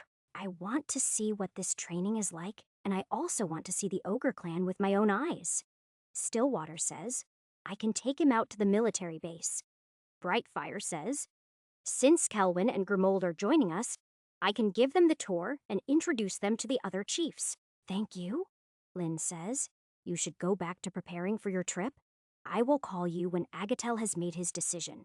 All right, but how about some breakfast first? Lynn smiles and says, sir? So, we sit and eat breakfast together, and then I return to the castle to get back to work. I manage to make several more platforms before Lynn calls me back to accept Agatel's oath. With that, I have all of the tribes, except for the 5 cat tribes on my side. To be honest, I am surprised that I still haven't heard anything from the cat tribes. I thought that they would be getting nervous by now and at least try to make a new demand or something. If nothing else, I thought they would have sent my supposed wife to see me by now. Oh well, I guess I will wait until after this trip and then see what they have decided to do. I am not going to just sit here waiting around for them to figure out their next move. If they haven't made contact by the time I get back, I will send someone to speak with them. I will give them the terms to join the Empire and see what they have to say at that point. I still want to avoid using force to bring them into the Empire, but I am okay with applying some pressure. If need be, I can send Leonor to speak with them, or maybe even take over the Lion tribe. By this point, he should be quite a high level. I doubt any of the Lion tribe would be his match. Losing one of the 5 tribes should put a lot of pressure on the other 4. To be honest, if that doesn't work, I am not sure what to try next, but I will worry about that later. Chapter 1464. I'm sure that I will think of something, and if I don't, my wives will be able to come up with something. I am sure that between all of us we will figure something out, but it probably won't be necessary. The cat tribes may be stubborn, but I doubt they are stupid enough not to realize the situation they are in. Just being the only tribes left out is going to put a huge burden on their people. All it would take would be an order for my tribes to stop trade with them, and they would be in trouble. They are probably already feeling the pinch now that there are no outcasts to trade with. Again, I will wait and see how things have developed when I get back from my trip with AMN. Hopefully, everything will have resolved itself, and they will be ready to join us by then. If not, I will worry about it then. I have other things to worry about right now. I quickly return to the castle after breakfast and get back to making more platforms. I would prefer to have enough for the entire trip so that I don't have to worry about stopping to make more. As much as I am looking forward to the trip, I also don't want it to take too long. I trust my wives to deal with anything that comes up while I am gone, but I also feel guilty leaving it to them. The biggest worry I have is that I will be out of range of the network and it will be harder to contact me. Luckily, I still have the communication medallions, so I won't be completely out of touch. Besides, I plan to open a soulscape every night to meet with them and continue their training. Eventually, I want all of them to be able to at least enter the hallway and explore a little. However, I want them to be strong enough to do so and be at least somewhat safe. That makes me wonder if it is possible to go into the hallway as a group instead of alone. If so, that would make me feel a lot better about them going into the hallway. It would be especially important for my wives. They will need strong souls in order to ascend. The goddesses might have a way around that, but it probably isn't as good as earning the strength. At least, that's the way it normally works in manga, and a lot of things like that have proven to be true. So, unless told otherwise, I am going to assume that I am right and act on what I believe. I work all the way until Jarvis calls me upstairs for dinner, where I am surprised to find everyone present. Well, except for Miria. She is still in her trial and I have no idea when she will come out. It turns out that Lynn arranged for everyone to come back using the new keys. The first of the conversation over dinner is all about the new keys and how convenient they are. We then move to discussing what needs to be taken care of while I am going to be gone. Brightfire offers to take care of getting the new tribe settled in, at least until Miria returns. For the most part, other than the planning, she doesn't need to do much with the capital. Albion is going to be the one doing most of the work on the city, so she can handle other tasks. We discuss my thoughts on the cat clans, but I leave it up to Lynn to decide if anything needs to be done before I get back. Once the business is out of the way, we start talking about what everyone has been up to. Sero and Crino have been busy trying to get caught up on the knowledge they will need. However, they have been having fun doing so and are quite happy with the situation. I arrange for some of the kids to start taking them on adventures so they can level up. They need to level up, and it should be a good break from all of the studying. Besides, it is one more thing for the kids to do, and it is something that they enjoy. It might also make it a little easier on my wives if it helps to keep the kids busy. After dinner, I spend a few hours playing with the kids and then put them to bed. Lynn, Mercy, Brightfire, Sero, and Crino all come to bed with me, and even Bella joins in. My wives are really energetic, but they know they won't see me in the flesh for a while. I had forgotten how exhausting it is for me when Sero joins in with her stupid recovery spell. I end up with barely enough energy left to open up a soulscape by the time they are done with me. As soon as I end the soulscape, I pass out, and this time I sleep all the way until morning. Unfortunately, that means that I don't have much time left before I need to leave. So, I quickly head down to my workshop to make as many more platforms as I can before breakfast. When I get called to breakfast, I store away the completed platforms and the remaining stone. I will just have to wait and see if I have managed to make enough or if I need to make more. I have a nice, relaxing breakfast with my wives and kids, and then I get ready to leave. The goodbyes take a while, and then I gate to the capital of the Southern Empire. I stop long enough to check in with Atesh and make sure nothing has gone wrong so far. Am left on time, and there were no problems. So after chatting with her for a while, I leave to catch up to him. Am's escort consists of 50 cavalry, but they are limited to the speed of his carriage and the supply wagon. I manage to catch up to them well before they reach the border of the Empire. I fly over them slowly to make sure they see me, and then I land a bit ahead of them. This gives the soldiers time to get their mounts under control before they reach me. The beasts still don't like being forced to come near me, but I do what I can to retract my aura. It is enough to keep from causing a panic and keep everything moving. I run alongside the Emperor's carriage once it reaches me, and Shiro opens the window to greet me. As I am running alongside the carriage chatting with Shiro and Am, I take a look at the carriage's enchantments out of habit. What I find is fairly disappointing, but it explains why the carriage is so slow. It isn't that it has no enchantments. They are just all defensive enchantments, and they take up most of the space. What little is left is being used for basic maintenance enchantments. I can understand the need for a lot of defenses, but I could do a much better job. Chapter 1465. I pull open the door and stick my head inside the carriage to look around, but there are no comfort enchants. Am and Shiro are giving me odd looks, but I ignore them and drop back to take a look at the supply wagon. It is even worse. It is just a basic wagon with a bunch of chests of holding on it. Emperor Am says, "Ash, is there something wrong?" No, I was just looking at the enchantments, or lack thereof. You are planning to stop for lunch, right?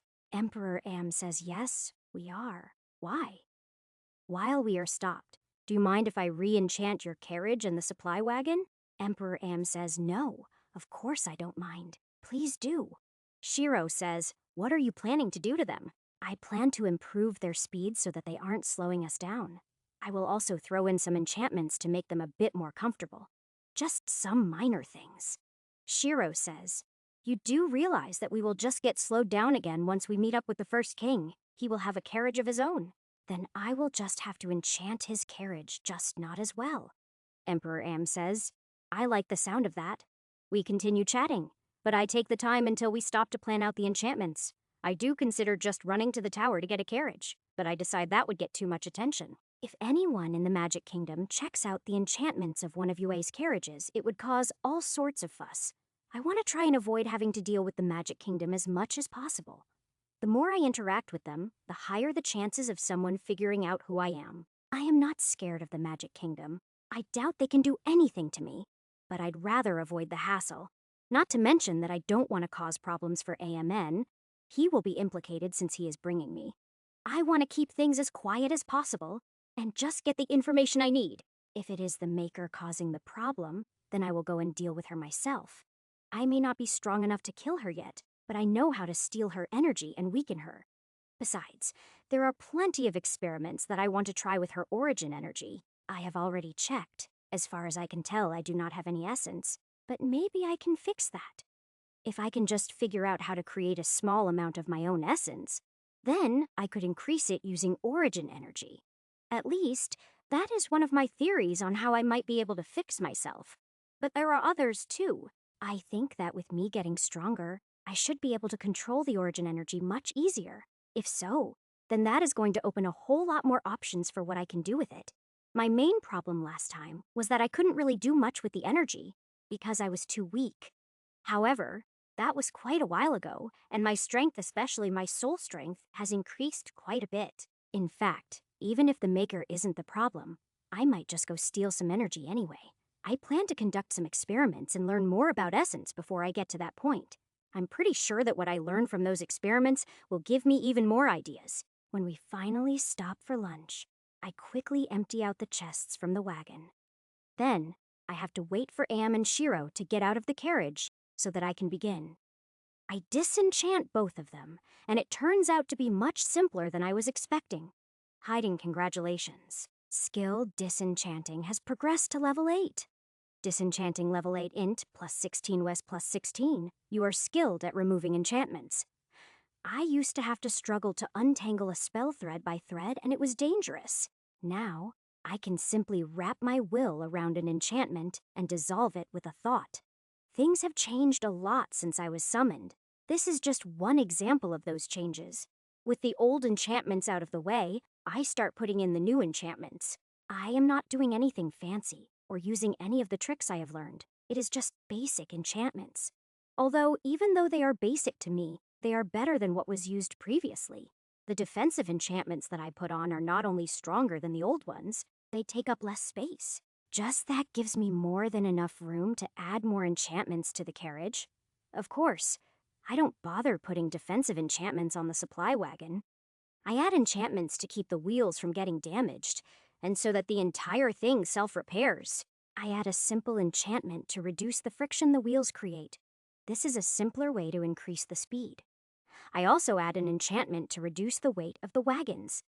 That will allow for an increase in speed, and also let the beasts pulling it last longer. Those are all that I put on the supply wagon. The carriage gets a few more enchantments for comfort. Still, even with that, the carriage is nothing compared to the one I enchanted for Miria.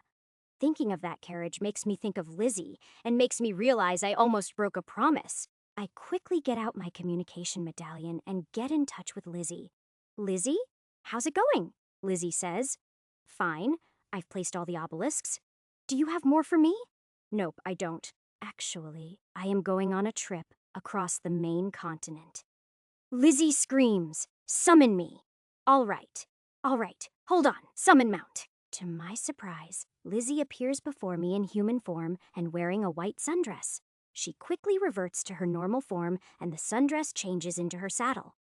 The beasts go nuts when she returns to her normal form, but she quiets them with a single hiss. Of course, her sudden appearance panics Am's soldiers too, but they also calm down quickly.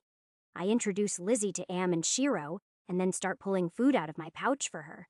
While she is eating, I explain where we are going, and why, as well as what I think is going on. However, she doesn't really care about the reasons. She just wants to travel and see new places. I try to warn her that people probably aren't going to react well to her, but she doesn't care. She is fairly used to that and is just happy to be doing something different. Chapter 1466. When everyone is done eating and ready to get moving, I shapeshift into my Beastman form and mount up. If I didn't know better, I would say that Lizzie starts purring as soon as I am in the saddle. As the convoy gets moving, she paces along beside the carriage and doesn't even complain about how slow they are.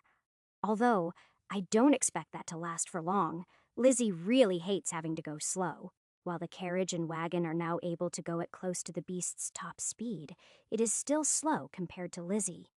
Then again, she has been working alone for a while now. She might just be happy to be around people again. She has never been what I would call all that social, but maybe she has been a little lonely. I can't say that I blame her if that is the case, and it might explain why she was in human form. I wonder if she was just playing around, or if she was actually interacting with humans. However, I don't ask. If she wants to talk to me about it, she will, but I am not going to pry. She easily trots along next to the carriage, and after a bit, she starts chatting with Shiro. When they start talking about dresses, I completely tune them out and think about other things. Before long, we reach the Empire's border, but we are able to cross it without much fuss. Not like I really expected the border guards to give an emperor trouble, especially when he is expected. The crossing brings me out of my thoughts enough to notice that the terrain has changed. We have entered a much drier area, and it makes me remember that the desert should be close. I check with AMN, but he tells me that we are going to pass to the south of the desert. In fact, it seems that our trip would have been longer before I figured out how to make the desert shrink. Still, we are going to be passing fairly close to it, and I am a little tempted to go play. However, the beasts of the desert are unusual and can't be used for the experiments that I want to do. It would be better if I found some normal beasts to hunt and experiment on. Hey, Lizzie. Lizzie says, huh? What? If you smell any beasts, let me know. I have some experiments that I want to do. Lizzie says, well, all right. As long as you aren't experimenting on me, I guess it's okay. What kind of beasts? Normal beasts. The weaker the better, at least to start with. Shiro says, we are making better time than expected. Thanks to that, we should be camping close to a small forest that is normally teeming with beasts. All right. Perfect. Lizzie says. Do you want me to rush ahead and they can catch up? Number part of the mission for this trip is to keep Am and his daughter safe. We will stay with them and I will find some beasts once we make camp, Lizzie says. Oh, all right. I can stay with them if you want to run around for a bit and stretch your legs, Lizzie says. No, it's fine. I will stay with you. All right. You can do some hunting once we stop and set up camp. Again, Lizzie surprises me by not complaining and just going back to chatting with Shiro. Lizzie seems different, but I am not sure yet if it is temporary or permanent. Considering that this trip is going to take weeks, I will have plenty of time to figure it out. Once again, I quickly tune out the conversation between Lizzie and Shiro and start thinking about other things. Mainly, I am trying to think of things that I need to do that I can accomplish while traveling. There are a few things that I could craft, but, like an idiot, I only grabbed stone for platforms. All of my other materials are still in the workshop in the castle, which does me no good. If I want to do any crafting, I either need to make a trip back or I need to gather new materials. However, for the kinds of things that I want to craft, they are going to need to be decent materials. Those from low-level beasts are not going to work, and that is what I plan to hunt. At least for the first few experiments, which I hope to get out of the way tonight. Until then, there isn't much I can do, so I spend the time chatting with AMN while Lizzie chats with Shiro. Anne informs me that the first 2 stops are the other kingdoms that border the living desert. As such, I am going to be fairly popular with them once they find out who I am. After that, there are 2 move kingdoms along the southern coast that we have to collect. These 4 kingdoms are Am's allies, and once we gather them, we will head to the Magic Kingdom. The kingdoms don't worry me. It is just going to make the trip take longer to collect them. At the same time, that is going to give me time to conduct my experiments and maybe figure some things out. Luckily, time passes fairly quickly, and soon the soldiers are stopping and setting up camp. I wait until the camp is set up, put wards around it, and then head off towards the forest. Of course, Lizzie stays with me, although she does put her saddle away and just walks beside me. As I enter the small forest, I start looking for some beast to hunt, and it doesn't take long to spot one. It looks kind of like a deer, although its body is covered in thorns like those of a rose bush. As soon as I spot it, I jump across the distance to it and grab its head, which collapses in my hand. 1 Thornzel defeated. 50 XP gained. I was trying to capture it. But that works well enough, and I drop to my knees beside it. I quickly focus my vision on its life force and watch as it dissipates from the body. I pay attention to how it dissipates and also pay a lot of attention to the beast's core. The core only has a tiny amount of essence in it, but I get to watch the turn into life force and dissipate. That tells me that essence is actually distilled or condensed life force. My core. which looks perfect as far as I can tell, does not contain any essence. I compare the beast's core to my own, but I cannot find any differences in how it is constructed. I don't think that my lack of life force is due to any mistakes I made with my core. However, that lack of essence is probably the root cause of why my body doesn't produce life force, which means if I can just figure out how to have my own essence, it should fix everything. At least, that is the theory that I am currently putting my focus on as my best bet. I still need to do a number of experiments and try to improve my understanding of essence. Chapter 1467. I let Lizzie have the body and start looking around for another beast, which takes a few minutes. This time, I use Drain Touch on the beast and then watch to see what happens to the essence. Drain Touch takes all of the beast's life force, but it does not affect the essence in its core. That bleeds out and dissipates just the same as it did with the beast that I killed. That tells me two things. The core protects the essence, and my Drain Touch spell isn't as good as it could be. To improve the spell, I am going to need to study essence a bit more, so I continue hunting. 1 snail boar defeated, 250 XP gained. As soon as the thing hits the ground, I rip its core out and surround it with mana. Then I watch to see if the essence still dissipates, or if my mana can hold it in place. I watch for a few minutes, but the essence doesn't move, meaning that I can contain it. I let Lizzie have the body as I focus on the core and try to understand how the essence works. Unfortunately, the essence is just sitting there. It is not doing anything, probably because the core is dead. However, I don't think that I would be able to study the core of something living. Then again, I might be able to. I just need to stun or paralyze it long enough to cut it open and take a look. If I am careful, it might live for a few minutes and let me study a living core. That will be my next step, but first I want to see if I can extract the essence. I play around with the core for a few minutes, trying to figure out how to extract the essence. However, I don't have any luck, and after playing with it for a bit, I accidentally break the core. As soon as the core breaks, the essence comes gushing out and is captured by my mana. Now that the essence is out of the core, I can finally get a good look at it, but it is tiny. If I use the mana to press it flat, it is about the size of an adult human's thumbnail.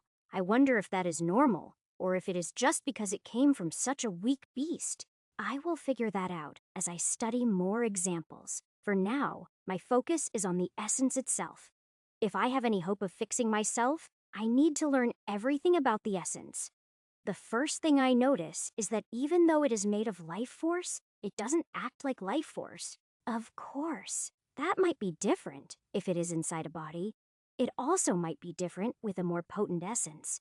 There are a lot of things that I need to learn, and I can only do that by studying and experimenting. Just the thought of all the experiments that I need to try has me really excited. Lizzie finishes eating the beast and then just watches me as I play with the essence. Even after playing around with the essence for a few minutes, none of it has dissipated. That means that as long as I keep it contained, I can store it at least for a while. I let it float in an orb of mana just above my shoulder and go looking for another snail boar. I want the same type of beast to make sure that the essence is the same.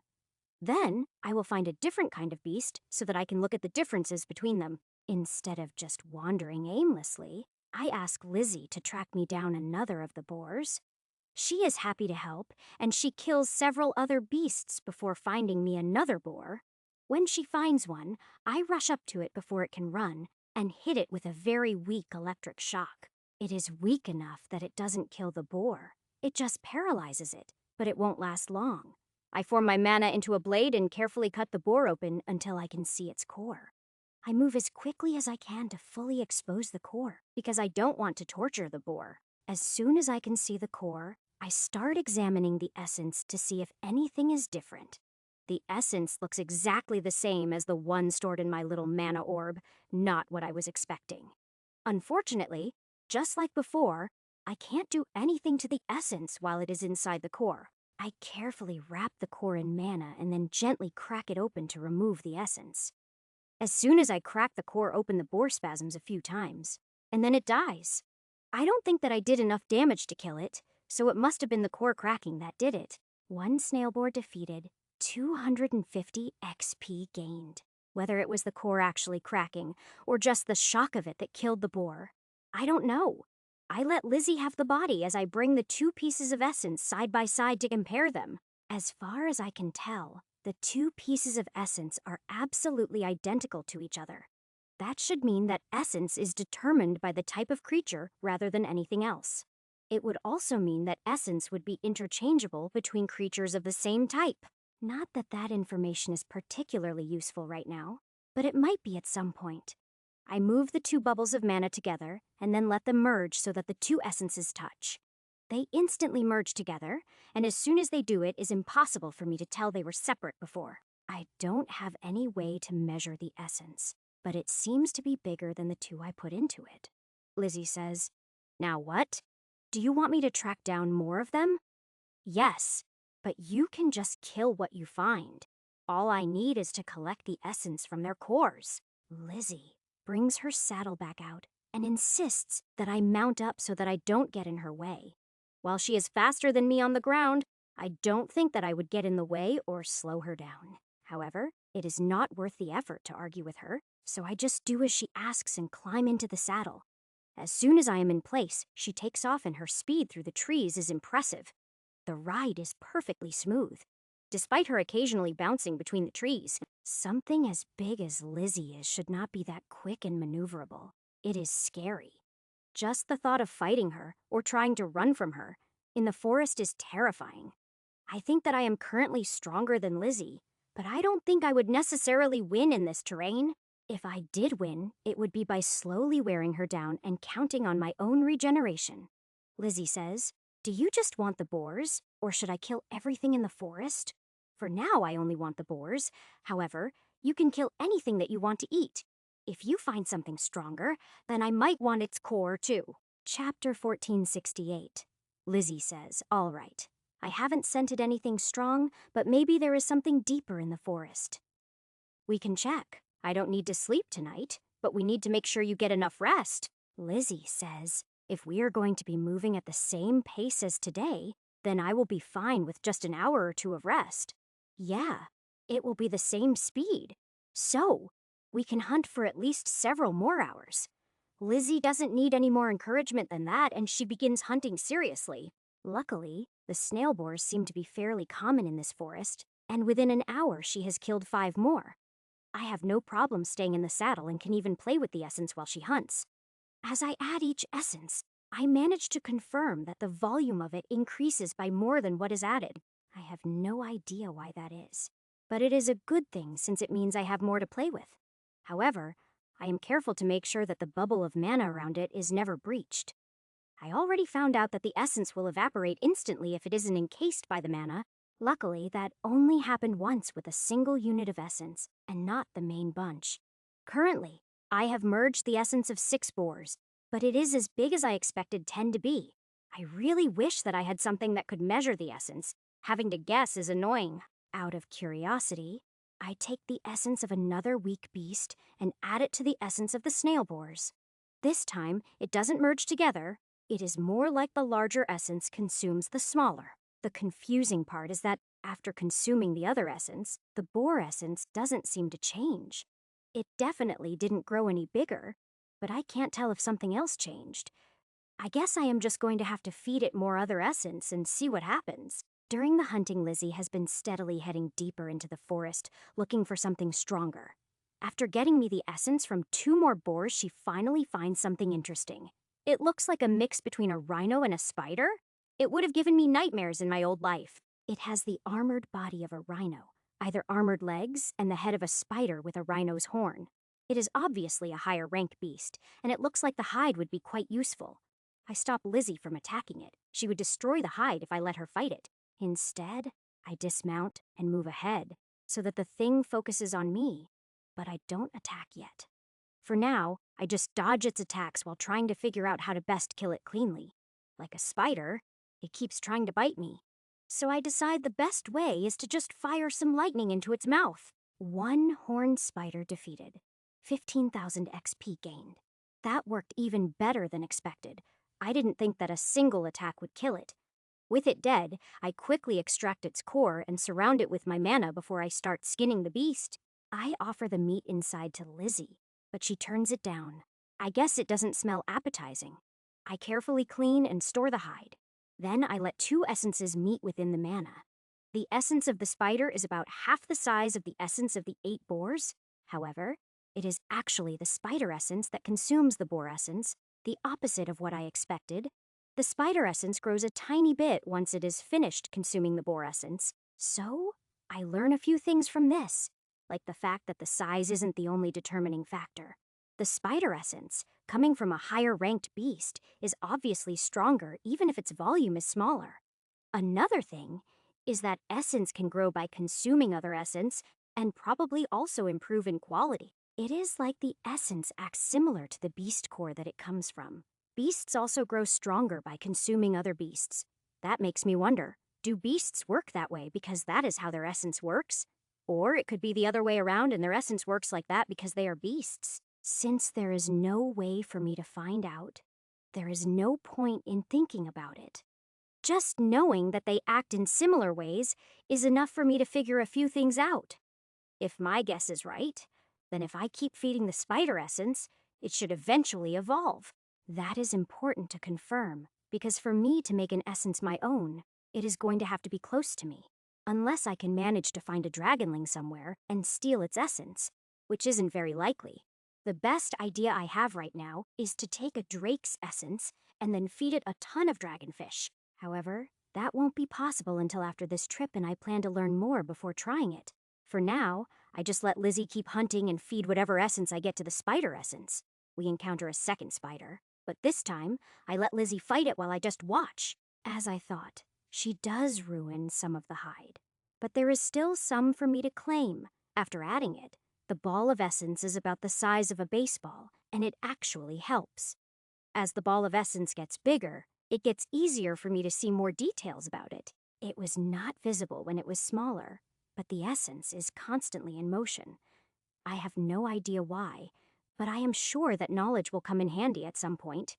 All in all, I have learned a lot from just one night's hunting, and I still have plenty of time. With that in mind, I tell Lizzie to start heading back to camp so that she can get some sleep. Of course, I also tell her that is fine if she wants to keep hunting on the way back. Although, with as many beasts as we have already hunted, she really shouldn't be hungry. Of course, I am not stupid enough to say that out loud. Even if she is a lizard, she is still a woman. I know better than to ever make a comment to a woman about how much they are eating. That statement is doubly true when said woman can actually eat me, so I keep my mouth shut. Lizzie only kills 2 more beasts on the way back to camp. They are probably the best tasting. I feed their essence to the spider essence and spend the rest of the trip back studying it. Once we are at the camp, I get Lizzie settled in and then talk to Am's servants. Luckily, when I ask for glass, they have several empty wine bottles that they were planning to throw out. I melt them down and then reform the glass into a big lidded jar and then enchant it. Chapter 1469. Once it is enchanted, I put the essence into it and release my mana, letting the enchantment take over. I made it out of glass so that I wouldn't have to open it to continue studying the essence. I am glad to see that the enchantment works the same way and that none of the essence dissipates. After making sure that the jar works properly, I try putting it into my pouch to see if it works. It does, which means that even though it is made of life force, it doesn't actually count as a living thing. That actually makes sense since it is only a single component of a living beast. It also means that I am not going to have any problem storing essence. I will just need more jars. However, since all that I need is some glass, I will just pick some up in the next city we visit. That will allow me to store a bunch of different essences and study them. I am hoping that if I get a bunch of different essences and increase their sizes that I will be able to learn more. If I can figure out what makes them different from each other, that will help me make what I need. It will also help me to separate out what I want to use to enhance my wives. I put the essence away, sit down near Lizzie, open up a soulscape, and invite everyone. Miria is still unreachable, but the rest of my wives and all of my kids show up quickly. Since nothing has really happened yet, I don't bother giving anyone an update. I move straight to having everyone practice their attacks and defenses while I watch. They have the basics down fairly well by this point, so I start encouraging them to be imaginative. I give them all some examples of more advanced attacks and defenses, so that they know what is possible. After a bit, I set up my own defenses and then have everyone practice their attacks against me. I keep them at it for a while and then end it when I notice some of them getting tired. However, I don't end the soulscape. Instead, I spend some time playing with my kids. I don't want all of the time I spend with them to be practice. I don't want to be that type of parent. I keep playing with them until they are showing signs of exhaustion, and then send them out. After that, I spend some time with my wives. But after they leave, I invite Mulan back. Mulan says, "Father, did you need something?" "Yes.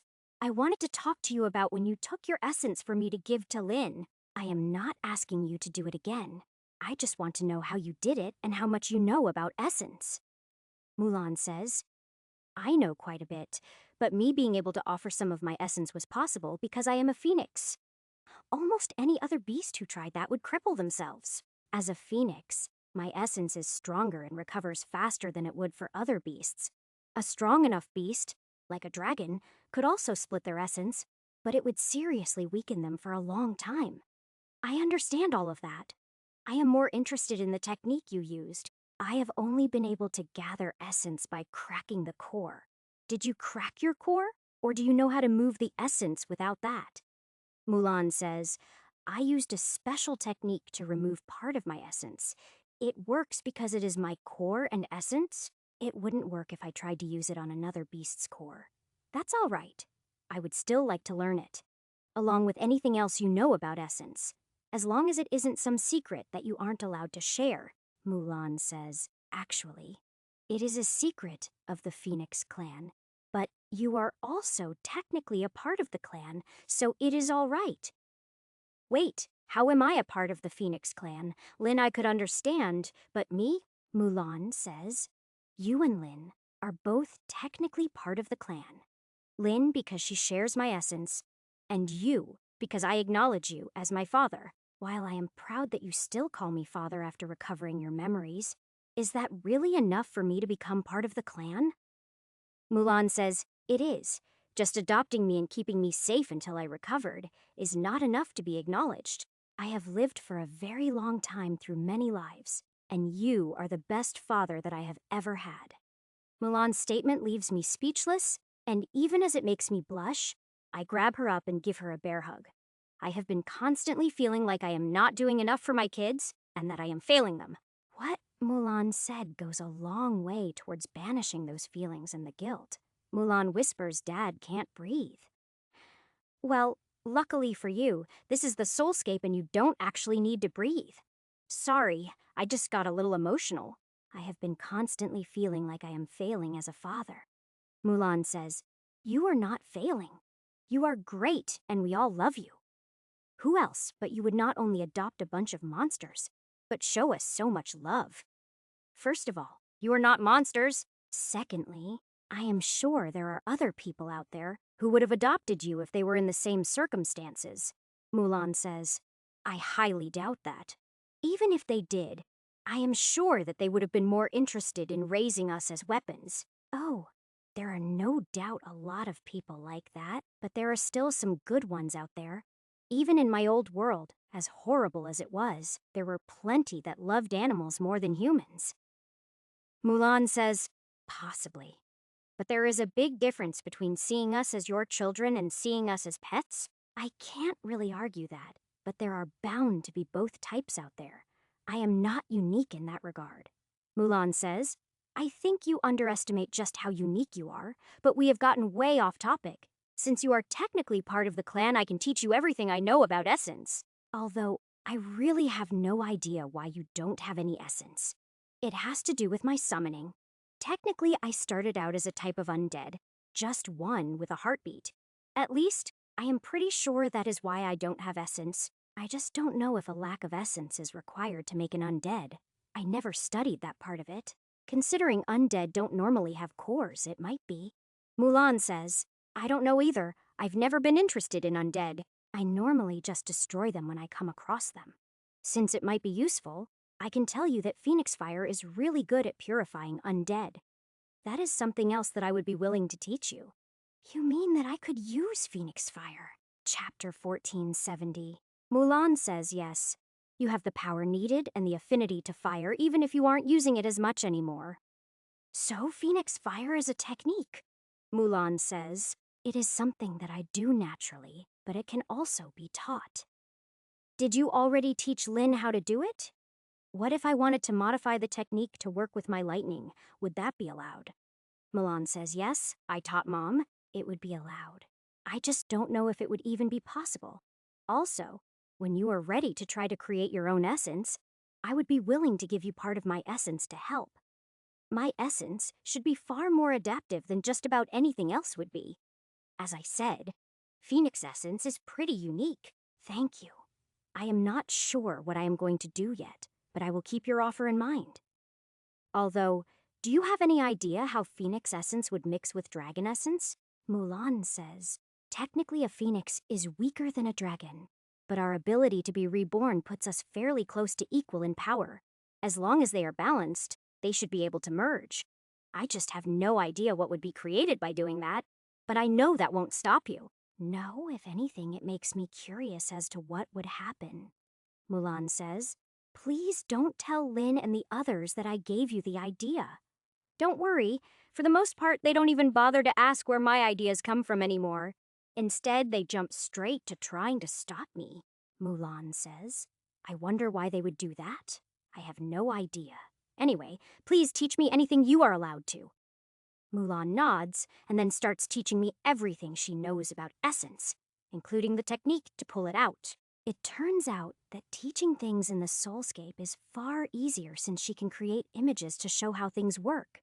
She confirms several of my guesses about essence, but she also proves several of them to be wrong. Not that I mind.